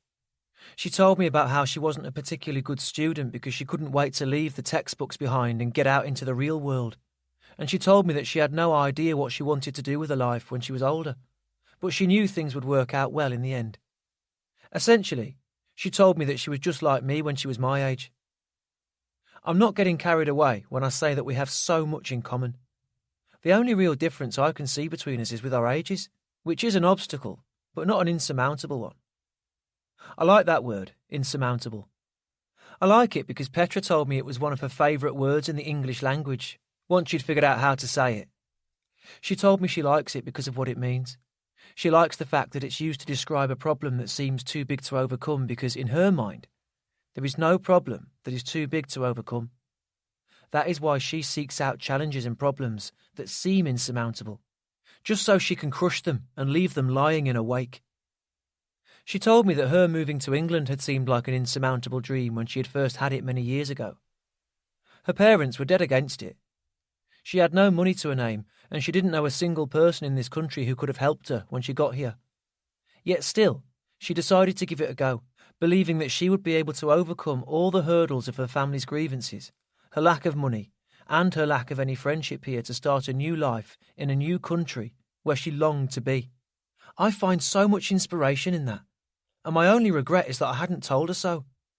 I should have said it, instead of just sitting there and listening to her whilst trying to look cool with my beer bottle in my hand. I should have been genuine with her, instead of trying to give off this air of maturity and composure that I always find myself putting on whenever I'm around her. But yet again, I found myself not saying much at all, too enamoured by the woman in front of me and too preoccupied with worrying about making myself look more grown up than I actually am. But I need to change my tactics. I won't get Petra by being fake. I need to be genuine. I need to be myself. I need to show her the real me so she can see past all the bravado and the cocky false confidence and learn about who I really am. That is the only way to find out if she likes me as much as I like her. A loud burp escapes from my mouth and catches me by surprise as I lie on my bed and stare up at the ceiling. I smile at the sound of it because I know what caused it. It was that beer that I had at Petra's. The beer that she offered me because she sees me as a grown-up and not a child like Mum and Dad or my school teachers do. It was the beer that tasted so sweet as I sipped it whilst listening to my tutor talk. It was also the beer that I spilt on her carpet after it fizzed up, but never mind about that. That was just a small blip in what was an otherwise successful evening. I had a great time tonight. I enjoyed all of it, even the little part of the night when we actually did some revision. And I enjoy the feeling that's buzzing through my body right now. There's no doubt about it. I love being in love. The 9th lesson. There were a few people in the town who didn't believe it, but they were in the minority. They were also not in any position to change the situation. The girl who had been found guilty of burning down the school and inadvertently killing the teacher had been sentenced to 5 years in prison, which was not enough for the victim's family, but too much for the innocent person who would be serving it. The first night inside was the worst. The girl cried herself to sleep in her bed, trying to come to terms with the fact that she had done nothing wrong, yet found herself in a place like that, alongside real criminals. She had hoped that her tender age might have led to a more lenient sentence, and certainly one that would be carried out in a minimum security prison. But it was not to be. The judge could have given her more years, but 5 was still enough. And the prison she was placed in to serve out that sentence was no holiday camp. She made no friends there, mainly because she didn't speak to anybody, but also because she didn't want to. The other inmates weren't like her. They actually belonged in a place like this. Fights broke out almost daily. One woman had her hair pulled from her scalp during an argument with another inmate. And one unlucky prisoner got beaten up so badly that she suffered a punctured lung and died on the way to the ward. Despite the hell that she found herself in, the young woman was hopeful that justice would be done and the truth would come out, overturning the sentence and seeing her released back into society. But the problem was that nobody seemed to know the truth about the fire, especially not the woman who had been found guilty. That made it impossible for the police to reopen the case and keep digging for the real answers. Of course, somebody knew the truth. The person who started that fire knew what they had done and what they had gotten away with. But that wasn't much help to the inmate serving a sentence for someone else's crimes. She was the one trapped inside. It was precisely 2 years and 9 days into the injustice of a sentence when the innocent prisoner was strangled in her bed by a deranged inmate who had secretly stopped taking her medication for schizophrenia. The crazed woman had suffered a manic episode and believed that the 18-year-old woman in that cell was the devil. It was too late to tell her that she was wrong. That poor, innocent woman was no devil, but she was now dead. The 9th lesson is that the line between good and evil becomes blurred in a place that holds both. 41. Amy. The last couple of days have gone by in a blur. Nick and I have been getting on each other's nerves. Michael has been sneaking out to go to his friend's house instead of revising, and Bella has told me that the bullying has started again. But that's not even the worst of it. That photo is still on my phone, and I have no idea who sent it to me. The photo is the reason why my husband and I have been clashing this week. He keeps trying to make me believe that it is no big deal and telling me not to worry about it, whereas I think it is a harbinger of doom and could spell the end for our family. Maybe neither of us are right. It has to mean something, or why would I have been sent it? But maybe it isn't as bad as I think. It could be just somebody playing a prank. Perhaps other people around town have received the photo too. It's coming up to the 25th anniversary of the fire. The story is starting to crop up in the local news again because of that. It probably is just a prank. So why do I feel so worried? I'm on the train to Birmingham with my friends, and spirits are high at our table, which is covered in small cans of gin and tonic and big packets of crisps. I seem to be the only one struggling to get into the party mood. I've been looking forward to this day for weeks, but that was before I got the message on my phone. That put a dampener on everything. What do you say, Amy? I look up from the table and notice that my friends are all looking at me. There's Sarah and Diane opposite, who I have known since primary school, and Michelle in the seat beside me, who entered our group in secondary. We are the loyal school friends that kept in touch, which I like, because it means that I know everything about them, and they know everything about me. Well, almost everything. Sorry, I missed that, I say, reaching for another snack. Dinner tonight? Chinese or Thai? Sarah asks, and I should have known it was about food because that is her favourite topic of conversation these days. She's already spent the first part of this train journey telling us about her latest diet isn't working. I'm guessing she has just decided to abandon it altogether, if her suggestions for our evening meal are anything to go by. Either is good with me, I say, because it is. I like all foods. I'm not fussy. And I have much more important things to think about right now. What about Indian? Diane suddenly suggests, and that is the catalyst for another 5 minutes of them discussing tasty options. I zone out again and go back to the train of thought that has been running through my mind ever since I received that photo on my phone. I still don't know who sent it, because I don't recognise the number. But there is a way to try and find out. I could call it and see if anybody answers. I've been scared to do it so far, but I have a feeling I might have a little more confidence if I keep drinking at the pace that the girls have decided to go at today. I'm already on my second G&T, and it's not even lunchtime. A few more, and I might just pluck up the courage to press the little green phone symbol beside the mystery number. They might not answer, but I have to try. That is the only way I am going to find out who sent that photo. I did text them yesterday with a simple message, "Who is this?" but I got no response. I haven't told Nick that I am trying to engage with this person. He thinks I have already deleted the message and moved on. But I'm not like him.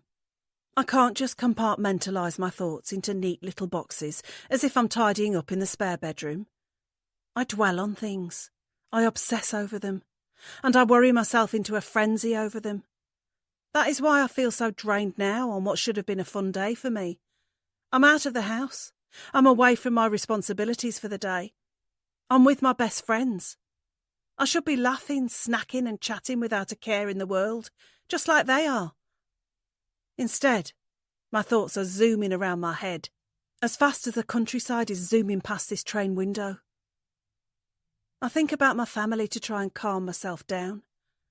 Bella is at her regular Saturday morning dance class, which I am glad about because it will help take her mind off the teasing at school, which I now need to speak to the teacher about again on Monday.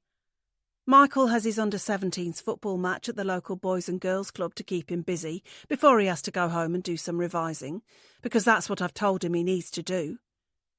And Nick will be around the house and on standby for picking up the kids from their various activities and getting them home, as well as cooking them dinner and generally keeping them out of mischief until I arrive back later tonight. It's a simple Saturday, a standard Saturday, and nothing special about it Saturday.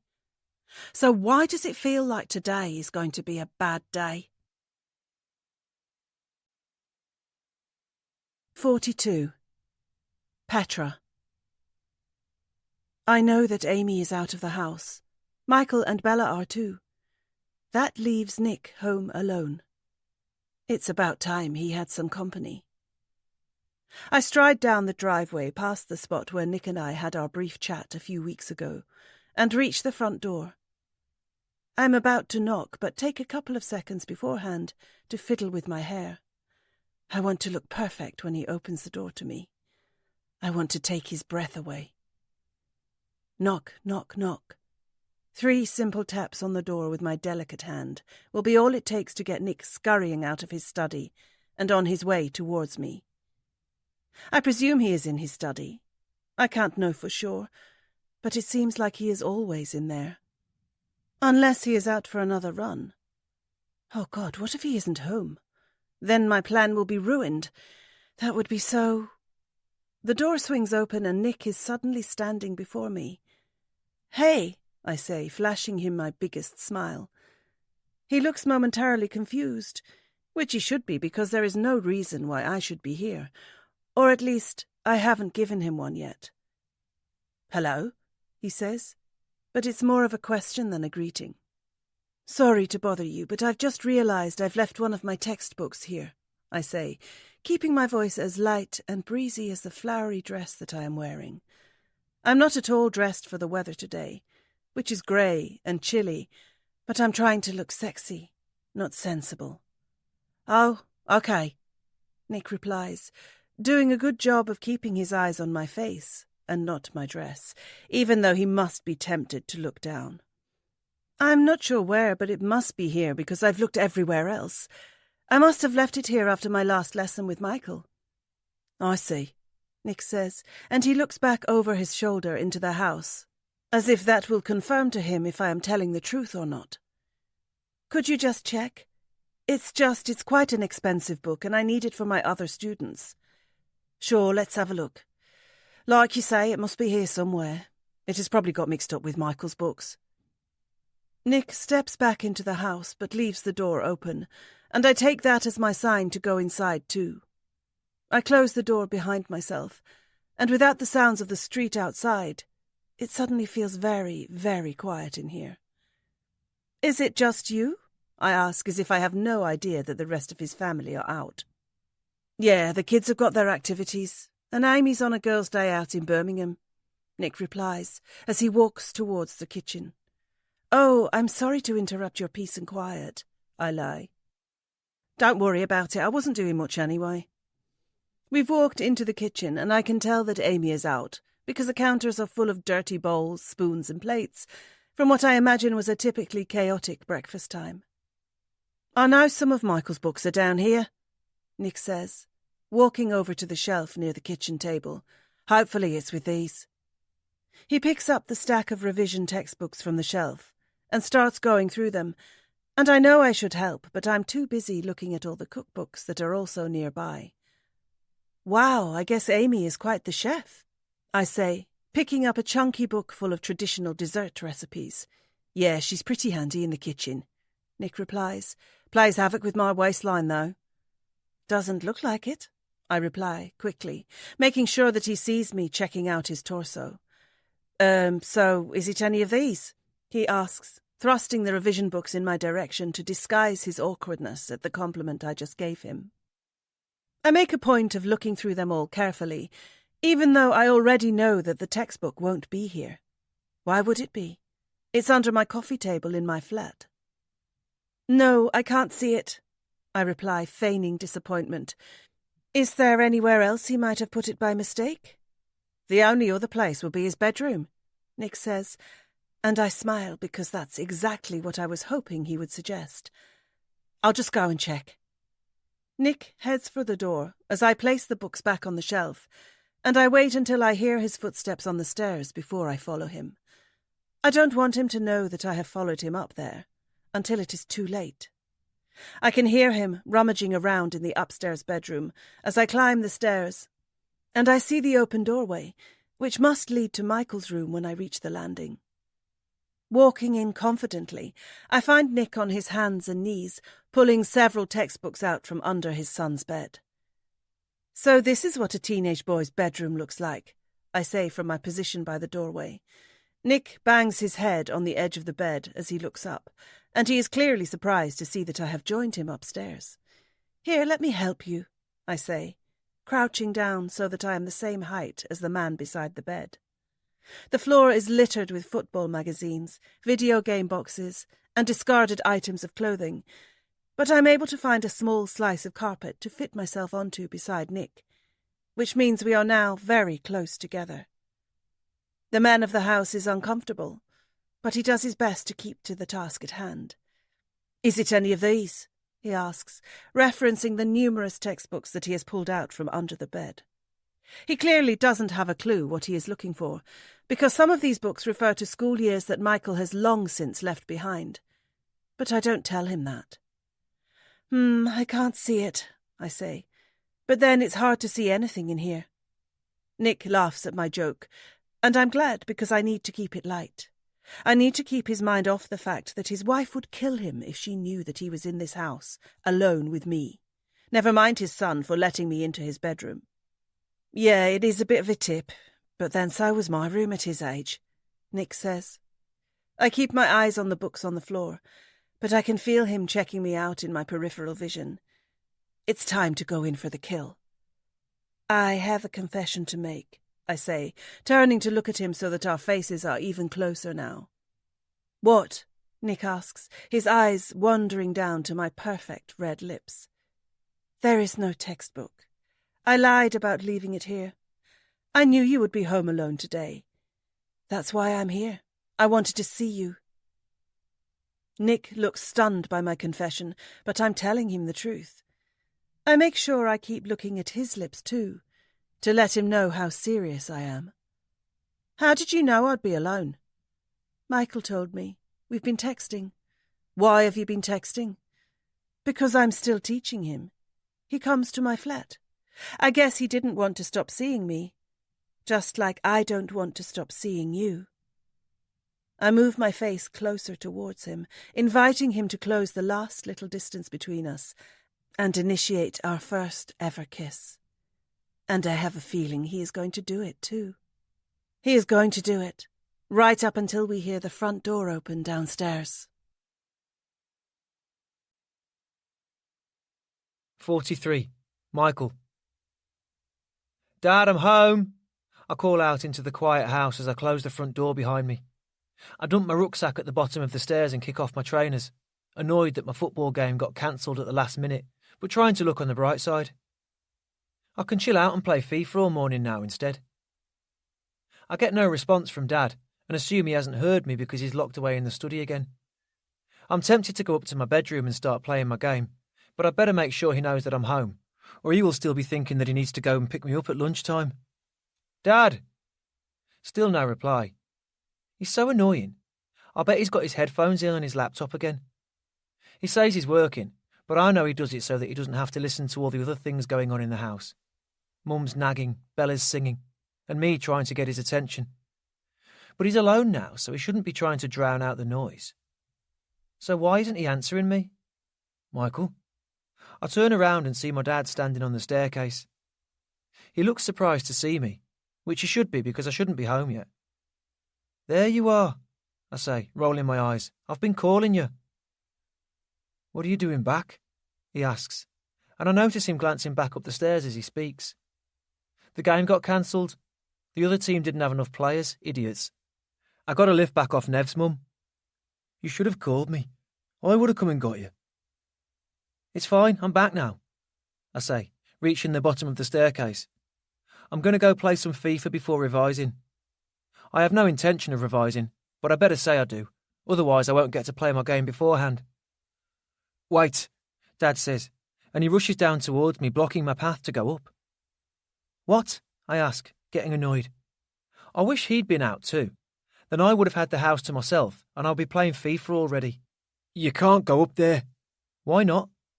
Because I'm planning a surprise and I don't want you to see it. What surprise? I look past him up the stairs, but I can't see anything from down here. It's for after your exams, for all the hard work you're doing. But you can't go up there or you'll see it. A present for after my exams? I like the sound of that. What is it? I ask, even though Dad obviously won't tell me. It's a surprise, but I need to put it away. Can you go out in the back garden for 5 minutes while I move it? Why can't I just stay down here? Because I need to bring it down. Just do it, please. I'm not sure why Dad's so flustered about the whole thing, but then I figure it must be because Mum's told him to make sure that I don't find out about it until after my exams are over. She wouldn't want me to be distracted. I can't believe they got me a present. I actually feel a bit bad for not doing more revision now. OK, I'll go in the back garden. But hurry up, it looks like it's going to rain. I put my trainers on and head for the back door in the kitchen, annoyed at the temporary delay to getting on my games console, but also excited about what this surprise present could be. They've already told me about the tickets to the eSports Festival in London if I keep having my lessons with Sue, but this must be something else. Stepping outside, I pull the back door closed behind me and look up at the gloomy sky. It is definitely going to rain. Maybe it's a good thing the game got cancelled. I was looking forward to playing football, but it looks more like a day for playing it online in my bedroom rather than outside on a real pitch. I wander down to the shed at the bottom of the garden and peep through the small window on the side, but I can't make out anything within as it's too dark in there. But I know that there's nothing exciting inside, just a lawnmower, a rusted barbecue and a couple of old deck chairs. Turning back to the house, I walk across the grass and wonder if enough time has passed for Dad to hide my present away and let me come back inside again. I can feel the first few drops of rain beginning to land on my skin, and I need to get back inside sooner rather than later if I don't want to get drenched. I decide to give it one more minute. You should have finished by then. Too bad if not. If I catch a glimpse of the present, then so be it. To pass the time, I take out my mobile phone and look at my messages. There's already a new one from Nev, even though I've literally just said goodbye to him 5 minutes ago when his mum dropped me off. He sent me a football meme, and it's a funny one, but I'll reply to him later. Going down through my messages, I noticed the last one I sent to Petra. I'd thanked her for the lesson we had the other day, but she didn't reply. No biggie. As long as we're still on for the next one, then I don't care. Maybe I should make sure that we are. I type out a message to her asking if we're definitely still on for the secretive study session on Wednesday and press send. I know she might not text me back for a while. It is Saturday after all. She must be busy. I wonder what she's up to. I try not to let myself imagine her out on a date with some other guy right now. I wait for the tick to appear on the message to tell me that it's been delivered to Petra's phone. After a couple of seconds, I see it. I also hear the ringtone from another mobile phone at the exact same time. That's weird. What are the odds of sending a message and hearing somebody receive one nearby at the exact same moment? The noise sounded like it came from the front of the house. I walk down the side and see the gate that leads to the driveway. Mum and Dad always used to make sure it was closed when we were small, but they don't care as much now that we're older, which is why it's currently wide open. I walk through it, and that's when I hear the sound of the front door closing. I wish I'd stopped there. I wish I hadn't looked around the corner onto the driveway. Then I wouldn't have seen who was leaving. But I did. I looked, and I saw. I saw Petra rushing away from my house. 44. Petra. That was close. I can't believe Michael came home. How annoying. Nick and I had been just about to kiss. I could have been in his bed right now. Instead, I'm out here in the rain, trying to get back to my car before I get soaked. I get behind the wheel and slam the door shut, before taking out my mobile phone. I heard a new message come through just as I was leaving Nick's house, and I want to check it before I drive. I also want to take a minute to chill. That was a stressful time trying to get downstairs and out of the house without Michael seeing me. I need to get my heart rate down before I start the engine and drive home. I take out my phone and check the notification on the screen, but it doesn't make my heart rate go down. It does the opposite. The message is from Michael. Oh God, did he see me? I look up at his house through my windscreen from where I am parked down the street, but I can't see any sign of him or anybody else looking back at me. He can't have seen me. Nick told me that Michael was in the back garden. I left via the front. There can be no way he could have spotted me. Letting out a deep breath, I open the message to see what Michael has sent.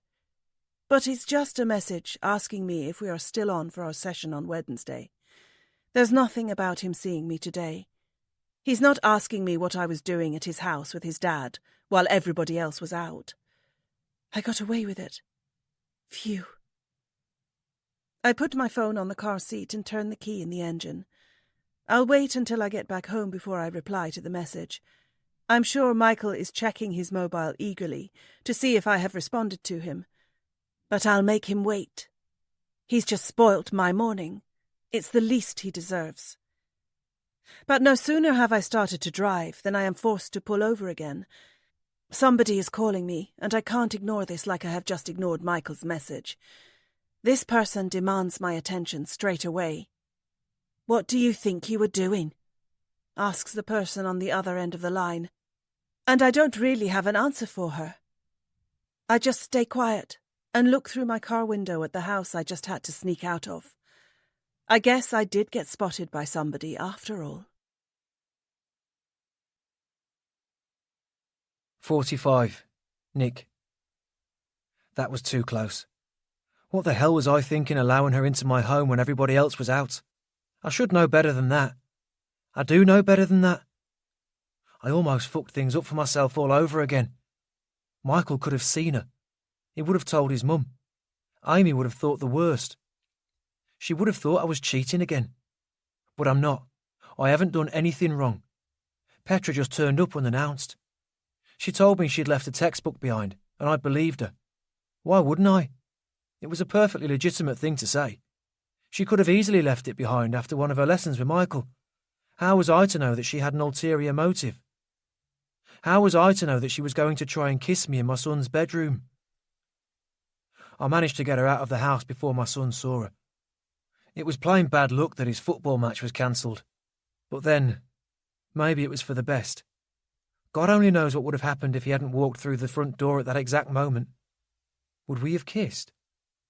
Would we have done more? Would we now be lying in my marital bed together while my wife is out with friends in the city? I'm glad I don't have to know the answers to those questions, because we were interrupted before it could get that far.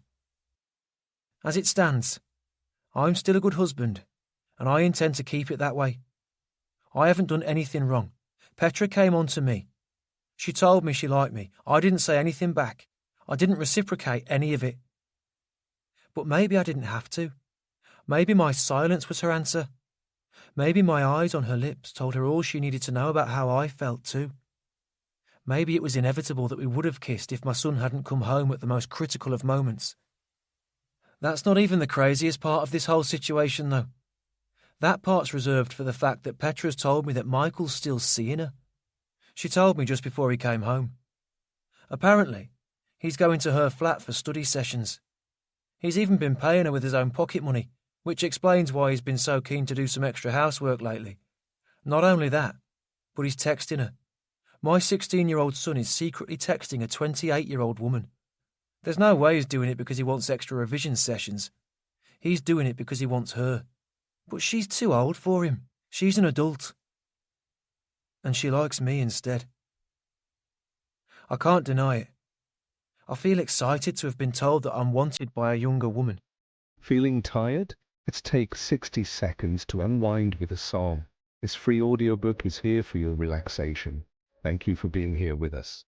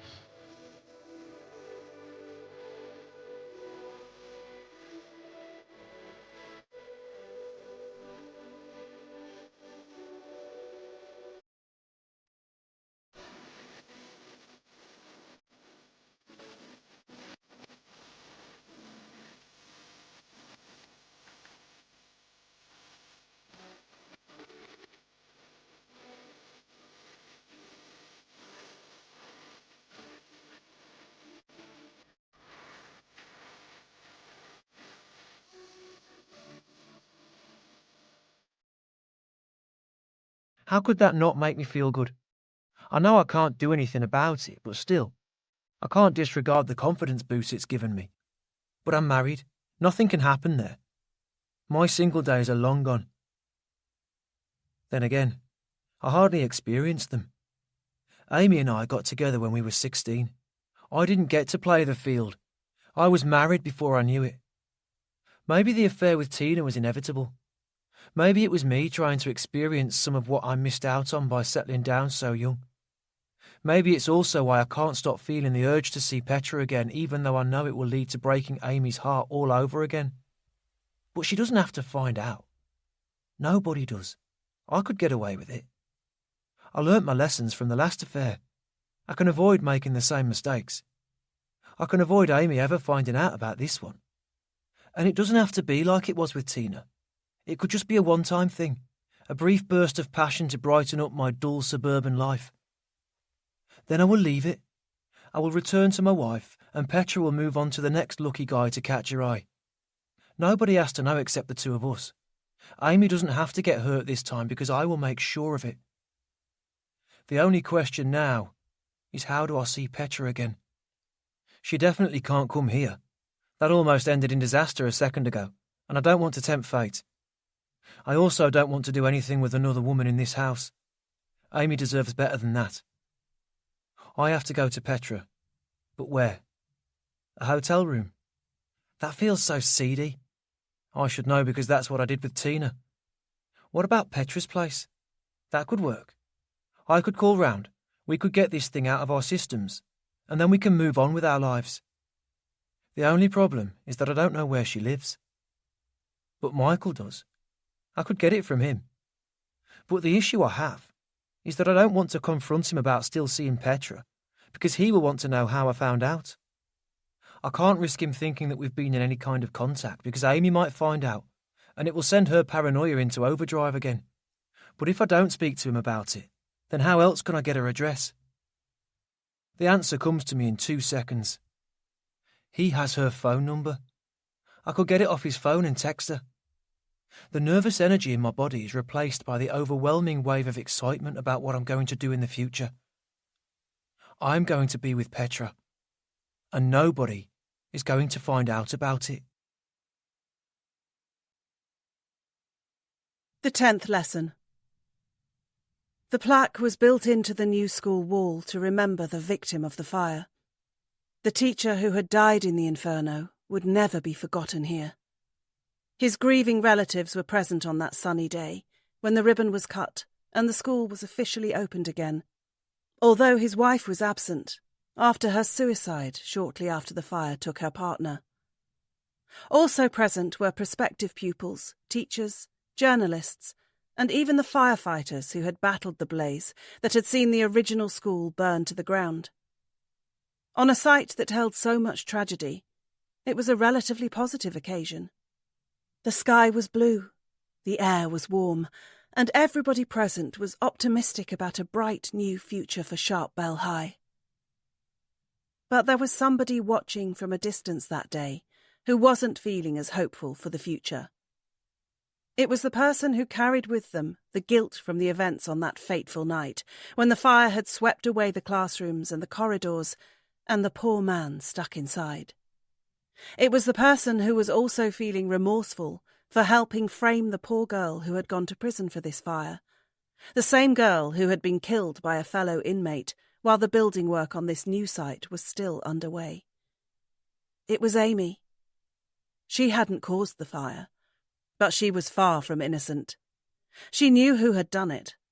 She also knew that they had gotten away with it. The 10th lesson is that everybody has secrets. 46. Amy. I can see the gold trim of the plaque from over here. I stare at the section of the school wall while I wait for Bella to come and get in my car so we can get out of here. Another school day is over, and it's one day closer to the day when I never have to come back here again. I've cried enough tears and felt enough remorse over the years for the people who died because of the fire, both directly and indirectly. I'm worn out from thinking about it. I learnt a long time ago that I couldn't change what happened, because it's far too late for that. Saying something now won't bring back the teacher, his wife, or the poor girl who died in prison. They are gone, and nothing can change that. The families have moved on, the school has moved on, and I have moved on. I was coping. I had put it behind me. Then I got that photo on my phone. It was a picture of the dead girl, the one I helped frame for the fire, and the one who was strangled to death in her cell while serving the sentence that she should never have been given in the first place. The fact that I received a photo of her tells me that somebody knows what I have done, and how involved I was in the whole shameful affair. I've given up wishfully thinking that the photo was some kind of a prank to mark the 25th anniversary of the fire. It isn't a joke. It's deadly serious.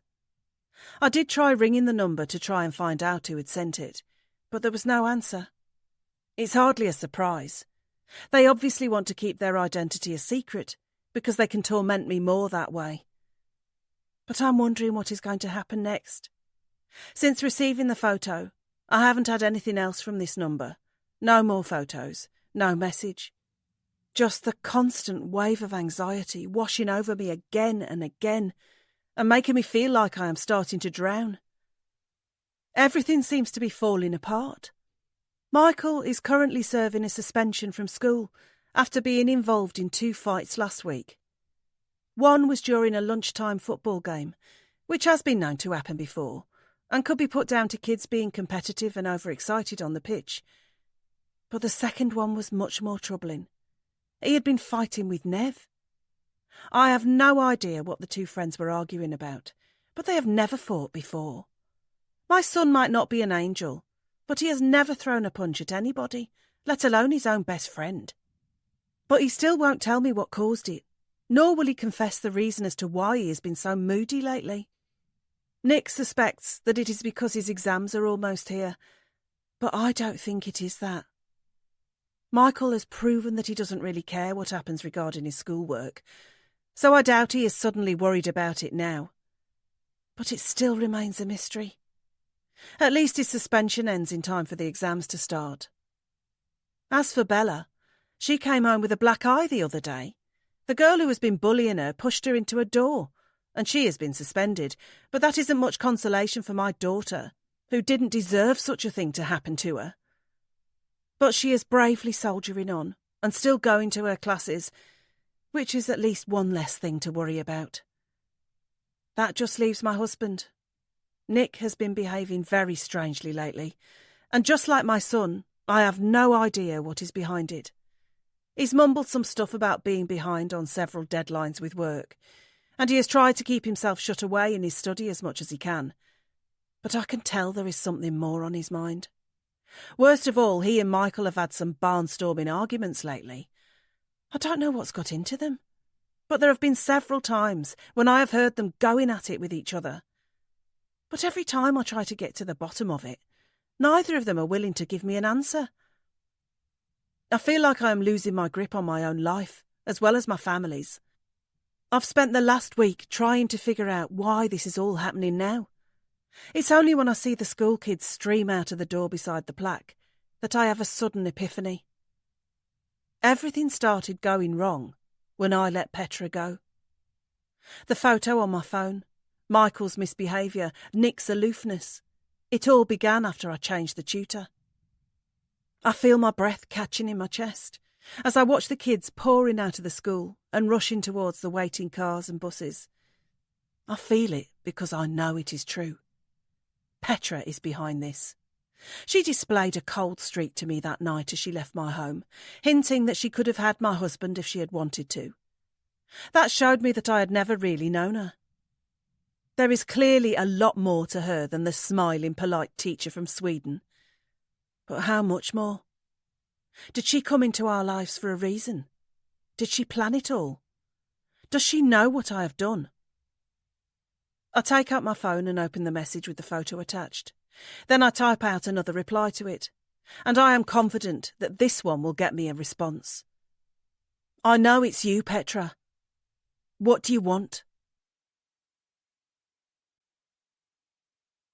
47. Petra. I have what I want. He's lying right next to me in my bed.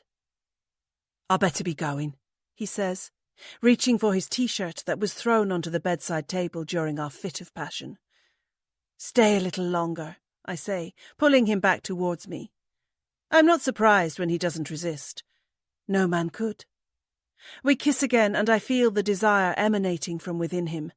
I wish he could stay the night, but his wife wouldn't like it. I really have to get going, Nick says as he breaks off from the kiss and climbs out of bed before I can pull him back in again. I watch him getting dressed and find myself amused that he took his clothes off a lot quicker than he is currently putting them back on. When will I see you again? I ask, even though we have agreed this was only going to be a one-time thing. Petra, Nick starts. But then he sees the grin on my face and realises that I am joking. Don't worry, I won't keep you from her any more, I say. But I regret it when I see the wave of guilt flash across his face. He finishes getting dressed in silence, and I wait for him to speak next. What about the other thing we talked about? He asks, when he has his clothes back on to go with the wedding ring that never came off. I'll sort it out, I reply. Promise? Yes, I promise. He nods. Now he has got what he wanted and his clothes are back on. There isn't really anything else keeping him here. I guess I'll be going then. I watch him walk to the door, imagining how he will behave when he gets back home to the woman he should have been with all along. I hope that when I get married, I will be able to tell if my husband is lying to me. But maybe I won't. Maybe I'll be just as unfortunate as Amy. I do feel sorry for her. I know I have a funny way of showing it, considering that I have just slept with her husband. But I genuinely do. She doesn't deserve this. And she doesn't deserve what is coming. I'm not even sure Nick does either. Wait, I say, just before he can walk out of the bedroom and leave my flat forever. Nick pauses in the doorway and looks back at me, his eyes moving from my face to my naked torso and the rest of my body concealed beneath the bedsheets. Be careful, I say, even though I shouldn't be saying anything at all. What do you mean? I almost want to tell him. I want to give him a heads up about the chaos that is coming his way very soon. But I don't. I'll keep my word. I've gone off plan enough. I can't make it any worse. Not that it could get much worse for Nick and his family when we're finished with them. I just mean in general. You're a nice guy. Be careful. Nick smiles, and I know he would love to dive back between the sheets with me. But he does what he is supposed to do. He walks out the door and goes home to his wife. Better late than never, I suppose. I roll over when I hear the front door click and pick up my mobile phone from where it is charging on the bedside table. That's when I notice that I have one new message.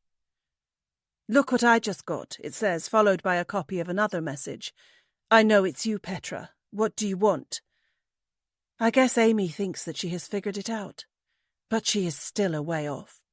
She thinks that I'm the bad guy here, but I'm not. Okay, I just slept with her husband, but that's beside the point. There's more to it than this. There's more to it than me. It's only a matter of time until she learns the truth, along with everybody else in this poxy town, unless she does what I say. I type out a reply to the message. Let me know what you want me to do next. Then I put my phone back down on the table and stretch my arms above my head. I better think about getting in the shower and washing Nick's scent off me. His son will be here soon for his next lesson, and it wouldn't be good if he knew what I had been doing with his dad before he arrived. Michael is going to be frustrated enough, without him knowing his dad has just done to me what he never will. That's because I'm about to break the poor boy's heart. I'm going to tell him that tonight will be our last lesson together. He isn't to come here any more, and he isn't to see me again. I'm sure he'll be disappointed. He might even get mad. But he will leave. There is a chance that he refuses to accept it and tries to see me again in future, turning up at my flat and begging to be let inside. But that won't be my problem. I'll be long gone by then. 48. Michael. Everything's a mess right now. I've fallen out with Dad, I've fallen out with Nev, and I'm probably on the verge of falling out of school if I'm not careful. But there's one thing that's keeping me going. It's Petra. I'm on my way to her flat right now, and I've decided that tonight is going to be the night when I tell her how I feel. None of the other stuff matters as long as she likes me too. I don't care about what my family will think or what my friends will think, and I definitely don't care about getting to finish school and earning my grades. None of that will matter if we're together. Everything is meaningless compared to love. I'll get off the bus and step out onto the wet concrete, keeping my head down as I walk through the driving wind and rain on what is another typically rubbish day of weather in England. I'm annoyed because I spent time doing my hair before I left the house, but it was a wasted effort. I'm probably going to look like a drowned rat when I get to Petra's flat. Hardly the best start for what I'm planning this evening, but what can I do? I don't have a car, and I can hardly ask Mum and Dad to give me a lift here. They don't even know I've left the house. As far as they're concerned, I'm revising in my bedroom, not halfway across town on my way to see my Swedish tutor. I can't wait to see Petra. Putting to one side how I feel about her, she is actually a better teacher than the replacement tutor that my parents have given me. Sue is so boring. She has no sense of humour and makes no attempt to make the lessons enjoyable. I'm learning even less with her than I am with Petra, which is saying something. All she does is read from the book, word for word. It's hardly teaching. It's now only a couple of weeks until my exams, and I don't have long left to revise, assuming I haven't been expelled before then. The fight with Nev was regrettable, but we haven't spoken to each other since. He was talking about Petra in a derogatory way, and I defended her, although I could perhaps have done it in a better way than by punching him in the stomach. I just couldn't stand to hear him talking about her like that. She isn't just some hot girl that I fancy. She is a clever, hard-working and talented woman, and she doesn't deserve to be spoken about by a bunch of childish school kids on the playground. But because it was my second fight in quick succession, it meant I had ended up getting a suspension, which means I haven't been in school this week. I'm due back just before my exams start, which hardly seems worth it. But I think that's only because Mum begged the headmaster to let me return in time. It's all been very stressful, and it's made my home life even worse, which was the catalyst for my troublemaking at school in the first place. I've been arguing with Dad ever since the day I saw Petra leaving our house. I confronted him about it in his study, telling him what I saw and demanding to know what she was doing at our house, but he refused to tell me the truth about why she was there. He had just kept saying it was because the tutor had left a textbook behind after one of my lessons. But I know that's rubbish, because the only textbook we used has been at Petra's flat ever since I started going there. She must have been going there for something else, but Dad refuses to tell me what. I threatened to tell Mum about it, but then he threatened to tell her that I was secretly seeing Petra for private lessons, which came as a shock, because that means she betrayed our agreement. I can't believe she told my dad that she was still teaching me. I'm not sure why she would have done that, but I haven't asked her. I've never mentioned the fact that I saw her leaving my house that day. I'm telling myself it's because I'm an adult, and only a child would go snooping on other people's business. But really, it's because I'm worried about what the truth might be. I'm worried that something has happened between Petra and my dad. I've carried that jealousy with me for the last few days, and it's the thing that's fueled so many of my arguments with him, even though he doesn't know it. But I can't say anything to Petra. I don't want her to see me as some jealous kid who doesn't trust her. Maybe she does like my dad. So what? He wouldn't do anything anyway because he's married to Mum. But if she likes him, then it's because he's an adult. So that's what I need to be too. In the end, Dad and I made a deal. I wouldn't tell Mum that Petra was at the house that day, and he wouldn't tell her that I'd secretly been going to the tutor's flat. So far, I've stuck to my word, and I'm assuming he stuck to his because Mum hasn't stormed into my bedroom yet and had a go at me about it. But things between Dad and I are still frosty. I caught him looking at my phone the other day when I'd accidentally left it in the kitchen. He told me he was checking it to make sure that my texts with Petra weren't inappropriate and straying beyond the teacher-student line, which they don't because Petra barely texts me back. But he should never have been going through my personal property, so we had another argument. Mum must wonder what's going on. Hopefully all will become clear soon. It will become clear if Petra reciprocates the affection that I'm going to show her tonight. I'm going to tell her that I love her, and I just hope she feels the same. If so, then Petra and I are grown-ups. We could get our own place. Maybe we could move to Sweden, and she could show me where she grew up. Maybe I can finally get out of this town and away from Mum, Dad and childish Nev. But before any of that, I have to let Petra know how I feel. I can see the front door of her flat across the street. The rain's getting harder, and my hair is ruined. But I don't care. I could be seconds away from having all of my dreams come true. 49. Amy. I wish I hadn't sent that text message to Petra. I wish I hadn't said that I thought it was her who had sent me the photo and asked what she wanted. I wish I hadn't done it because she had texted me back, or at least I presume it was her. Now I know what she wants, and it's worse than I feared. She wants me to pay for what happened all those years ago after the fire at the school. She wants to get justice for the people whose lives were ruined that day. And she wants to ruin my family. She doesn't want much, does she? I can't deal with this on my own. I need my husband's help. I still haven't shown him the text message that I received, but I'm going to do it now. I knock on the study door and walk in, expecting to see Nick sitting at his desk, working away on his latest IT problem. Instead, I find him lying on the floor doing sit-ups. He seems embarrassed when I catch him. "Oh, hey," he says, quickly getting to his feet and clearing his throat. But I don't have time to ask why he is suddenly so interested in his figure again. I just show him the message on my mobile phone. It takes a few seconds for the words to process in his brain, but I know the moment they do because his eyes go wide and he looks up at me with the same expression he has displayed before. It's an expression of fear. "Petra sent this?" he asks. I nod. "Are you sure?" I asked if it was her and she said yes. Who else would it be? "There must be a mistake," Nick says, shaking his head. "Why would she do this?" "Because she's crazy." "Is she? She's just a tutor." "I think it is obvious now that she is so much more than that," I say, taking back my phone and rereading the message for what must be the 1,000th time since I received it. "I don't understand. How could she know?" Nick asks, slumping into his desk chair. "I've no idea, but she obviously does. Did you tell anyone?" "Of course not. You?" I give him a stare so cold that he knows better than to ask me that. "OK, it doesn't matter," he says quickly. "She knows, but what could she gain from this? That's the thing. She hasn't asked for anything. Not yet, anyway. So what do we do?" My husband hasn't been much help so far.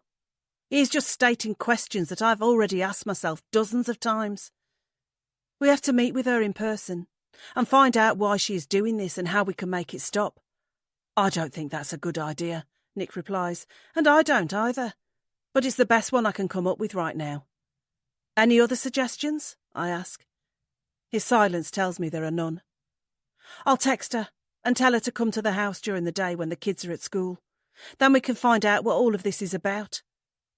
Michael will be here, he replies. Shit, his suspension. He will be here. I'll speak to the school again. I'll beg them to let him come back earlier for the sake of his exams. They owe me one after what one of their pupils did to Bella. There has to be another way, Nick says, but my mind is made up. I type out the message quickly and press send. It's time for Petra to come back to our house. 50. Petra. This is all going to be over soon. I'll get the money and be on my way, and I'll never have to think about this town or any of the people in it ever again. But first I have to get through this meeting with Amy and Nick. It's raining again, and it's starting to feel like it hasn't stopped over these past few weeks. That's the last bit of motivation I need to make my way up this driveway and towards the front door of the house, where the truth will finally come out. Soon I'll be lying on a beach somewhere, with the hot sun on my skin, and this dreary place with its gloomy weather will be a distant memory.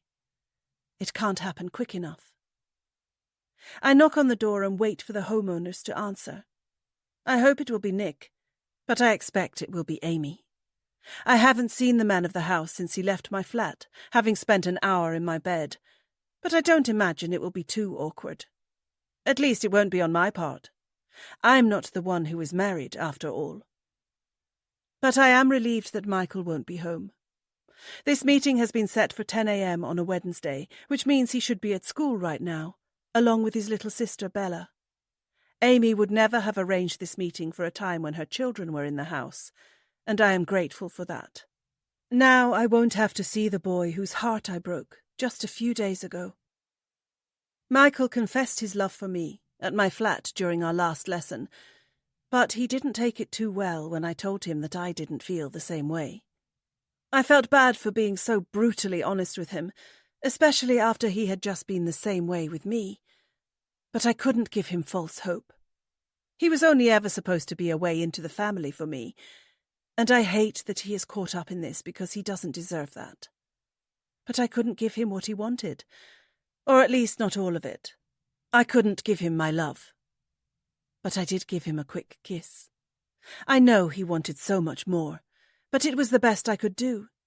It will be one positive thing for him to look back on after this whole sorry mess is over. The sting of my rejection, coupled with the surprise of the kiss, meant he had left my flat before I even had a chance to wish him well for his exams. I will be long gone by the time he takes them, but I sincerely hope he does well. There's no doubt it's going to be a struggle for him, and the fact I have broken his heart won't have helped matters, but things will work out in the end. Or at least I told him they would. I can see movement through the frosted glass of the front door and recognise the silhouette of the person coming to open it. It is Amy, just as I predicted. I imagine that it was her idea to set up this meeting today, and I bet that she will be doing most of the talking within it. Nick will probably be very quiet, 1 because of the subject matter being discussed, and 2 because the woman he just cheated with will be sitting across the table from his wife. But he's not my concern. I'm here to do the last part of my job. Then I get paid and I can leave. Then this fucked up family can sort out their issues on their time, not mine. The door opens, and Amy and I come face to face. Neither one of us says hi. The time for small talk is over. 51. Amy. The 3 of us sit at the kitchen table. Nick sits with his back to the shelf full of my cooking books. Petra sits opposite him, with her back to the kitchen counters that I didn't bother to clean before this meeting. And I sit in between them, with my back to the wall, because it's the perfect position to sum up how I feel in my life right now. Nobody has said a word yet, but I'm about to put us all out of our misery. What do you want? I ask the Swedish woman with the annoyingly calm expression on her face. Petra takes a moment to answer, and it annoys me that she is looking at Nick instead of me as she keeps us waiting. But then she finally turns to look at me and speaks her mind. £200,000. I feel a mixed reaction to her answer, My first thought is that thank God she has given us a way out of this and only wants money. But my second thought is, how the hell are we going to pay her that ridiculous amount? I laugh, more from nervousness than anything else, before looking at my husband. But he's still keeping his eyes on the table, rather than on this evil cow who has entered our home and asked us for a small fortune. 200 grand? You think we have that kind of money? I say, shaking my head at the naive woman in my kitchen. And there was me thinking that you were clever. I am clever, Petra replies, and her confidence is unsettling. I know you have the money, otherwise I wouldn't have asked for it. I still feel assured in my original response to her that we don't have it, but there is something about the way she speaks that is making me start to doubt things. I look back to Nick and notice that he is now staring at the tutor for the first time. How do you know that? My husband asks, and I feel a wave of anxiety rushing through me. Why is he asking that? Why isn't he saying the same thing as me? We don't have that kind of money. Do we? You're not the only IT whiz in the world, Petra replies with a sly grin. You really should be more careful which clients you take on. They give you access to their computers, but some of them have ways of getting access to yours too. Now Nick looks worried, and that isn't helping my nerves. You hacked into my computer? Nick asks, sitting forward in his seat and closing the gap between him and the young woman opposite him. It's funny how I used to worry about anything ever happening between the two of them. But I have much more important things to worry about now. I didn't, Petra replies. Somebody else did. And they know that you have secret bank accounts, with just over £200,000 inside them. They also know how you have accrued this money. You've invested in many things over the years. Tech companies in Silicon Valley, cryptocurrency, and even good old Amazon. And you've made quite the profit. But I'm guessing your wife doesn't know anything about that. I hate the woman. But she is right. I had no idea that my husband had been investing in things, and I certainly had no idea that he had been sitting on so much profit. Anyway, we know you have the money, so just pay up, and we will leave you and your sordid little secrets alone. Petra takes out her mobile phone and holds it out towards us so that we can see what is on the screen. It's a bank account. You'll transfer the money into this account, Petra says, her once pleasant accent now like nails down a chalkboard to my fuzzy brain. Who is we? Nick asks, ignoring the bank details that are being flashed in front of his face. That's a good question. Petra said we. She isn't working alone. Who the hell is the other person? That's not important, Petra says, turning her phone screen back towards herself and scrolling onto another app. What is important is where they are right now and what they are going to do if you don't pay up. Petra turns her phone around again and then we see it. It's a photo of Michael and Bella. They are in their school uniform and standing together on the playground. I am not a bad person, Petra says, as my husband and I continue to stare at the phone. But the person who took this photo is, and she is watching your children right now. I can't stop her doing anything to them if you refuse to pay up. You crazy bitch, I cry, as I dive across the table towards the tutor. I get a fist of her blonde hair in my hand, and I'm just about to try and yank it out of her scalp when Nick pulls me off her. For a second, I see the fear in Petra's eyes, and I have no doubt that I could take her in a fight right now. But I'm not the one in danger here. My kids are. Control your wife, Petra says as she touches the tender part of her hair that she was almost relieved of. You can make all of this go away if you just put the money in the account right now. Nick and I share a look and we both know that we don't need to discuss it. I'll go and get my laptop, Nick says sullenly, and he heads for the study, leaving Petra and I standing across the table from each other. I want to ask her more questions. I want to know everything that she knows. But I'm scared to learn the answers. She is clearly a lot smarter than us, and on a level far beyond simple GCSE maths. By the time my husband returns with his laptop, I am sitting down again. The next few minutes go by in a blur of fingers on keyboards and digits on screen, until suddenly it is done. With the money in the account, Petra is ready to leave, but not before she has assured us that our children are safe. Time only seems to return to its normal speed again when I hear the sound of the front door closing behind her. The tutor has gone. 52. 3 months later. Michael. I stare at the envelope in my hands. Everybody else around me has already opened theirs, but I'm in no rush. I know that I've already failed. I feel like my exams were a disaster. I couldn't concentrate on them. All I could think about was Petra. All I could think about was that she was gone, and I would never see her again. The results inside this envelope are meaningless to me now that I've lost the thing that mattered. Even a miracle of an A star isn't going to bring Petra back. I knew she was gone when I saw the strangers going into her flat. She moved out, and she didn't even say goodbye. What a bitch. I've got to be in English. Nev shouts beside me, and I look at him and his stupidly excited face. We're friends again now, which I am glad about. The fight was silly, and the person it was over was definitely not worth it. I was sticking up for Petra, but I shouldn't have wasted my time. I shouldn't have risked losing one of my oldest friends over her, especially when it turned out she didn't give a damn about me. What did you get in maths? Nev asks me, with his face still buried in his results sheets. That's when I look back down at the envelope in my hand and decide to just get it over and done with. If it was up to me, then I would just throw this letter in the bin and go and start a game of football in the park. But I can't do that yet.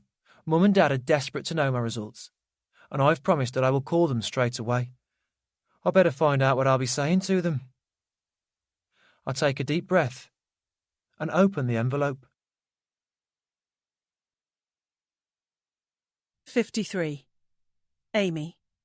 To Michael, I say as I hold my glass of wine out in the centre of the table. To Michael, Nick repeats from his seat beside me, and he clinks his bottle of beer against my beverage. Well done, bro, Bella offers begrudgingly, reaching out to make her glass of orange juice touch our drinks. Thanks, guys, my son says, as he brings his glass of Coke into the small circle to complete it. The waiter is quickly at our table as soon as we have finished toasting Michael's exam results, and we quickly run through our order with him before he gives us a smile and leaves us alone again. I've ordered the salmon, and Nick has gone for the steak. Bella has asked for a tofu salad, because apparently she is vegan now, and the man of the hour has chosen the burger. We have been to this restaurant many times before, and the food has always been excellent, so I know we're in for a great evening. And thank God too, because these last few months have been horrendous. Petra might have left our house that day after taking nearly all of our money, but that didn't mean that life had been able to return to normal right away. There had been much for Nick and I to discuss, or rather argue about, and we had certainly done that. I tried to figure out why he had kept so much money a secret from me in his private bank account, and he tried to figure out how somebody had been able to hack into his computer while he worked on it. And together we both tried to figure out who Petra had been working with. We had our answers to the first two problems, but not the third. Nick had kept the money a secret as a safety net, in case I one day changed my mind about forgiving him for his affair and kicked him out of the family home. It's not a good excuse, but he said it was the truth. And while I'm good at knowing when he is lying to me, I can also tell when he is being honest. It seems I hadn't been the only one who had been left paranoid after his affair. He was worried about me leaving him and taking everything. As for the computer hack, a gap in a firewall had allowed a mystery hacker to access his laptop and see everything that Nick was doing on it. That meant they had seen him accessing the secret bank accounts, as well as find out that he had been Googling tutors in the area. That is presumably how the plan was formed for Petra to come into our home and get close to us. An IT expert that Nick hired told him that the tutor website he had found Petra on had been purposefully set to appear at the top of his search results.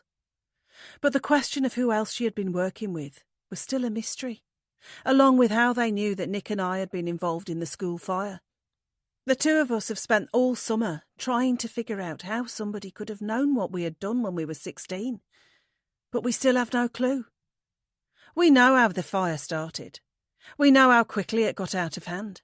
We know that the school was destroyed along with the teacher who had been working late inside it.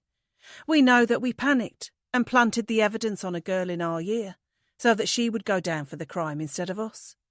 And we know that the girl was killed by a maniac inmate 2 years after that. What we don't know is how the hell does somebody else know all of that? So, how does it feel to be free of school forever? Nick asks our son as he unfolds his napkin and lays it across his lap in anticipation of the delicious meal that will soon be delivered at this table. I'm not going to lie, it feels pretty amazing, Michael replies, and we all laugh, except Bella, who I know is feeling a little jealous that her brother doesn't have to get up early and put on a uniform every day anymore.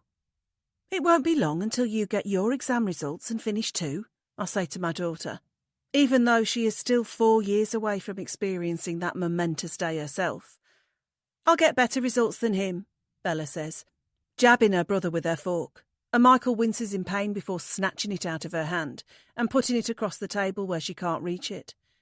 Be nice to your brother, I say, shaking my head at their antics in such a posh establishment. He worked hard to get his grades, and we're very proud of him. He only got C's, Bella says, in a tone meant to make Michael feel stupid. But I know he doesn't care because he did much better in his exams than he expected to do, and it was certainly better than Nick and I could have hoped for. It doesn't matter what I got, Michael says, picking up his drink with a smug grin on his face. All that matters is that I don't have to do homework anymore, and you do. I can't help but laugh at that as I take a sip of my wine, and Nick seems just as content right now with his beer. But Bella is still annoyed. It's not just him that worked hard, is it? He wouldn't have passed without his tutors. They did all the hard work, not him. I smile because that obviously isn't true. Michael was the only one who could answer the questions on those exam papers, so he deserves his fair share of credit. And I'm just about to say that when Bella continues.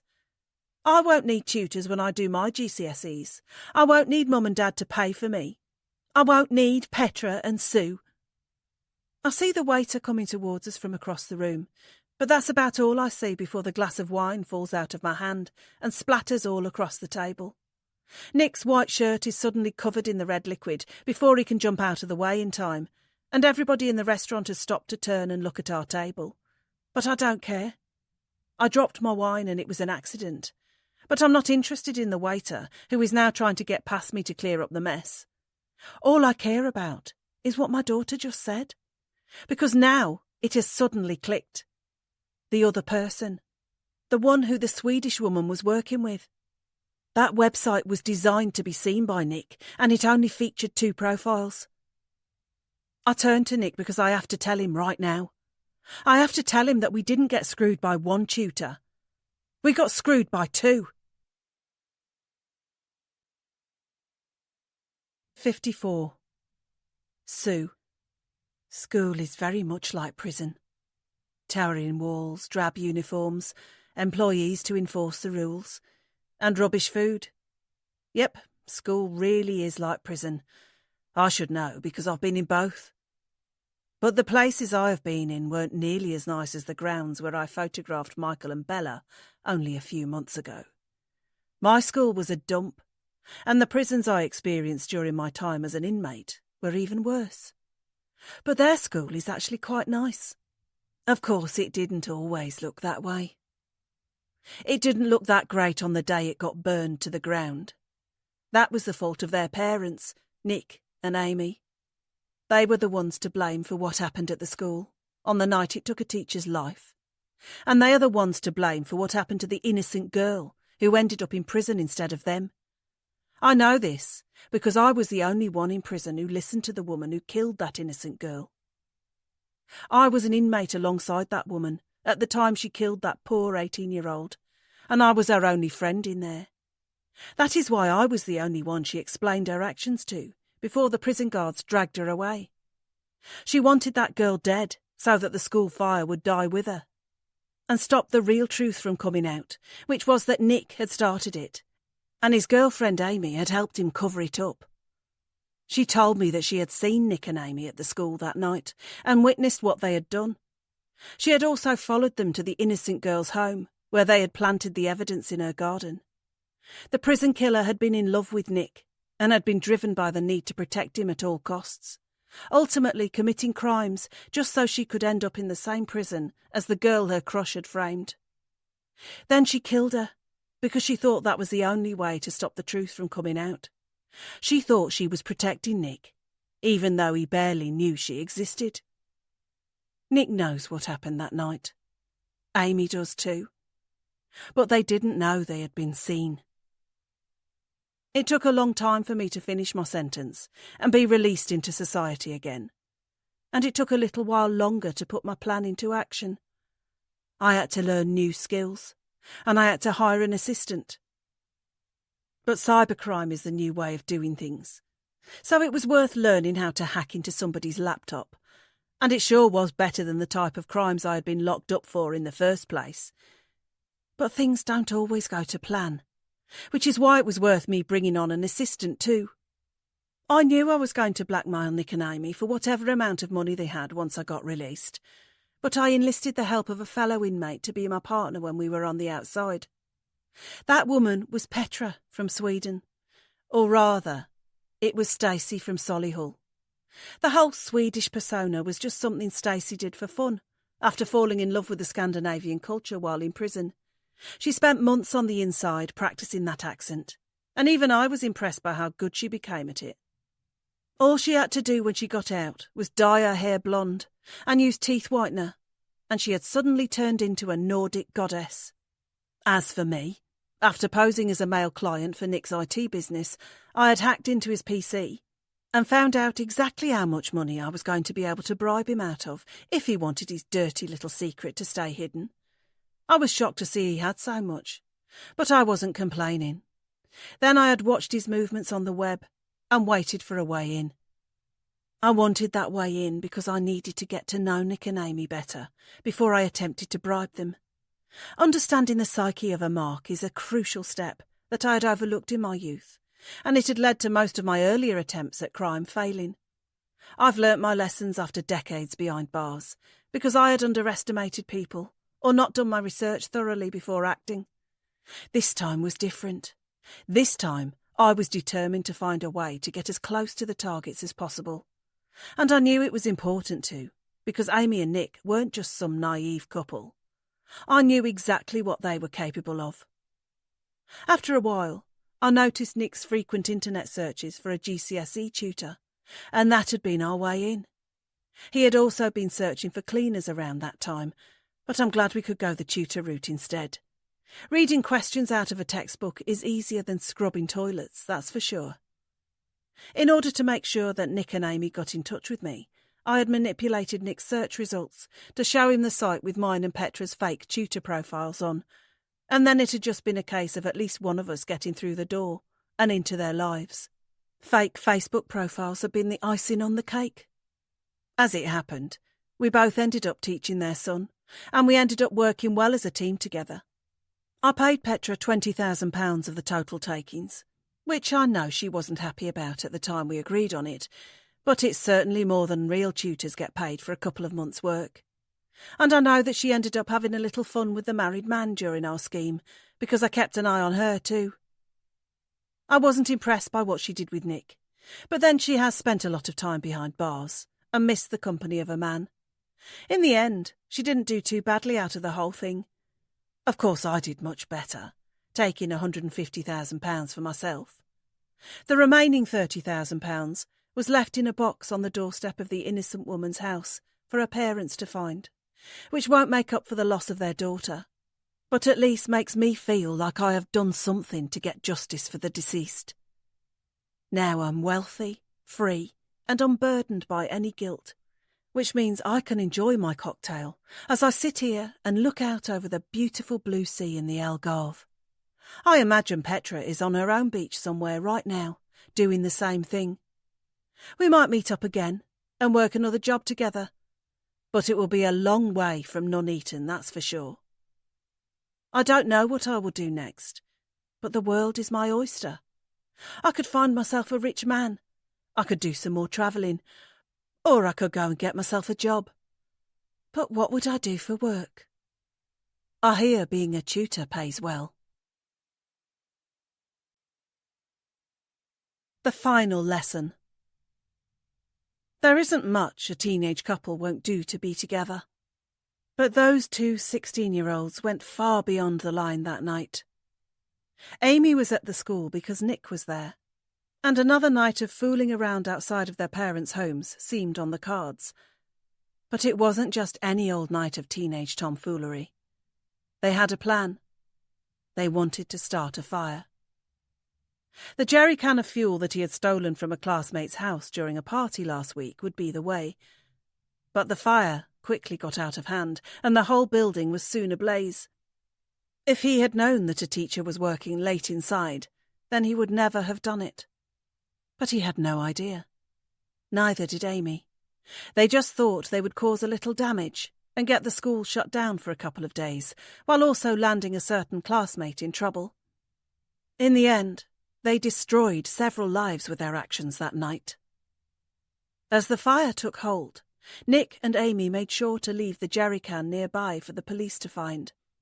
That was important, because on the bottom of the can was the address for the girl who they wished to frame for the crime. It was the girl who had bullied Amy for much of her youth, and after Nick had attended a house party at the girl's house and seen the jerry can, he and his girlfriend had seen an opportunity for revenge. Amy knew that girl was at the local park on the night of the fire, which meant her parents wouldn't be able to give her an alibi. She would be alone after leaving her friends in the park to go home, which provided a window of opportunity that the police would later be interested in. Without anyone to confirm her whereabouts for the whole evening, and already a renowned troublemaker at the school, she could fit the bill as a suspect.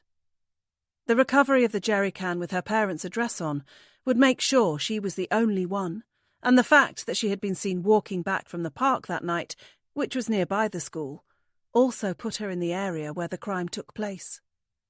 With that evidence, no other suspects, and pressure from the public for the police to solve the case quickly, Nick and Amy's plan worked.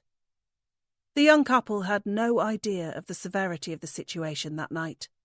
If they had done, then maybe they would have acted differently. They just wanted Amy's bully to get into a bit of trouble, maybe get expelled. They never wanted her to be blamed for manslaughter. But by then the school had been burned down, the teacher's body had been found, and the innocent girl had been arrested. The teacher's grief-stricken wife killed herself. The people of the town vilified the accused, and the judge felt compelled to not only find the defendant guilty, but to give her a harsh sentence. Amy and Nick had been bonded by love, but after that night, they had been bonded by so much more. Death, destruction, and one dark secret.